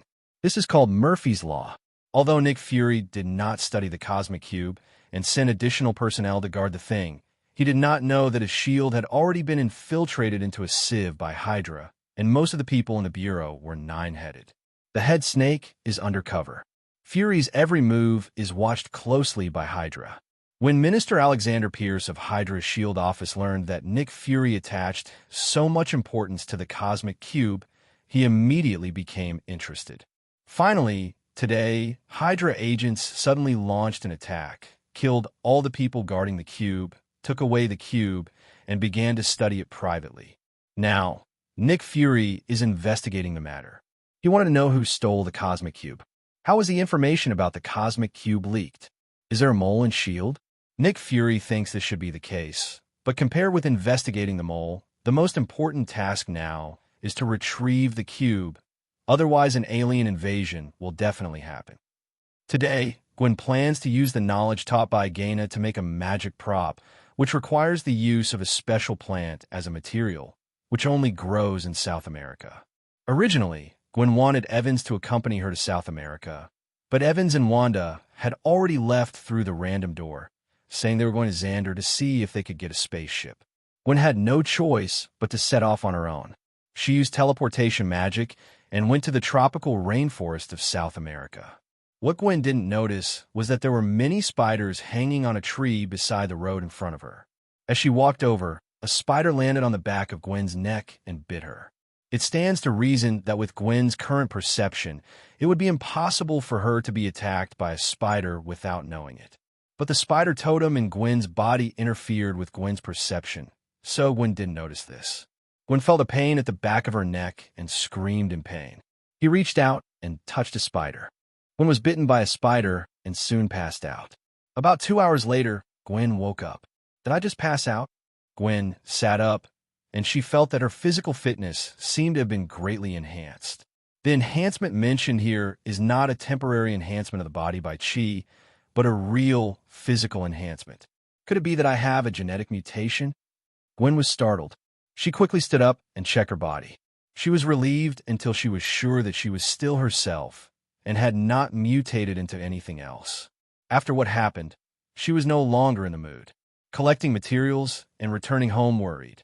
The base camp of the Nova Corps, Xander. Evans and Wanda passed through the random door and arrived here.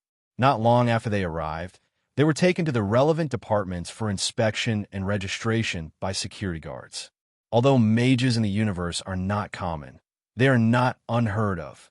For example, there are some mages in the Predator organization. They can open portals with golden and red sparks, like the mages of Kamatash. Evans and Wanda arrived on Xander out of thin air and were detected by the equipment scattered here. The process of registering their identities was uneventful. After confirming that the two were not wanted criminals and seeing that they were relatively rare mages in the universe, the staff who registered them followed the usual rules.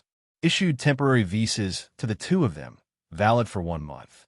With this visa, they can stay in Xander for 1 month. If your visa expires, you will need to spend money to renew it or leave.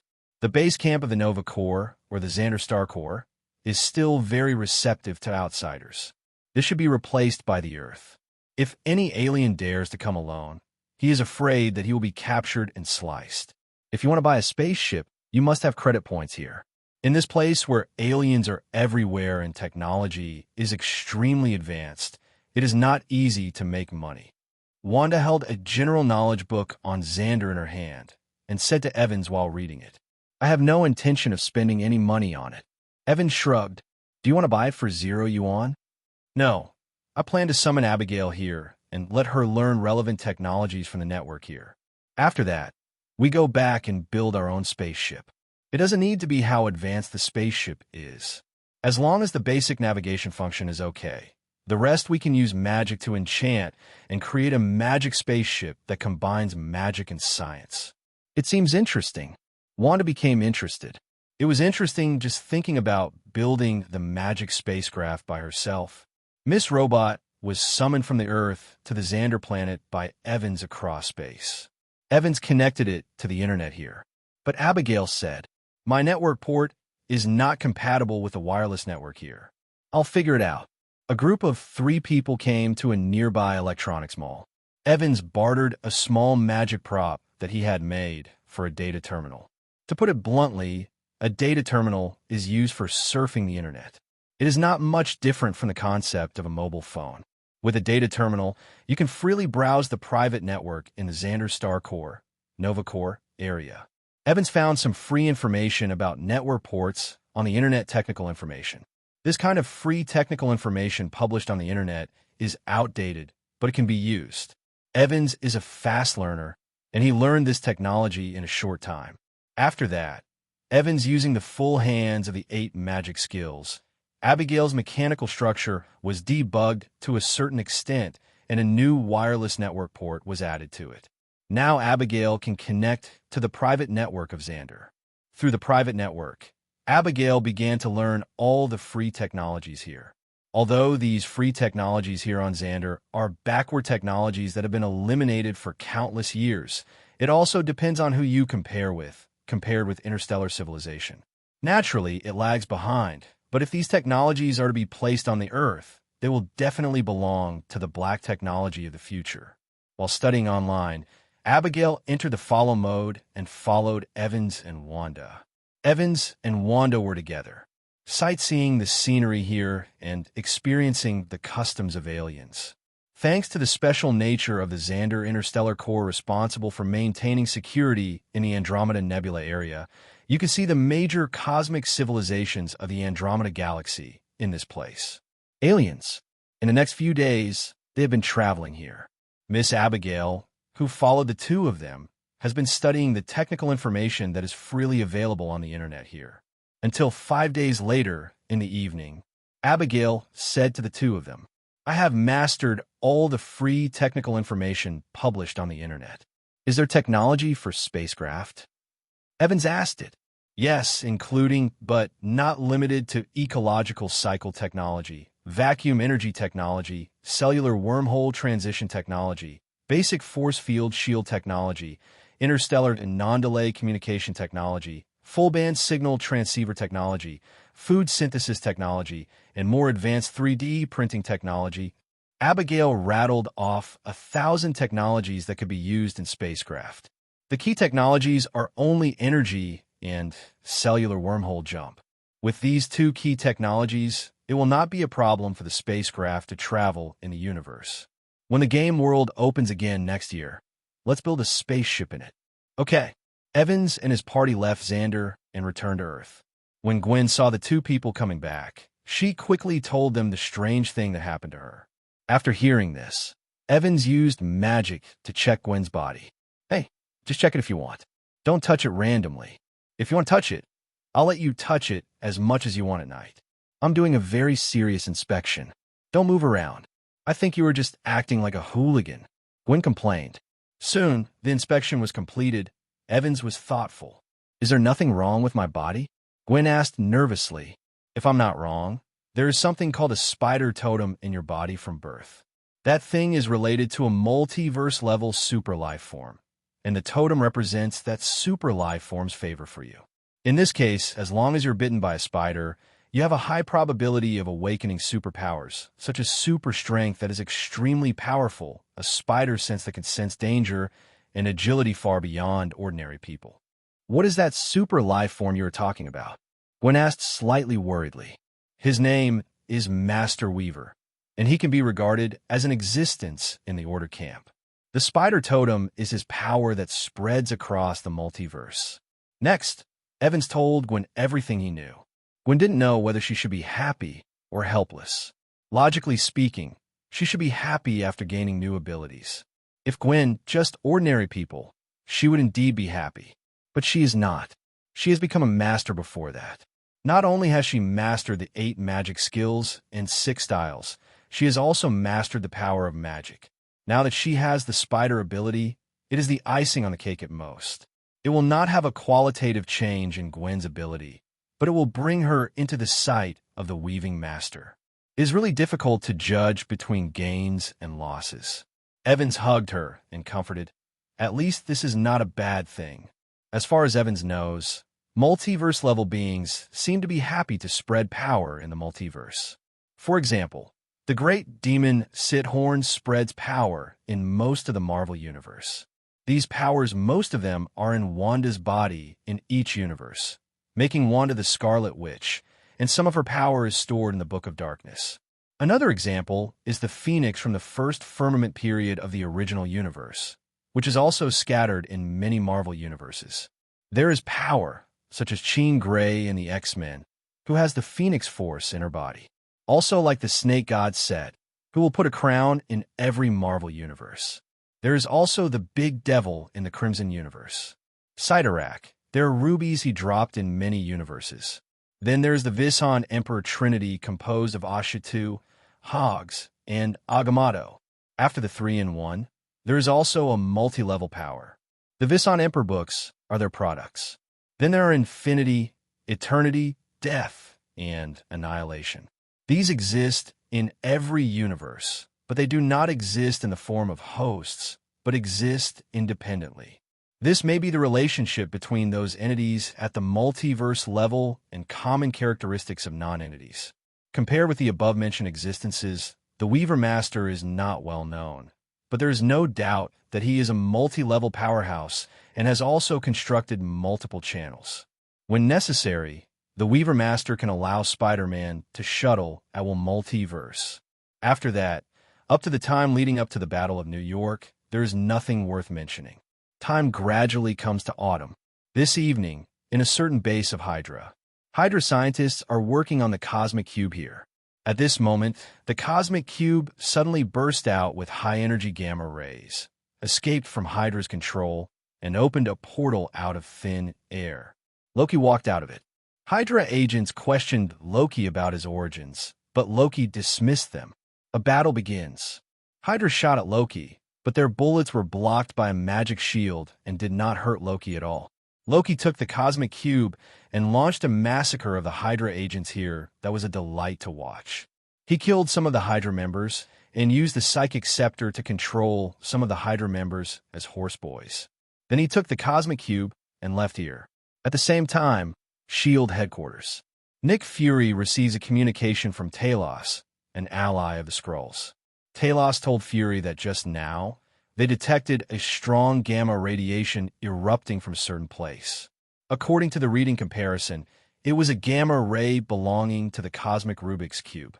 Nick Fury thanked his old friend, hung up the communication, and immediately sent his confidant Coulson to lead a team to investigate the situation. Coulson took people there and found that it was a secret base. He didn't know which organization the base belonged to because there was no sign here. The base is in ruins with no one alive inside. Needless to say, the cosmic cube must have been snatched away. The culprit is probably Loki.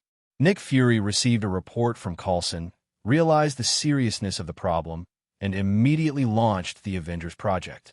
Natasha is sent to South America to find Dr. Bruce Banner. Coulson was sent to contact Tony Stark. Captain America's Steve Rogers was also notified. Nick Fury didn't know how powerful Evans, Wanda, Gwen, and others were, because Wanda and others didn't show any magic or skills when they were in New Mexico last time. Otherwise, he would definitely send someone to invite Evans. Vince with Wanda and Gwen instead of ignoring them.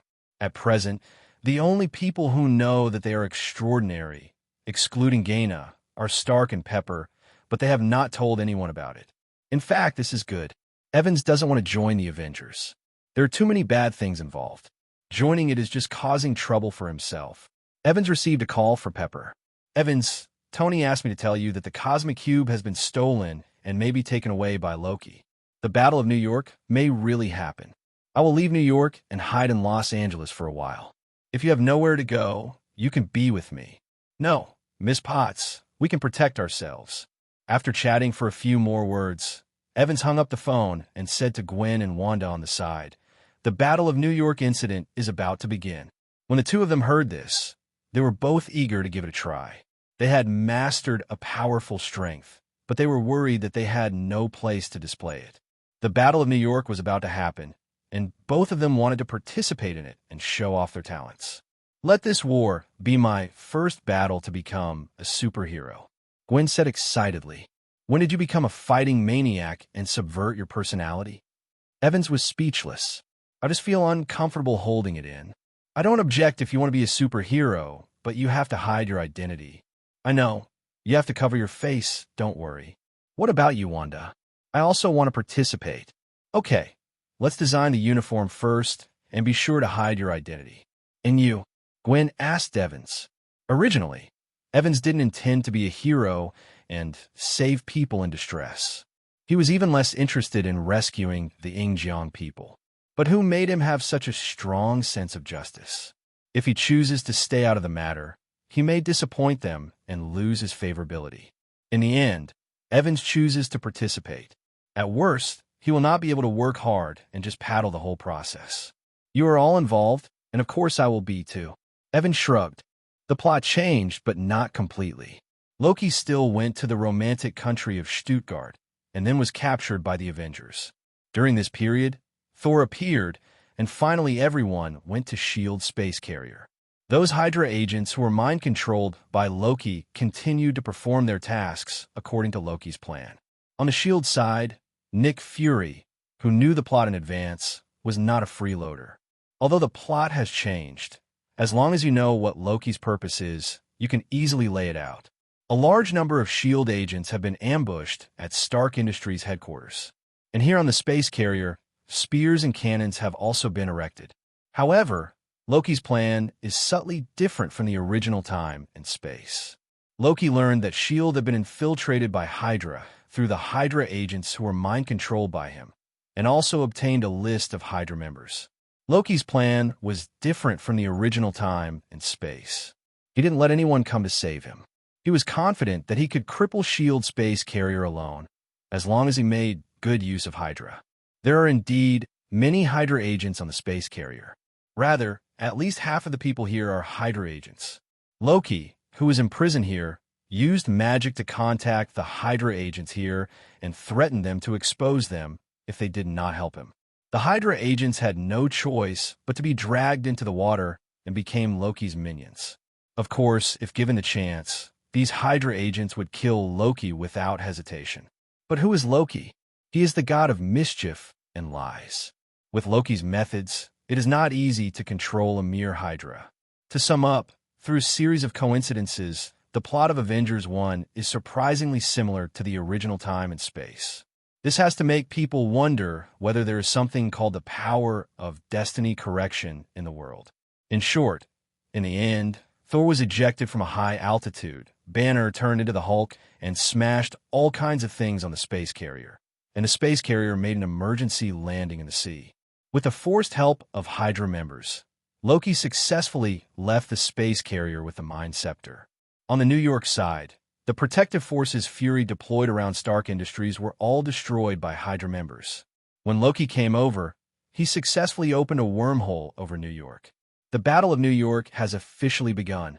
Evans, Wanda, and Gwen came to Manhattan, New York, which had turned into a battlefield, and went to 3 different neighborhoods separately. Gwen, dressed as a ghost spider, fell from the sky.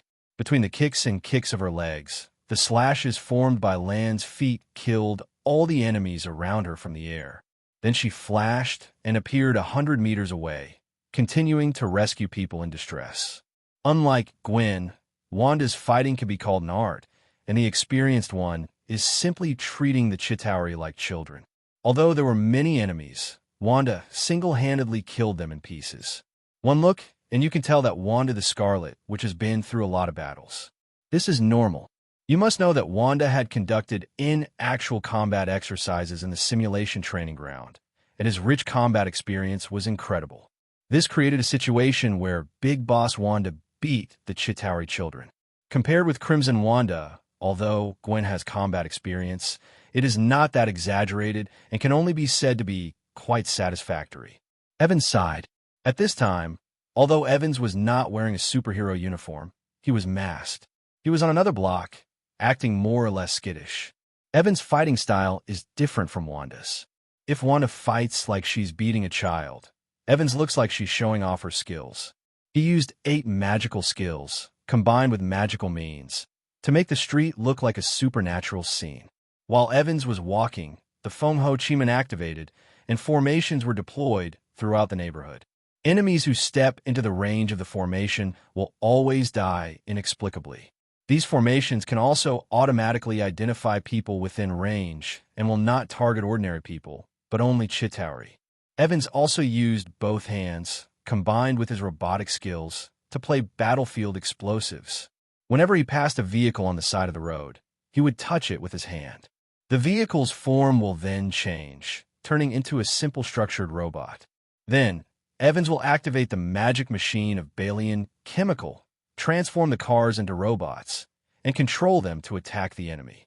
As he walked, there were fewer and fewer enemies, and more robots around him. Finally, the robots formed an army, took off one after another, and began to eliminate enemies in a larger area. Evans only set up the formation and controlled the robot. He did not use other methods. He was still paddling. At the S.H.I.E.L.D. space carrier floating on the sea, Director Nick Fury and Mothership Commander Maria Hill used satellite monitoring to observe the battlefield in New York and noticed the three superheroes. They are two men and one woman, possess magical powers, and are extremely powerful in combat. The woman wearing a black and white spider uniform moved flexibly throughout the battlefield, and she swiftly dispatched enemies wherever she passed. The woman in red uniform floated in the air, killing enemies in pieces with very capable means. The masked man in casual clothes was also very powerful.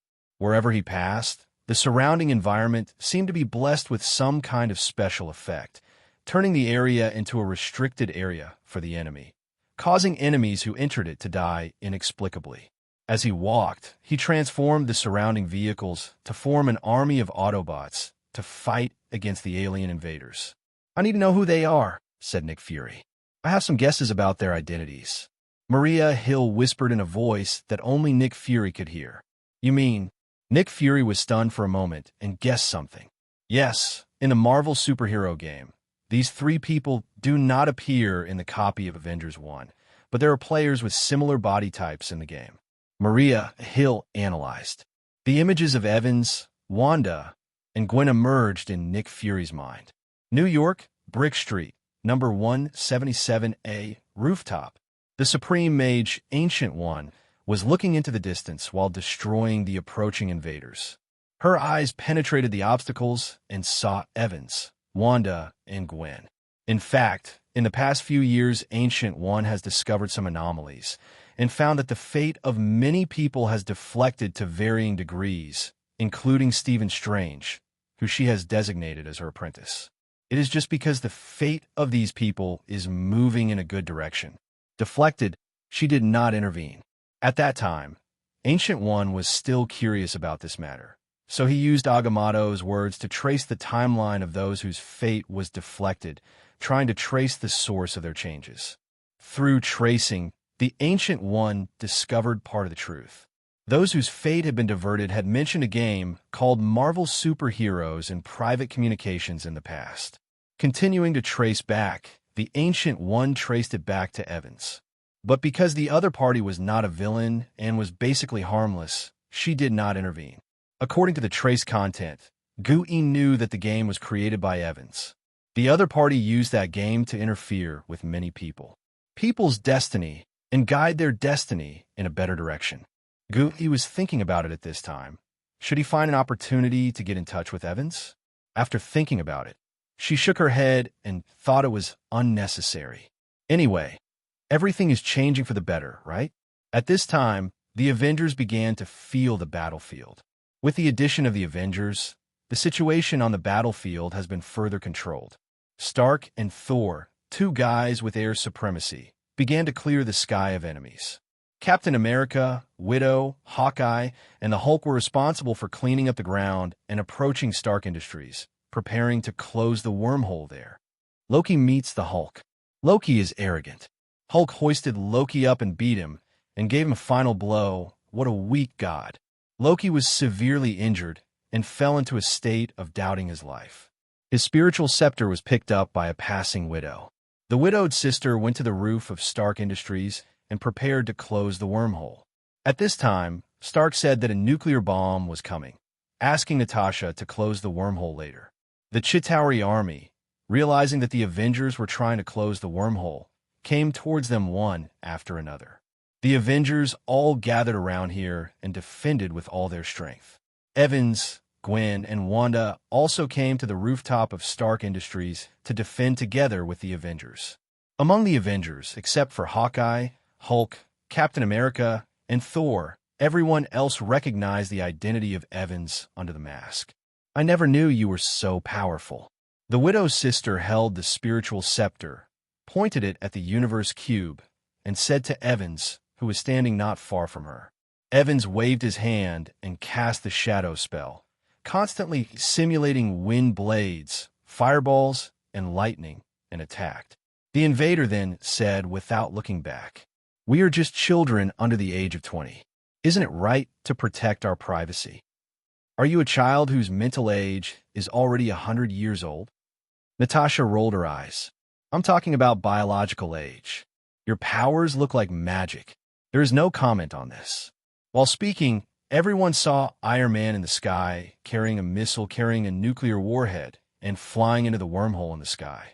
A few seconds later, a nuclear explosion occurred at the other end of the wormhole.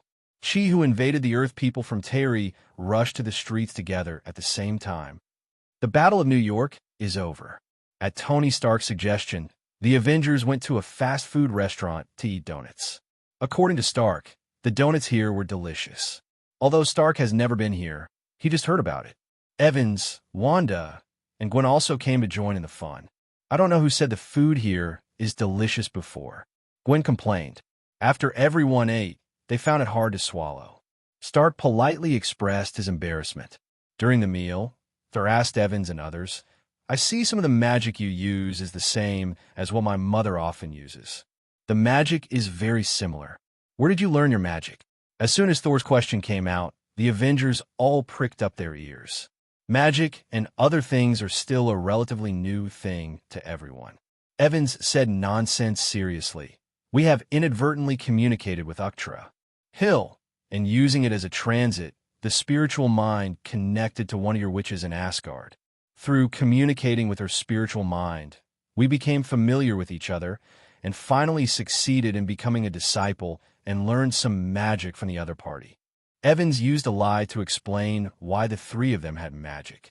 Wanda and Gwen didn't interrupt. They knew they couldn't tell others about Gaina on Earth. "Who is that witch?" asked Thor. "Her name is Fulla. She is said to be your mother's maid." "Oh, it turned out to be her." Thor suddenly realized. "Is Fulla great?" Natasha asked Thor. "The witches we have, they're very powerful. My mother is a witch. Although I have never seen her take action, I have always had an intuition that if my mother becomes serious, I may not be her opponent," Thor said with an uncertain tone. After the dinner, the Avengers and others all went to S.H.I.E.L.D. Evans and others did not follow. They went home directly. In short, the Battle of New York incident can be regarded as the curtain came to a complete end. The next day, Nick Fury launched a vigorous campaign to find out the mole in S.H.I.E.L.D. After the previous incident, Fury knew that there was a mole in his shield. If it were not the mole, New York with the events of World War II will not even happen. So we must investigate rigorously, and investigate to death. But when S.H.I.E.L.D. has been infiltrated by Hydra for the most part, anything that can be found is a ghost. News about the Battle of New York has spread around the world, and major newspapers and news programs are vying to report on it. The Avengers are widely known to the world. Three masked men were also in the news. Many people are guessing the identities of the three masked men. When they were protecting New York, they happened to be photographed by passers-by, and these videos were uploaded to the internet. One man, two women, three masked men, they have very strong and magical abilities. Especially the guy who can transform a car into a robot is very interesting to some people. Afterwards, someone went to the battlefield to collect those robots, but found that those robots had become wreckage and nothing could be researched at all. Some people from relevant departments and some shady private organizations are secretly investigating the true identities of the three masked men, trying to figure out the source of their abilities. So far, the only people who know the identities of the three masked men are the Avengers: Fury, Hill, Sharon, Pepper Potts, and Coulson. These insiders all concealed this information. Nick Fury did not record the information about the three people in the S.H.I.E.L.D. files. Fury felt that the undercover guy in S.H.I.E.L.D. might have reached the top. If he recorded such information, he would be leaking the information to the outside world, thereby giving people a false impression. Those three kids bring trouble. It is worth mentioning that Coulson did not die at the hands of Loki this time in the Battle of New York. He survived completely. After all, he knew the plot in advance. It would be unreasonable for him to die. While Fury was investigating the traitor, he sent Natasha to get in touch with Evans and others. Fury wants to recruit those three to join the Avengers. With such strong strength, it would be a shame not to allow them to join the Avengers. So the widowed sister came to the Evans house. At this time, Evans was the only one in the family. Wanda and Gwen went to Empire State University.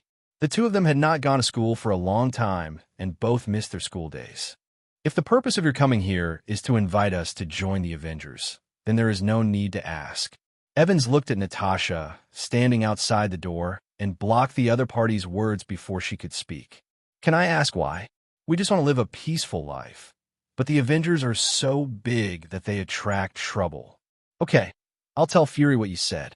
Natasha left. From the next period to 2013, nothing major happened. Time gradually came to the beginning of 2013. The Super Game Development System, which has been dormant for several years, is finally online again. Now, Evans can start a game at any time, but he is not in a hurry and plans to add some content to the game first. Here's what his Marvel superheroes games look like so far. Public areas: Malibu Beach, downtown Los Angeles, Hawaiian Islands. Copies: Iron Man 1, Iron Man 2, Captain Marvel 1, Thor 1, Captain America 1, Avengers 1. Non-realistic copy: Dark, actual combat training ground. Function: Points Redemption Mall.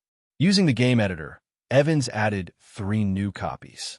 They are Iron Man 3, Thor 2, and Doctor Strange 1 respectively. He set conditions for entry into these copies. Only after clearing all previous dungeons can you enter Iron Man 3 and Thor 2. Doctor Strange 1 also has entry requirements. Except for Stephen Strange, if other players want to enter, they have to wait for the next version of the game. With the help of the game editor, 3 copies were quickly generated. After this, Evans made major changes to the basic rules of the game world. First of all, everything in the public areas of the game is no longer free. For example, if you want to eat, you have to pay for it. You can no longer get it unlimitedly in your own private player villa like in the past. For another example, if you want to go on vacation to the Hawaiian Islands in a public area, you have to spend money to buy tickets, and everything you spend there also costs money. If players want to live well in the public areas of the game world, they must use real-world money to recharge, which can be transferred directly through online banking. The money transferred from online banking will be laundered by the system and deposited into Evans' bank account without anyone noticing the problem. After seeing that there was no problem, Evans stood up and cast a spell, teleporting to Washington, D.C., ready to mark Steve Rogers. The process of tagging Steve Rogers is sketchy. At 12 o'clock that night, the game world opened again. Evans, Wanda, Gwen, Abigail, Tony, Pepper, Fury, Hill, Natasha, Sharon, Coulson, Strange, Kristen, Cap, all forced online. Except for new player Steve Rogers, everyone else understands that the Marvel Superheroes game has launched. At the same time, all players receive game announcements. Marvel Superhero Game Closed Beta begins. The upgrade content of this version is as follows. 1. New copies: Iron Man 3, Thor 2, Doctor Strange 1. Note: Doctor Strange 1 is a special copy and is currently only open to Stephen Strange. If other players want to enter, they need to wait for the game to be downloaded. Versions: 2. Modification of points settings. From now on, points can only be used for shopping in the points mall. 3. Everything in the game will no longer be free, and players will need to spend money to purchase everything. 4. Activate the game recharge function. Stephen Strange looked at the content in the game announcement with a stunned expression. Doctor Strange 1. Only I can enter? I'm just an ordinary person. Why am I called out by this game to be special? Do I have a mysterious talent that I don't even know about? Stephen, are you hiding something from me? Christine Palmer saw this game giving special treatment to Stephen Strange and felt that the other party might be hiding something from her. Strange shook his head. I don't know what happened, but I guess this copy may have something to do with me. I am very curious about this copy now, but unfortunately, I can only enter it after clearing Iron Man 3 and Thor 2 first. Then go through the dungeon first. I'm very interested in what's in the dungeon that only you can enter. Kristen, this woman, looks quite serious on weekdays, but she is also very gossipy in daily life. The 5 people from S.H.I.E.L.D. got together again and discussed the fact that Stephen Strange was treated specially by the game. We looked into Stephen Strange, who is a surgeon at New York Presbyterian Hospital, who would become a doctor, and who might have something to do with his sister, Donna, who died at an early age, but other than that, there was nothing special about him. Said Maria Hill. Before Stark became Iron Man, he was an ordinary person. Natasha shrugged. Do you want to say that Stephen Strange will become extraordinary in the future? Coulson asked. Yes, the title Doctor Strange is already very revealing. Natasha is sure of this. Doctor Strange, translated into English, is Doctor_Strange. Doctor can be translated as doctor or as doctor. Stephen Strange is doctor. The pronunciation of strange is the same as strange. Strangely similar. Doctor Strange is obviously referring to Stephen Strange. After Natasha reminded them, everyone reacted. It's true, the protagonist of the copy of Doctor Strange is Stephen Strange. As for saying, no one can guess why the game world gives special treatment to Stephen. In short, let's conquer the dungeons of Iron Man 3 and Thor 2 first. Both dungeons can be teamed up with 5 people, and we have exactly 5 people. Fury decided on the next course of action. Tony Stark and Pepper Potts were also discussing the matter, and also came to the conclusion that the protagonist of the copy of Doctor Strange was Stephen Strange. The discussion ended, and the team entered a copy of Iron Man 3. After all, this is a copy of Tony's own story, and he wants to know what kind of future this copy will play out. Only by knowing the future can the threat be nipped in the cradle. Steve Rogers, since the Strange, he woke up in the villa. He didn't know where he was. The game system panel in his field of vision also made him at a loss. As an antique from the past era, Steve Rogers has always been very difficult with things like technology. He wanted to get out of this place, villa, but was prompted to complete the first copy. Iron Man 1? Could this have been done by Tony Stark? Steve Rogers guessed. He wanted to see what Stark was up to, so he clicked to enter the copy of Iron Man 1. Evans used the game editor to expand a larger space underneath the villa in the game world as a spaceship construction factory. He also generated a large number of NPC technical workers here and asked the robot lady to act as the chief engineer here and preside over the construction of the spacecraft. To build a spaceship, you cannot use the materials in the game. Otherwise, the built spaceship can only exist in the game world and cannot be taken out. Therefore, materials must be transported from the outside world to the game world and made into spaceships here, so that such spaceships can be used by the outside world. Evans gave Abigail full responsibility for the delivery of materials.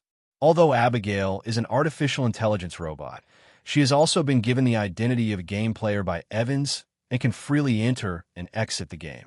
In order to help Evans build the spaceship, Abigail left the game world, bought a warehouse in the suburbs of the outside world, placed orders online, and purchased various materials. The harvest address is filled in at this warehouse. As long as the materials are delivered, Abigail can bring the materials into the game world and build the spaceship. Wanda and Gwen both knew about the fact that Evans was going to build the spaceship, and they were very interested in it. They began to dream about traveling to the universe with Evans on the day the spacecraft was completed.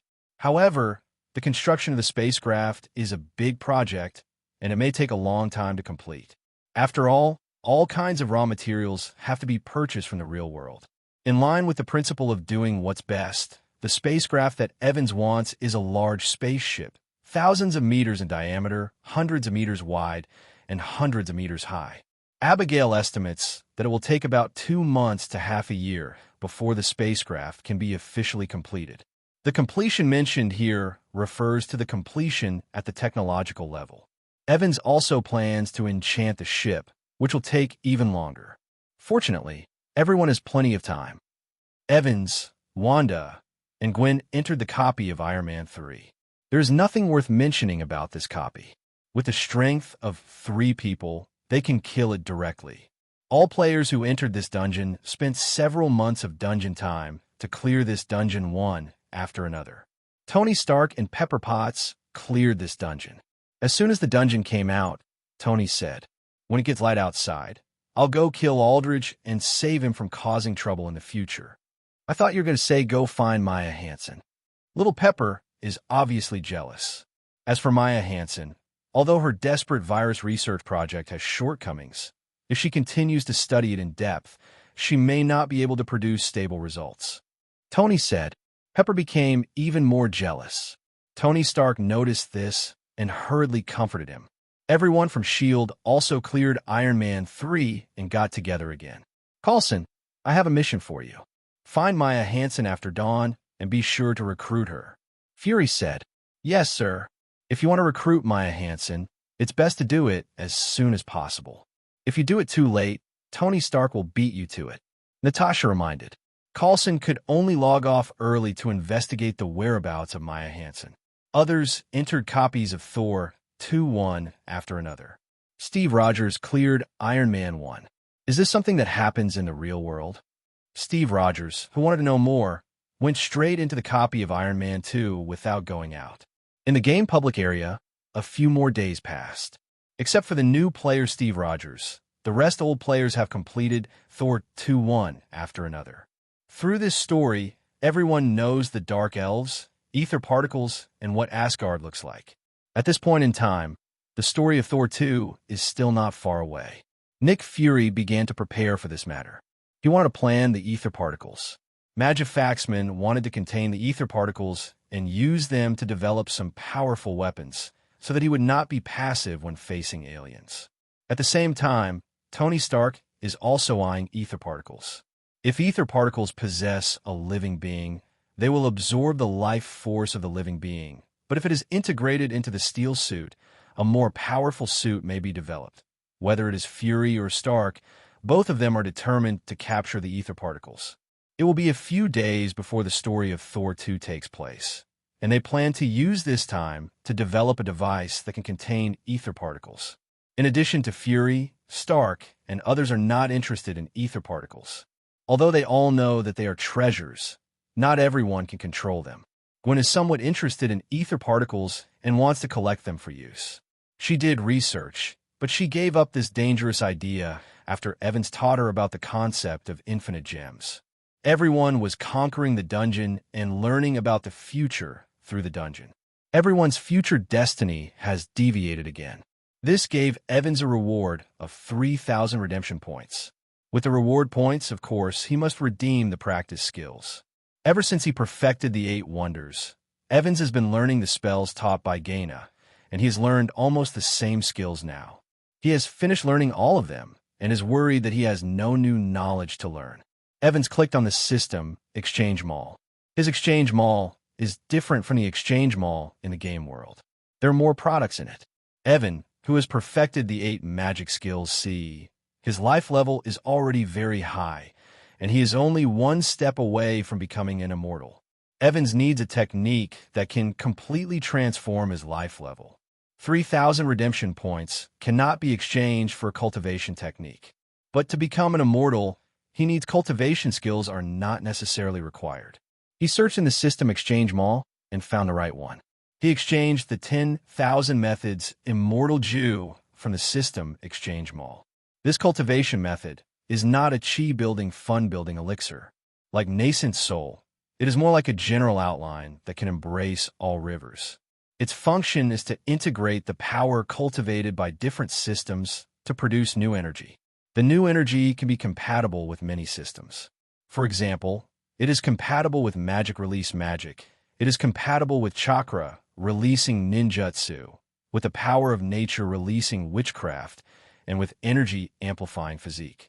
In short, it is a special technique that can be compatible with most systems. Evans believes that when he uses one FACN by integrating many of your own practice systems, your life can enter the transformation period, and you can naturally transform into an immortal. The day of a game world. Time, 4 p.m. Location, Evans' Villa. Evans and others, who had already completed 2 dungeons in a row, were sitting together at this time. Evans talked about the new exercises and discussed with the 2 women whether to do another long retreat. Now, the 3 of them have perfected the 8 wonders of skills and are only one step away from ascending to immortality. In fact, if you take the Lyoku Immortal Thief alone, as long as you practice to perfection, you will have reached the standard of ascension. Although the Immortal Thief of Lyoku does not provide practitioners with very strong fighting power, its ability to transform the essence of life is the most prominent among the 8 wonders. It's a pity that this is not under one person, but in Marvel. There are no rules of ascension here, and you cannot use the rules of ascension to change your life, level from mortal to immortal. Even the game world cannot simulate the rules of ascension. So I can only find a way to transform myself. Not only do you need to practice new techniques, you may also need to sleep for a period of time to transform yourself, which may take a long time. To put it bluntly, it means spending a lot of time to endure it, and there's nothing we can do about it. Fortunately, they have a game world. As long as you transform in the copy of the game world, time in the real world will not pass long. Knowing that they were going on vacation in the dungeon again, the two women were quite looking forward to it. Not looking forward to the long period of hard training, but looking forward to the undisturbed, quiet life together. The two girls don't have to worry about going to school. Anyway, they all have their own stand-in robots. Those two stand-in robots can perfectly simulate their daily habits and can be used as their stand-ins to take their place outside. Gwen and Wanda summoned their respective stand-in robots and told them to play themselves well during this period. Evans didn't want to disappear, so he asked Abigail to take time out of her day to pretend to be herself using holographic technology. After that, a group of 3 people formed a team and entered the dark copy. In order to prevent the retreat from being disturbed, Evans also secretly used the GM authority to temporarily lose the main line of this copy, leaving only peace. Stephen Strange, who is about to enter the copy of Doctor Strange, is a little nervous, but also a little looking forward to it. I am nervous about what I will encounter in the future, but I'm also looking forward to my experience as the protagonist. Christine Palmer said to Stephen, "You can continue with the dungeon. I will go to the public area and the Hawaiian Islands for vacation first." Stephen Strange nodded. "Have a good time." After he said that, he got a copy of Doctor Strange 1. Stephen Strange did not appear in the copy world, but hovered in a pure white space without gravity. Just when he was confused, the game system prompt sounded. Please select a copy experience method. 1.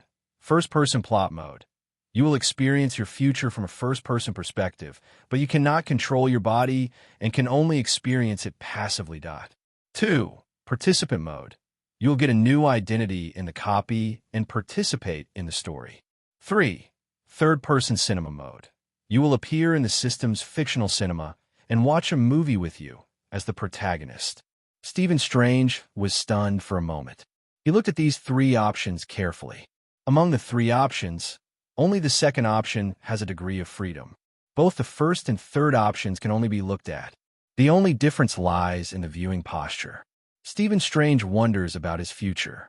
If you enter in participant mode, your actions may cause a butterfly effect, causing this future story to deviate from its original trajectory. If you choose first person or third person, although there is no degree of freedom, you can read the original story of the copy completely. So Strange passed option 2. The remaining options 1 and 3 have their own pros and cons.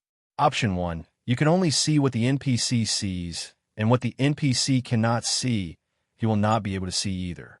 The advantage is that it has a greater sense of immersion. Option 3, the game will edit his future into a movie for him to watch. Since it is a movie, the perspective will not be limited to the NPC himself, but will also include scenes of other characters. After thinking for a moment, Stephen Strange chose option 3. This option allows him to understand all the causes and consequences of the future story, which is considered to be from a god's perspective. The environment around him became the interior of a movie theater, and he was sitting in the cinema. On the giant screen in front of him, a picture began to play. At the beginning of the scene, a group of suspected cultists appeared. The leader of this group was named Cassius. They broke into a library and tore a page from a book there. At this time, a woman wearing a yellow robe and a hood walked out of the darkness. The appearance of the woman frightened the cultists, and they all turned around and ran away, running into a portal and arriving in London. But just as they were escaping, their way was blocked by flowing glass. The hooded woman in yellow robe appeared behind them. As she waved her hand, all the reflective mirrors around her began to expand, gradually pulling herself and the cultists into the mirror world, mirror space. She waved her hand gently, and the direction of gravity here was changed. Everyone fell onto the wall of the building on one side. Under the control of the hooded woman, the wall began to rotate and twist like a mirror, crushing towards the guys suspected of being cultists. They had no choice but to fight with the hooded woman, but they were no match for the hooded woman. They were knocked away lightly, and the people who were knocked away fell into the rotating and twisted wall, were crushed into flesh and blood, and died. This battle is simply full of special effects. At the end of the battle, Cassius saw that he was unable to defeat him, so he drew a circle with his hand, opened the sparking portal, and escaped. Stephen Strange in the cinema couldn't help but be dumbstruck, dumbfounded as he watched the scenes on the screen. Are those guys' abilities superpowers? If it was a superpower, it would be too exaggerated, right? Especially the hooded woman in yellow robes who pulls the enemy into the mirror world with a wave of her hand and changes the direction of gravity and material form in the mirror world with her thoughts, causing all the materials in it to undergo geometric flow changes. Such a method can be called a miracle. Those guys who were chased by the yellow-robed, hooded woman also had extraordinary powers, and their abilities looked very similar. This shows what? If you are as smart as Stephen Strange, you can naturally figure it out. This shows that the abilities of those guys are not the result of an accident that cannot be copied, but can be learned and mastered. A concept popped into Stephen Strange's mind. That's it, magic. But does magic really exist in this world? As doubts arose in his mind, he looked more seriously. He saw himself and Kristen Palmer appearing in a movie, but the two in the movie had broken up. In the movie, I was in a car accident and my hand was severely disabled. As a surgeon, having his hands disabled meant the end of his career. In the movie, he did not give up hope and kept visiting famous doctors to try to treat his hands. In the process, he gradually spent all his savings and began to borrow money from friends and his ex-girlfriend to continue his medical journey. He found no hope of healing himself and became more and more decadent. Kristen Palmer was trying to persuade him not to go on like this, but he still refused to accept the reality, and the two even quarreled over this. Christine left disappointed. Stephen in the cinema, looking at himself in the movie, felt very heavy. Is this my future destiny? He murmured to himself. No, since this is a story with me as the protagonist, there must be a turning point next. Furthermore, I have known the future in advance, so this bad future will definitely not happen, and I will not let it happen. The picture continues. Through someone, Stephen Strange knew about Comatage, which seemed to have medical technology far ahead of the times. Through investigation, he learned that Comatage might be in Kathmandu. He spent all his money with his last savings. He bought a one-way ticket to Kathmandu. After many twists and turns, he finally came to Comatage. Here he met the hooded woman in yellow robe. Stephen in the cinema saw himself in the movie. Finding the yellow robe, the hooded woman knew that he was in the right place. But he did not have a god's perspective and did not know how powerful the hooded woman was. The hooded woman told him about magic, but he refused to believe it and taunted him. As a result, the hooded woman named Gu-E slapped her soul out of her body, and then she was wrapped up in the soul by Gu-E and traveled through dimensions. Whether it was Stephen outside the movie or Stephen the movie, they were all attracted by this scene. Shocked. Game World, temporary cinema. Stephen Strange, the only audience member, looked at the future shown in the movie screen. His eyes widened and his breathing became rapid. Magic actually exists. This seemed to open the door to a new world for him.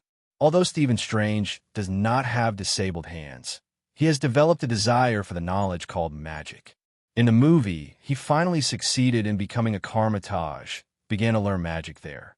Outside the movie, he finally learned that the group of cultists at the beginning of the movie were all Karmatage's mages, and after learning that the Ancient One had survived for hundreds of years, but did not pass down the method of longevity, so they rebelled collectively and took refuge in an evil god named Dormammu. They became 2 or 5 young men and wanted to dedicate the earth to others in exchange for eternal life. Strange watching the movie, he studied tirelessly, grew up step by step, and gradually became a mage. When he learned what he was about to face, from the initial fear to assuming the responsibility of saving the world, and then with Mo Du and the king went to stop the cultists. He saw that version of himself, using an artifact called the Eye of Agamotto to reverse time.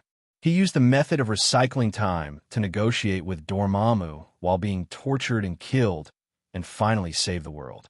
The film ends. Stephen Strange feels heavy and scared. He is afraid of what he will experience and whether he can make such a choice as his future self. He asks himself, what if he gains extraordinary power? The price is to experience those terrible things. Is he still willing to do that? He hesitated, and even wanted to escape.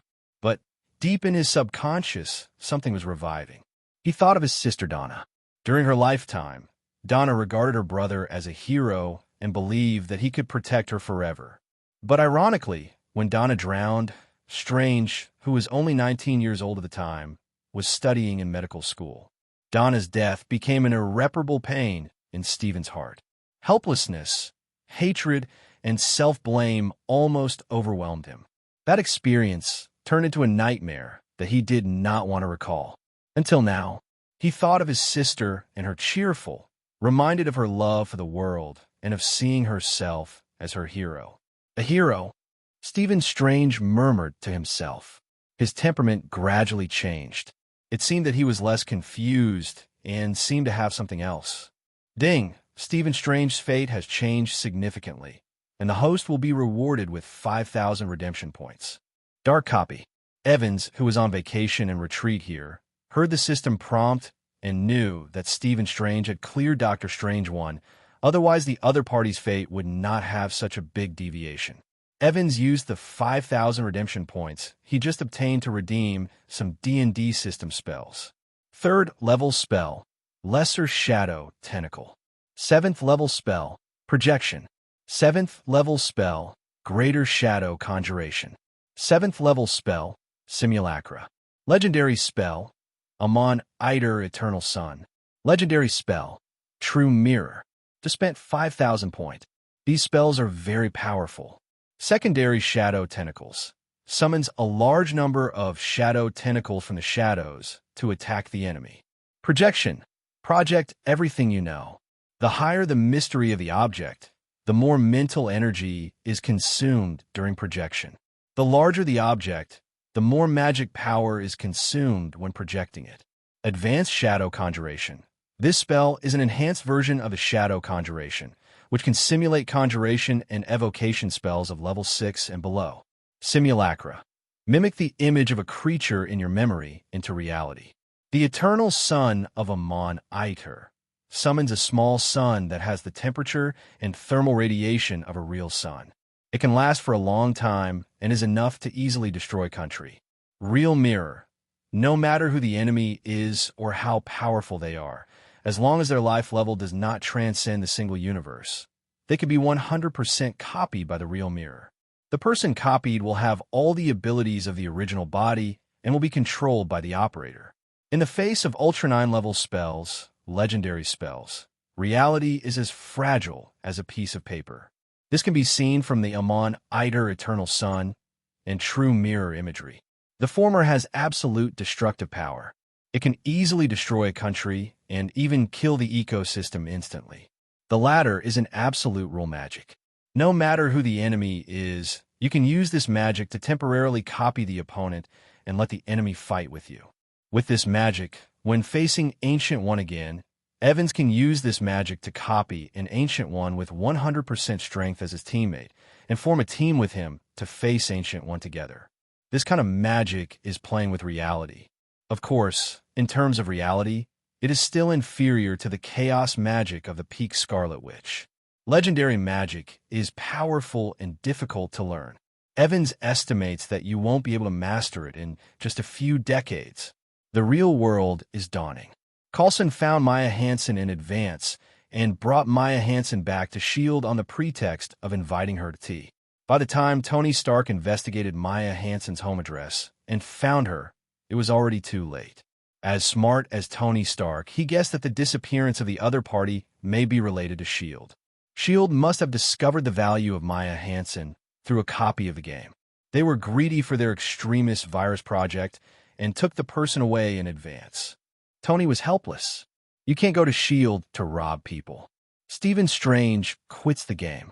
Christine, I haven't used my annual leave over the years. It's almost a month's worth of annual leave. Please help me take some leave when you go to the hospital. What exactly did you experience in that copy? I'll tell you, but not now. Okay, Christine, I may have to leave New York for a while. I will take care of myself. You don't have to worry. Stephen Strange plans to search for Comatage in advance. If he can find Comatage on this journey, then he will give up his career as a doctor, study magic with the Ancient One, and concentrate on becoming a mage. If he cannot find Comatage, then come back and continue to be a doctor. Kristen hesitated to speak. She knew that Stephen must have experienced something in that copy. Otherwise, the change would not be so big. But if the other party didn't tell her, there was nothing she could do. Okay, I'll ask for leave for you. At 10 a.m., Stephen Strange boarded a flight to Kathmandu. On the S.H.I.E.L.D. side, Coulson used his righteousness to successfully get Maya Hansen to join S.H.I.E.L.D.'s scientific research department and become a scientist here, responsible for the research and development of the extremist virus. As for Pioneer Technology, Maya Hansen's former investor, S.H.I.E.L.D. came to check the water meter and found a lot of illegal and criminal evidence. Although Pioneer Technology is a behemoth and has a lot of background, it is useless when S.H.I.E.L.D. comes to check the water meter. Even if Pioneer Technology and the Hydra organization secretly cooperate, it is difficult for the Hydra organization to help Pioneer Technology in this matter. Originally, Tony Stark also planned to target Pioneer Technology, but when S.H.I.E.L.D. took the lead, he gave up. The story of Iron Man 3 was strangled in the cradle. Kathmandu, 10 a.m. local time. Stephen Strange has arrived. Because he had seen that movie, Stephen Strange knew that the security here was very poor. For his own safety, after arriving here, he specially found a set of tattered clothes to change into and pretended to look very poor so that you won't be robbed. As the saying goes, since I turned into a piece of shit, no one dares to step on my head. I have to say that this is a very wise expression. With this image that can be called a beggar, he is here to inquire about Comatage. With his appearance, anyone who sees him will know that he is innocent, so he will naturally not attract the attention of others. At 4 o'clock in the afternoon, Master Mordo appeared and took Stephen Strange to the Master Ancient One. When Stephen saw that such a yellow-robed, hooded woman really existed in the real world, he no longer had any doubts about the plot of the copy of the movie. Master, I want to learn magic from you. Stephen used the tone of coach, I want to play basketball, and Chun-Gung asked Gu-E to be his disciple. Gu-E could see through people's hearts, and she could see that at this moment, Stephen Strange had no pride and hesitation in his heart. But with the belief of guardianship, she did not go through those vain tests and accepted him directly. She took Stephen to a lobby. She asked Stephen, "Are you ready to face your future?" To be honest, not yet, but I will try. Stephen told the truth. The future will always catch people off guard.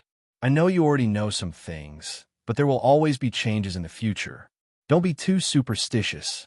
I will teach you personally from now on. In the following time, Stephen Strange stayed at Comatage and concentrated on learning magic. After he learned the secret door, he opened the portal and took time to return to New York and resigned from New York Presbyterian Hospital. In order not to worry his girlfriend Christine Palmer, Stephen Strange did not hide it and told her that he was learning magic somewhere. In order to make Christine believe it, he also revealed it to her face to face with magic. Only then did Christine believe that Stephen was not fooling around, but that he really had a different life. And something happened again at S.H.I.E.L.D. The cause was related to Maya Hansen.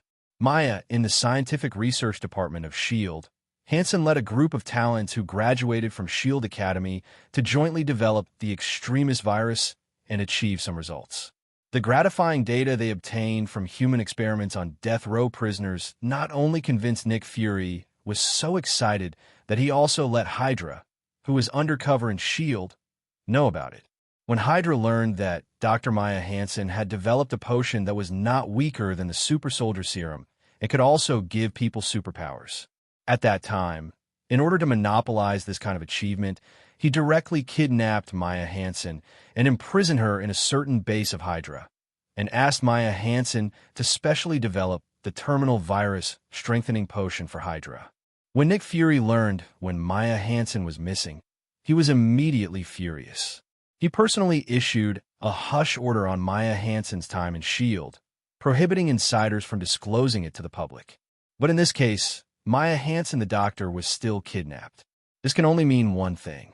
The undercover spies in S.H.I.E.L.D. have not stopped. The last time they did a thorough internal investigation, they failed to find out.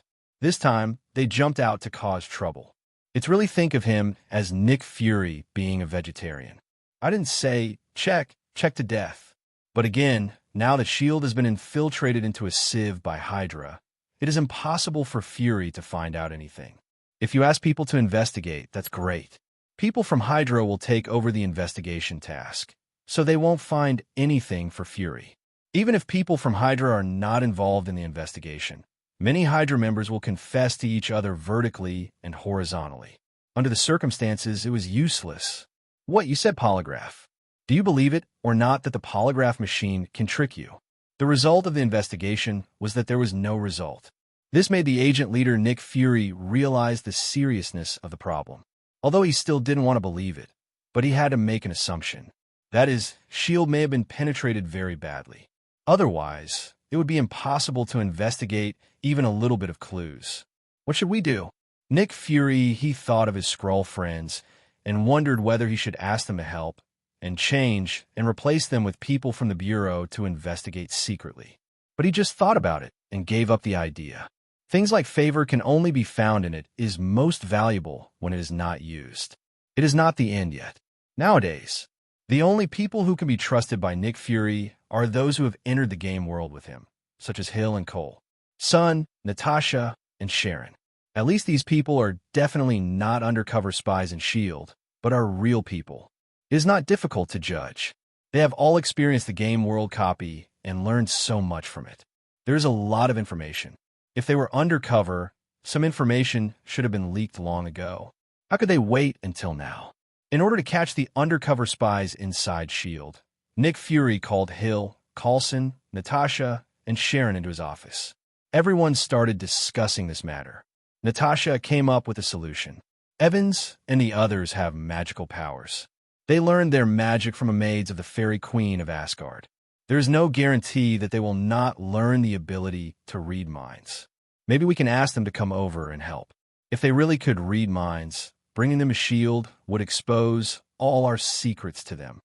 Hill felt that this was not appropriate. I know those 3 children relatively well. They are all calm and have no ambitions. Moreover, their mental age is far beyond their appearance, and they have mature minds. Even if they really know some things that should not be said, they're definitely I won't tell anyone. Natasha said. After a discussion, Nick Fury finally made the decision. Natasha, go find Evans and the others and ask them if they can read minds.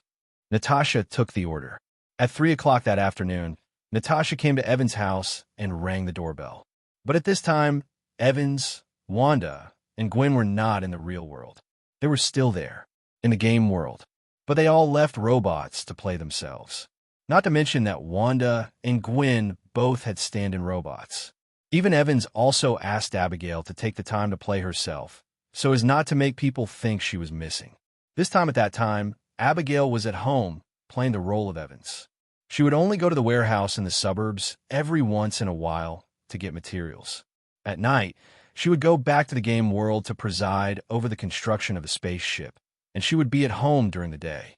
Using holographic projection capabilities, Abigail, dressed as Evans, opens the door for Natasha. Evans, why don't you invite me in and sit down? Natasha looked at the other party, not realizing that the Evans in front of her was not Evans. Oh, come on in. At this moment, there is no one else in the Evans family except Abigail, who has become Evans. Wanda and Gwen, stand-in robots, are still in school. Natasha sat down, asked straight to the point, Evans, can you read minds? I can't read minds. Abigail, who was pretending to be Evans, denied it without thinking. Not to mention that she and Evans really couldn't read minds. Even if they could, they wouldn't admit it. The ability to read minds is too taboo, and like Miss Robot, she still understands this common sense. Don't Wanda and Gwen also know how to read minds? Natasha asked again. Won't. Abigail lied seriously. She knew that Wanda could read minds, which was Wanda's innate ability. People who were physically touched by Wanda would have their minds read. It is worth mentioning that Evans is immune to Wanda. Dar's mind reading, because he has a system, the system can help Evans defend against mind control.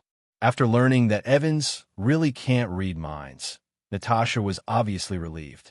Although S.H.I.E.L.D. needs to be able to read minds, but this does not mean that they will be willing to contact such people. Well, let me ask another question. Do you know the magic of lie detection? You'd better tell me what you want us to do for you. If you can help us, we'll do it. Fury suspects that there may be a large number of spies hidden within S.H.I.E.L.D. It's difficult for us to find out the problem ourselves, so let's ask those of you who know magic if there is any solution. Natasha explained her purpose. Abigail shook her head. Unfortunately, you have come to the wrong person.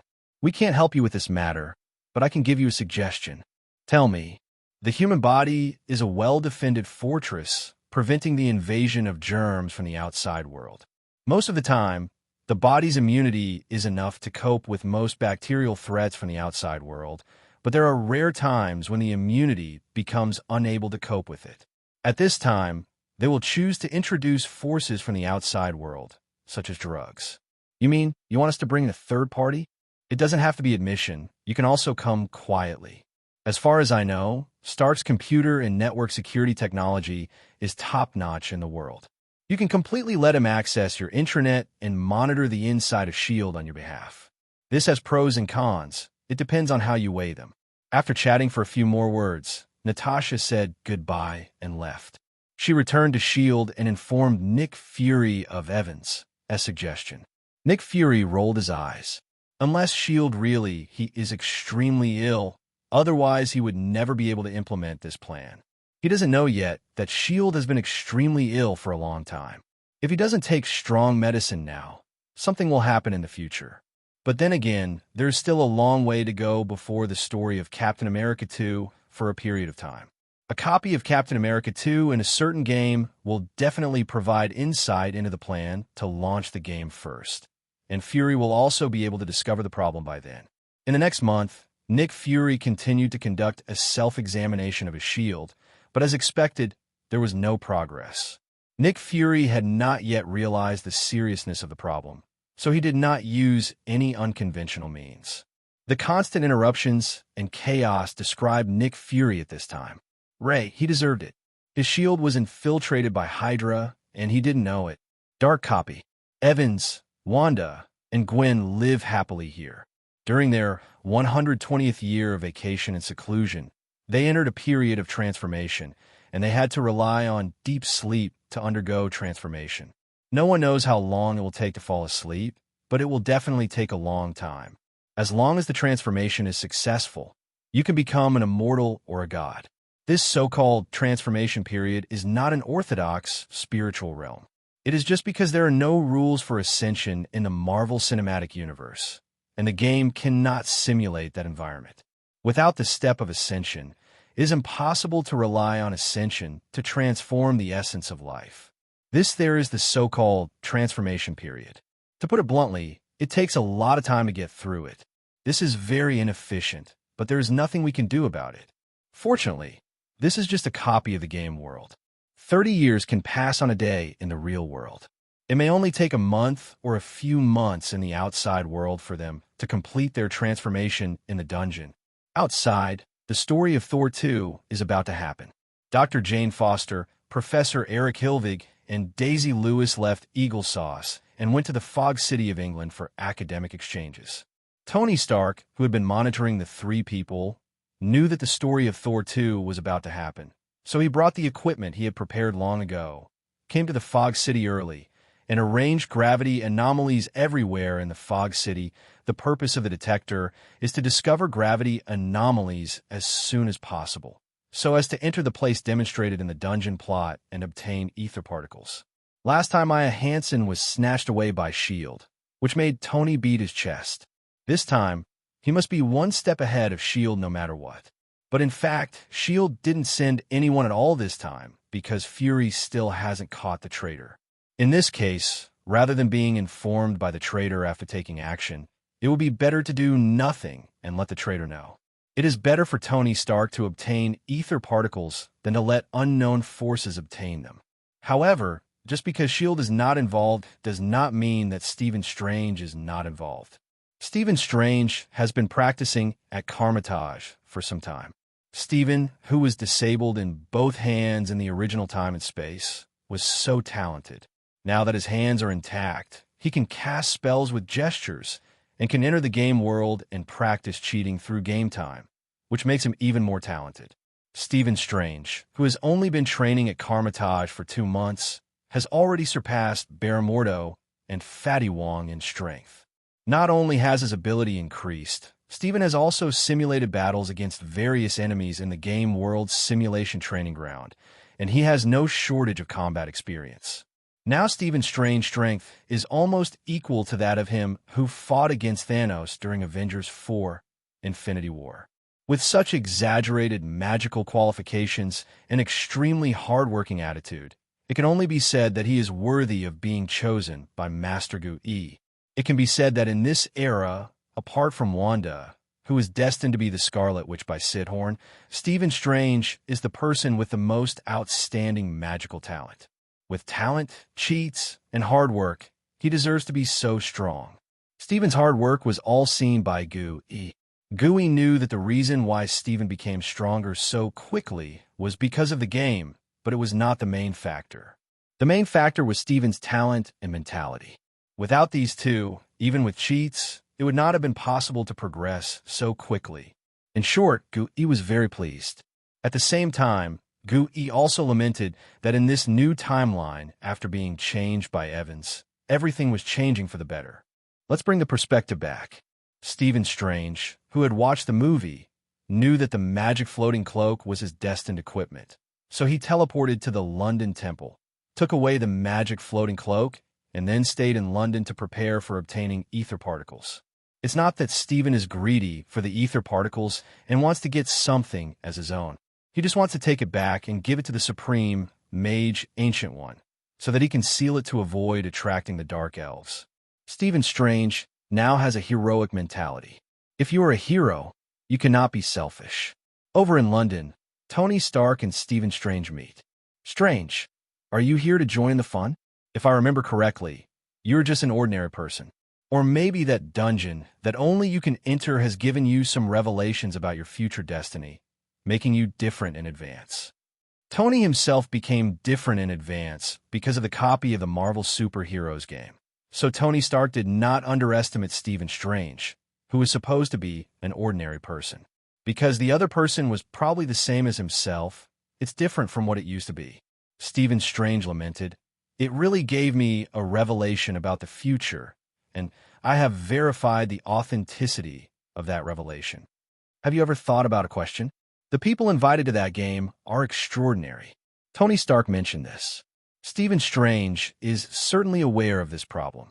So far, most of the game players have shown extraordinary performance. Only Pepper Potts and Christine Palmer is relatively ordinary. The former was pulled into the game together with Tony Stark, and the latter was invited to join the game by Stephen with an invitation letter. The two chatted about this matter for a while. After that, they talked about the matter of ether particles. In a certain respect, Tony and Stephen are very similar. Although they have different methods of dealing with ether particles, they are ready to cooperate before they find that thing. Steve Rogers had cleared all copies except Doctor Strange a month ago. When he was going through the dungeon of Captain America 1, he looked at his past self in the dungeon and felt very subtle. When he passed other dungeons, he was told that this new era in the future has not become better, but has become more dangerous. Knowing the future made his originally confused heart become firm again. He wanted to do something for the children of this era. The American team knew that the story of Thor 2 was about to happen in the foggy city of England and was about to go there, but was stopped by Sharon Carter. Things in the Twist City have been taken over by Stark, and we as S.H.I.E.L.D. will not interfere. Sharon said, "I'm not from S.H.I.E.L.D." A few months ago, Steve already knew that Sharon was not a simple nurse, but an agent of S.H.I.E.L.D. Before that, the two were about to become a couple, but because of this incident, Steve began to reject Sharon.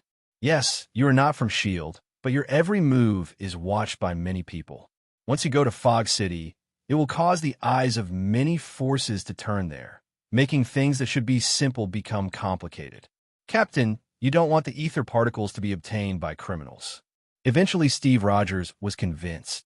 The day when the 9 realms will be connected is coming soon. Tony Stark and Stephen Strange located the gravitational anomaly and came here early. Stephen Strange used the secret gate to open a portal to the Dark Elf Kingdom of What Alheim by taking advantage of the weak point in space here. This ability of his made Tony Stark quite concerned, but he did not ask immediately because his attention was already attracted by the environment on the other side of the portal. The two people traveled through the past, and the place they came to was the underground of the planet. This is a very spacious cave with lava flowing below. Somewhere here, there's an altar. Above the altar, there are 2 square boulders. Between the boulders, dark red liquid energy flows. That liquid energy is the ether particle sealed here. It seems we have found our target. Tony Stark narrowed his eyes and looked at Stephen Strange. Stephen Strange also narrowed his eyes and looked at Stark. I guess you won't give up on getting it, right? Strange said, yes, I must get this thing. Tony Stark said, then let's do it according to our abilities. Strange raised his hand to cast the spell. Tony Stark pulled the drawstring on his chest, and a nanosuit automatically covered his whole body. Yes, Tony Stark at this time had already developed the nanosuit. Progress, the reason why it is so fast, is all because of someone's game world, where he has enough time to do research and development. This is how Tony Stark upgraded the Iron Suit to the current level, which is comparable to his Infinity War period the two began to compete. The outcome of this competition will determine the ownership of the ether particles. Jane Foster, Daisy Lewis, and a certain little man, they took the detection equipment and came to the gravity field all the way. Abnormal point. At this place, Jane Foster accidentally fell into the gravitational field, was drawn into the underground of What Alheim, and fell to the 2 square boulders that sealed the ether particles. The ether particles drilled into Jane Foster ST's body.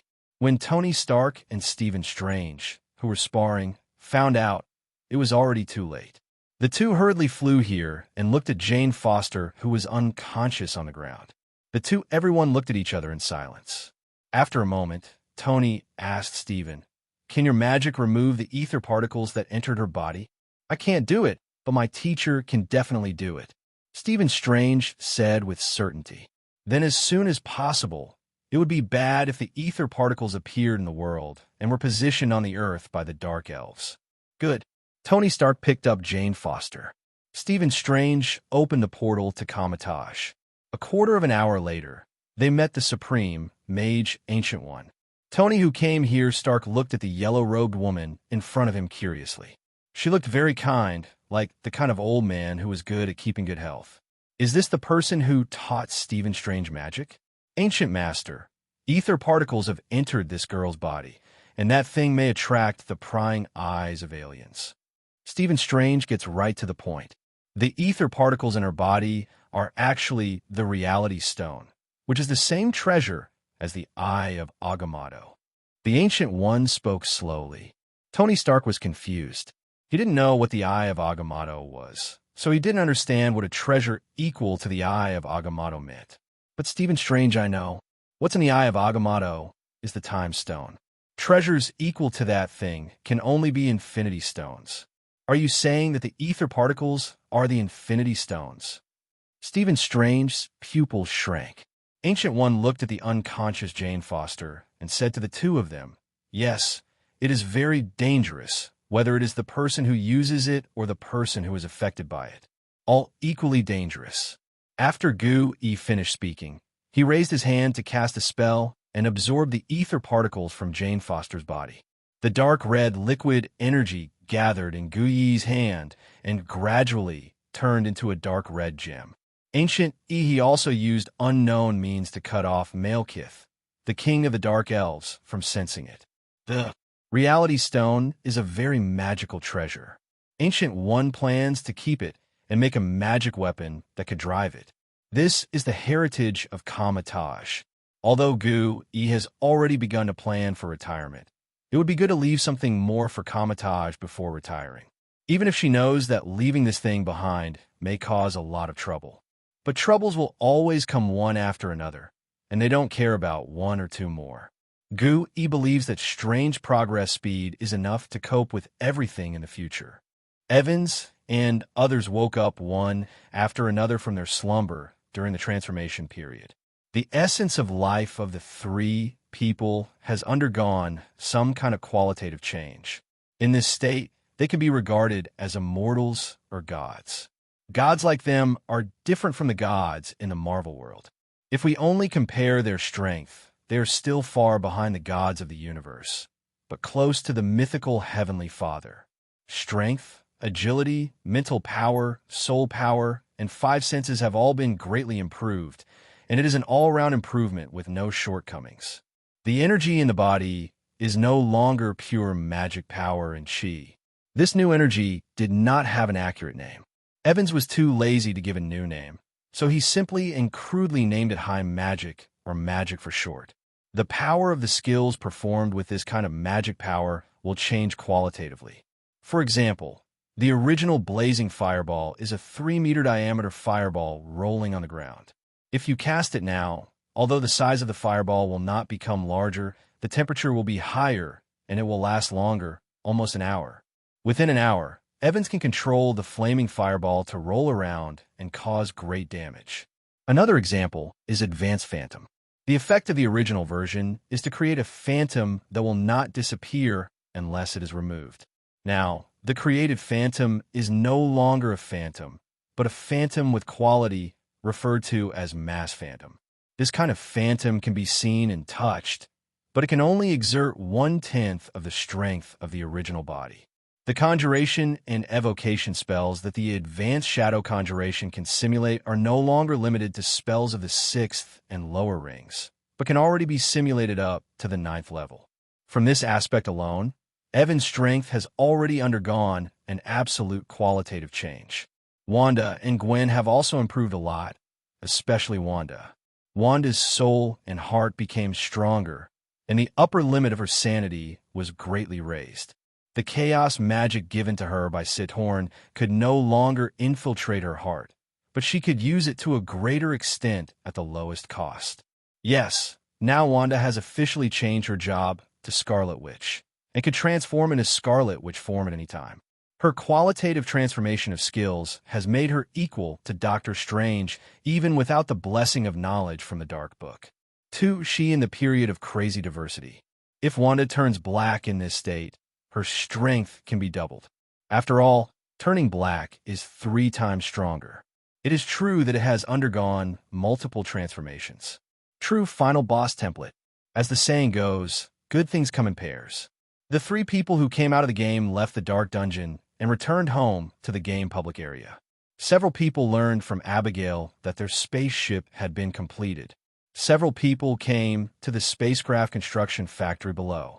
The internal space of this factory is very large, and the NPC technical workers who were supposed to work here have disappeared because of the completion of the spacecraft. When they came here, they could see a huge, streamlined, pure black space battleship parked in the center of the factory. It is 3,600 meters long, 700 meters wide, and 120 meters high. It is much larger than S.H.I.E.L.D.'s space carrier. It is a complete behemoth. Its shape also has a very sci-fi feel. There are many weapons on top of the spacecraft, including various types of blaster beam muzzles. These weapons are taken over and controlled by the spacecraft AI and can accurately lock onto approaching enemies. There are also 2 high-power main guns at the front of the battleship. When fully charged, the power of a single fire is comparable to the explosion of an atomic bomb. But to be honest, in the eyes of advanced interstellar civilizations, these weapons are very backward weapon technologies. There is no way to install an outdated weapon system because the technology they obtained is already backward. But this kind of thing also depends on who you compare it with. If you compare it with today's Earth technology, it is still very impressive. In addition to the weapon system, the spacecraft is also equipped with anti-gravity engines, force field shield generators, cellular wormhole generators, sublight engines, and conventional engines. In addition, there are laser sterilization and sterilization transition chambers, food synthesis equipment, holographic projection equipment, interstellar communication equipment, supercomputers, and intelligent AI programs. Abigail took the three of them onto the battleship and began to tour the interior. The interior space is divided into many areas: dormitory area, canteen area, entertainment area, laboratory, bridge, communication room, holographic environment simulation room, cab, various functional offices, etc. It can accommodate 10,000 people to live and work in it. What a great experience! Gwen was so excited. It will be our vehicle from now on, but after that, we have to find time to enchant the spaceship. For example, if you enchant it with advanced transformation, you can make the spaceship grow bigger and smaller, and it will be easier to carry around when it shrinks. It can also be enchanted with space magic to keep the internal space volume unchanged when the spacecraft shrinks. Imagine that we enter the spacecraft, then reduce the spacecraft to a palm-sized spacecraft model and fly it inside. Although the prospect you describe is very good, the spaceship is so big that enchanting it is also a big project. How long will it take to complete the enchantment? We can completely hand over some repetitive tasks in the enchantment project to robots. Abigail, later you can use the factory here to produce some robots as internal staff of our battleship. Okay, Father. Abigail accepted the order, left the spacecraft, and went to produce similar products for herself. As Evan's robot, Abigail knew exactly what Evans wanted, and she decided to produce 1,000 beauty robots first. After visiting the spaceship, the three of them exited the game world and returned to the real world. 2.5 months have passed since they entered the game world and returned to the real world. But they spent a long time in the game copy world. Time. It has only been 2.5 months here, but it feels like a lifetime has passed. Wanda looked at this home. It should be a very familiar place, but now it gave her a sense of change. This feeling. Gwen missed her parents a little, so as soon as she came back, she said goodbye to Evans and Wanda and went home. On the way home, Gwen contacted the stand-in robot who had been playing her and talked with the stand-in the robots met and learned about what happened during this period through each other. After that, she put the stand-in robot into the game world and went home. Because the ether particles were not taken to Asgard, the Dark Elves did not invade Asgard. The Fairy Queen Frigga is still alive and well, but her retirement plan of suspended animation was aborted. I'm afraid Frigga will never find a better opportunity until Odin dies. But then again, there is no need for her to leave when Odin dies in the future. Without the Dark Elf invasion, Loki was still in Asgard's prison, and now he was thinking about how to escape. On this day, Evans quietly came to Asgard. He came here to attract a few more players to his game world. Using invisibility and teleportation all the way, he avoided all monitoring and alarm trigger points, easily sneaked into the Asgard prison, and appeared in front of Loki's cell door. At this time, Loki looked a little decadent. "Who are you?" Loki looked at the young man outside the cell. He was very young, about 18 or 19 years old. Loki didn't know him, but judging from his clothing style, he shouldn't be from Asgard. Not Asgard. A guardian can appear in Asgard's prison, which at least proves that the other party has good abilities. "I'm here to change your destiny." While Evans was speaking, he used space magic combined with conjuration spells through the energy shield of the cell to cast a coma spell on Loki from the air.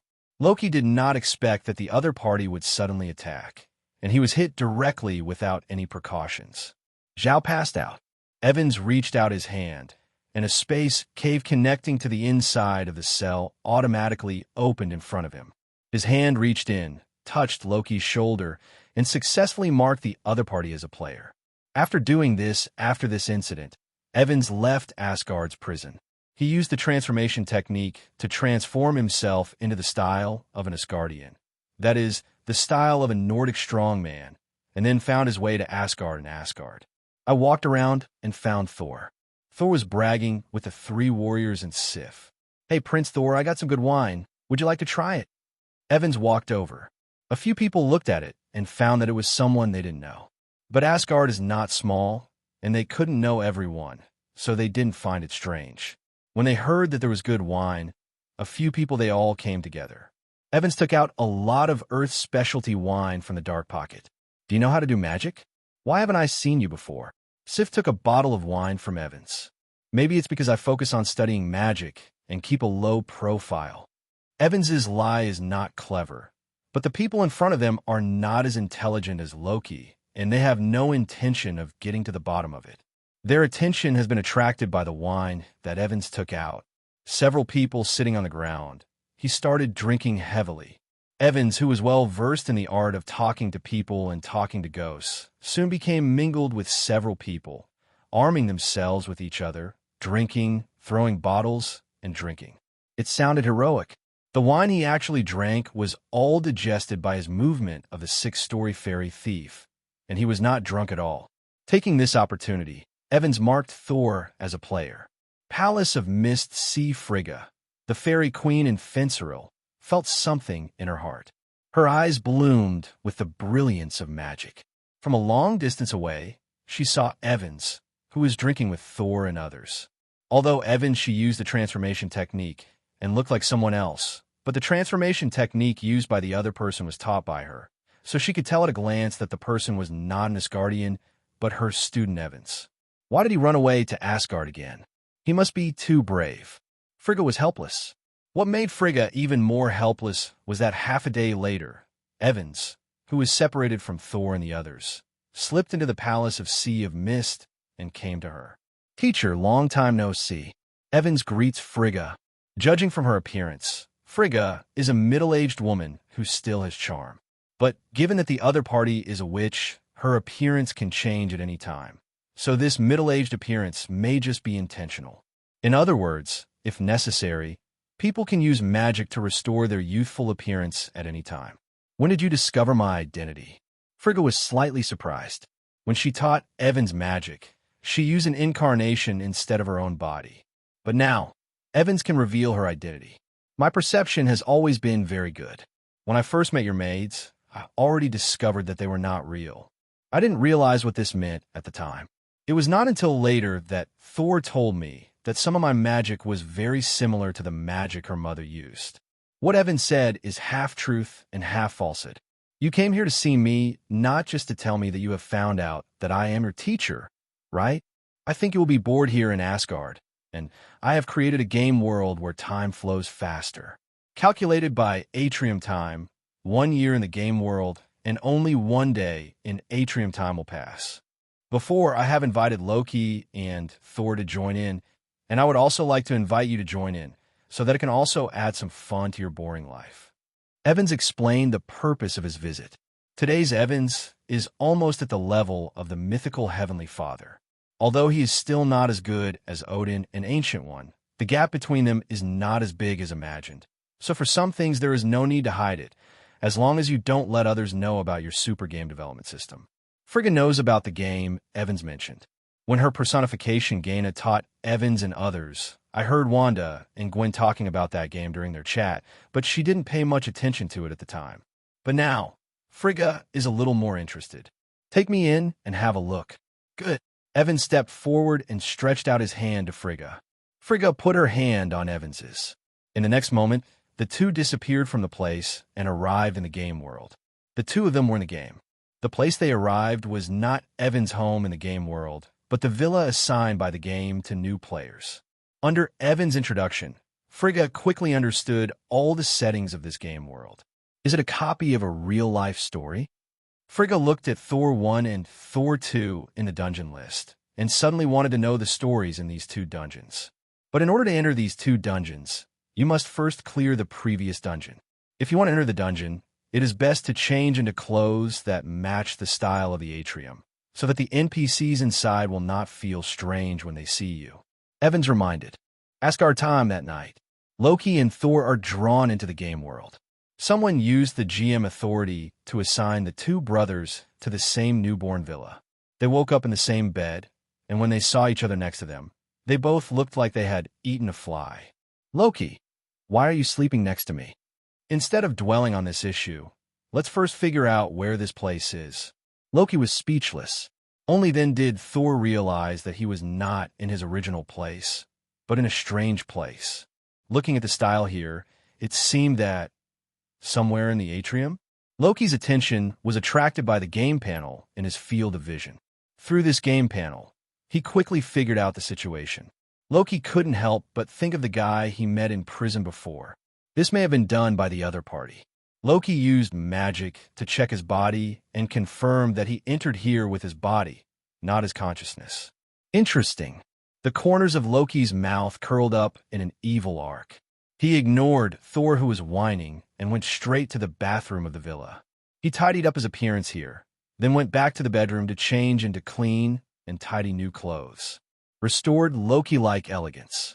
Thor also gradually understood the situation in this place and believed that this was probably a virtual reality world. Although he did not know how he got here, Thor, who is a skilled and brave man, don't panic. When Thor saw Iron Man, Avengers, and even his own story dungeon in the dungeon list, he immediately became interested and clicked on the first dungeon directly.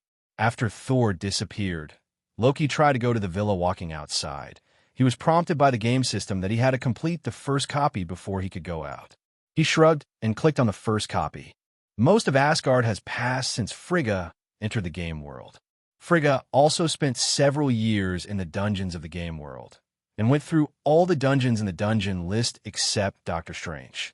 Which of these dungeons she cares about the most is definitely Thor 1 and Thor 2. After all, they are plot dungeons with her son as the protagonist. Through these two copies, she learned the story of the original timeline. In the original timeline, she would die at the hands of Malekith, the Lord of the Dark Elves. But in today's new timeline, the Dark Elves did not invade Asgard at all. Frigga could probably guess the reason, mostly related to this game. Once the future is known, it may be changed. Today is the changed future. She guessed that because of the spoilers of this game, the ether particles have been obtained by the people on Earth, and it didn't matter who got them. Frigga exited the copy and sat in the villa in the public area, thoughtfully. At this time, Evans opened the door and walked in. Seeing him coming, Frigga asked, "Can you see further into the future?" "The future has changed," Evans said. "I'm talking about the future of the original timeline." "Abel, I wonder what will happen to Asgard in the future. All I can say is that it didn't end well." Evans doesn't want to spoil things verbally. It's more interesting to use the game as a spoiler. "Is that so?" Frigga didn't ask again. In fact, Frigga didn't have deep feelings for Asgard. After all, she was snatched away by Odin to be the lady of the stronghold. Under this premise, there was nothing wrong with her. Emotions. The only sons she cares about are Thor and Loki. Even if the latter is adopted, he is treated as her own son. As for the final fate of Asgard, I really don't care much. "Are you going to meet Wanda and Gwen?" Evans changed the subject. "Okay, take me to meet them." Evans took Frigga to his home next door. At this time, Wanda and Gwen were also online and were training the robot produced by Abigail Dorothy below their home in the game world. Let them become qualified enchantment workers. Evans and Frigga came here. Frigga was surprised that there was actually a battleship here. With her eyes, she could tell that this was a real battleship and not something made up in the game.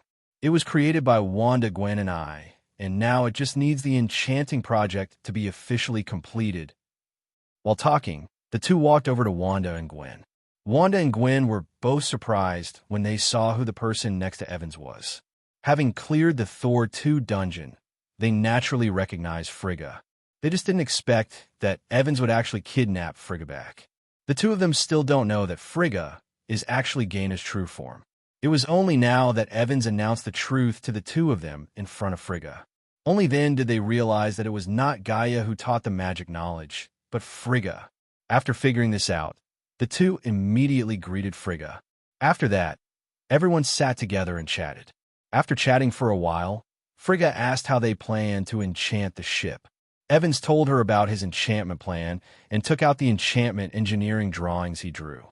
Frigga took it and looked at it, nodded and said, "Your enchantment project is fine, but the efficiency of enchantment is actually not high. You can do this." She began to guide them and modify the enchantment engineering drawings. After some modifications, the workload of the enchanting project became smaller, but the final effect that could be achieved was stronger. There are even some spaces left for other enchantments, such as automatically repairing broken spaceships, reducing the weight of the spacecraft, strengthening the outer shell of the spacecraft, etc. This set of drawings was changed in many ways by Frigga. While she was making modifications, she was also explaining what to do to the beautiful robots around her. These robots are all simulation robots produced by Abigail, and they all look like beauties with great figures. Under Frigga's guidance, the beauty robot began its work, and the enchantment project began. Estimated operation time is 2 months. It doesn't take long. By the time it gets dark outside, where time flows faster, the enchantment project on the spacecraft will be almost complete. Evans proposed to Frigga that he wanted to learn the magic of incarnation. He has always been greedy for this magic. It's not that he wants to learn it himself. He's not big enough to get a clone for himself. He just wants Wanda and Gwen to learn this magic. In this way, wives can become a large group of wives. Wanda and Gwen, who knew Evans very well, saw that Evans wanted Frigga to teach him this spell, but they couldn't guess what the other person was thinking, so they immediately glared at the guy angrily. Frigga could probably guess what Evans was thinking. Although she was a little speechless, she still nodded in agreement and began to teach them. Evans only memorized the relevant knowledge of this magic and did not practice it. Wanda and Gwen are studying seriously. The magic of personification is obviously a more useful clone technique than a robot stand-in. As long as they can learn it, they will no longer need robots as stand-ins in the future. They can completely use this spell to separate themselves. The personification is used as a substitute. Wanda, who is the most talented in magic, learned it quickly. Wanda tried to activate the spell. 12 Wanda slowly emerged around her. Because they are personal incarnations, they're all clones with self-personality and consciousness, and they represent different aspects of Wanda. Cheerful Wanda, angry Wanda, jealous Wanda, arrogant Wanda, pure Wanda, bookish Wanda, beauty-loving Wanda, desire Wanda. Among them, as soon as the lustful Wanda appeared, she walked up to Evans and took the initiative to get into his arms. Wanda, who was full of bookishness, took out a magic book from the dark pocket, sat down by herself, and began to study, full of academic aura. The cheerful Wanda ran to Frigga and chatted with her. The arrogant Wanda looked at people through her nostrils. The look she looked at Evans seemed to be looking at something dirty, a look of disgust. The innocent Wanda looked around curiously. Jealous Wanda looked at Gwen with resentful eyes, as if she was not very willing to share someone with Gwen. The scene is breathtaking. Being stared at by jealous Wanda, Gwen felt uncomfortable all over. She said to the original Wanda, "Can you stop letting your incarnation stare at me?" The original Wanda thought, and the jealous Wanda reluctantly stopped staring at Gwen. No matter what the characters of these Wandas are, they all like Evans. Even the arrogant Wanda only dislikes the fact that the other party has a harem, rather than the other person himself. Evans was delighted. Seeing how happy Evans was, Gwen and Wanda had a strong desire to complain. That night, Evans was happy. The next day dawned. Frigga logged off and returned to Asgard. The enchantment project of the spaceship has also been completed. Evans, Wanda, and Gwen boarded the spacecraft and came to the cockpit. Under the control of Evans, this behemoth-like spacecraft began to slowly shrink and soon became smaller than a particle of dust. Even at close range, it is difficult to see it. Although the battleship has shrunk, the internal space has not. If people stay inside and do not observe the outside world, they will not feel that the spacecraft has shrunk. The battleship left the game world and descended into the outside world. Evans and others drove this battleship and flew around in the Earth's atmosphere. Because the size of the battleship has been reduced to a very small size, no equipment on Earth can observe the existence of this battleship. The performance of the reduced warship is not reduced, and it can still fly as fast as it should. I have to say that combining magic and science is really a good idea. Only in this way can we produce a warship that can be called a spectacle even with insufficient science and technology. While Evans and others were flying around in battleships, Thor and Loki in the game world successively cleared all copies except Doctor Strange 1. What concerned them most was the copy of Thor 2. Although the story of Thor 2 did not happen in reality, it is undoubtedly showing a possibility. A possibility based on the premise that this game world does not exist. Both brothers are thankful that this game exists, otherwise their mother might be dead. Evan's battleship flew out of the Earth's atmosphere and arrived in geosynchronous orbit. Inside the battleship in the cockpit, we should give our spaceship a more powerful name. Gwen suggested, "What do you think of the Scarlet Witch?" Wanda said, "Not so good. I might as well call it the Ghost Spider." Gwen denied it without thinking. "Spiders sound awful, and our ships don't look like spiders." Wanda complained. The two of them looked at Evans, wanting to hear his opinion. According to the special characteristics of our spaceship, we can completely live in the spacecraft in the future. We only need to bind a directional magic teleportation point to the spacecraft, and we can return to the spacecraft anytime and anywhere. To sum up, let's call a home number. Evans said his suggestion. The two women thought about it and felt that the name was very meaningful. They nodded and approved the name. If you want to live in a battleship, then you need to decorate it well. Wanda said expectantly, "It does need a good renovation, but before that, let's take a look at the major planets in the solar system." The battleship set sail. In one jump, the battleship had arrived next to Venus from the Earth's synchronous orbit. Venus, also known as Venus, is a good name, but the environment here is completely opposite to what the name describes. It is an environment, a place worse than hell. The home ship's spacecraft opened its protective cover and penetrated into the thick atmosphere of Venus. The battleship gradually approached the surface. The surface temperature of Venus is very high, and the terrible greenhouse effect turns this place into purgatory. Some areas, it is even raining sulfuric acid. The pressure of the atmosphere is much higher than that of the Earth. Ordinary people cannot survive in such a place. Once exposed to such an environment, they may not be able to survive for 10 seconds before they rush to the street. After this, the three of them drove the battleship home and visited several major planets in the solar system, which was a great eye-opener. The USS Home battleship shrunk to the size of a mote of dust, hovering and floating over Evans' home with a volume that was invisible to the naked eye. Wanda was in the leisure and entertainment area inside the battleship, using the computer here to surf the internet and socialize on the internet. She also has many netizens. Evans and Gwen came to the laboratory inside the battleship. This laboratory is very spacious and contains many high-tech equipment that can be used to assist scientific research. As a top student, Gwen liked it very much and decided to do scientific research here in the future. Not just scientific experiments, but also magic experiments. Now Gwen is a talent with a combination of magic and science. It is a great experience to have a laboratory of your own in reality, especially if the laboratory is on your own battleship.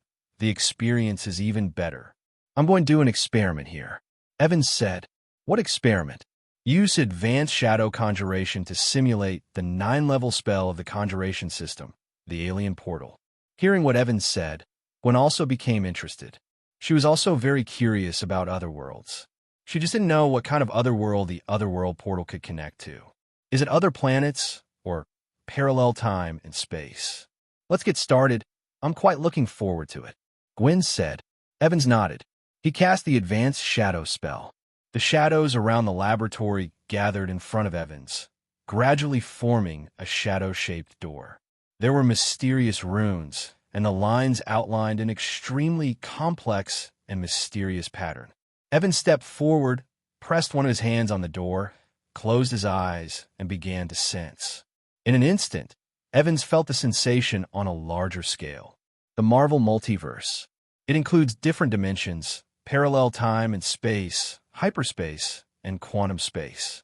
Evans increases the magic power output. As the magic power flows out like a flood, Evans can perceive a wider range from a wide area level. Borrowing alien, the wide area perception formed by the world gate cannot perceive specific details and can only be used to perceive the world itself.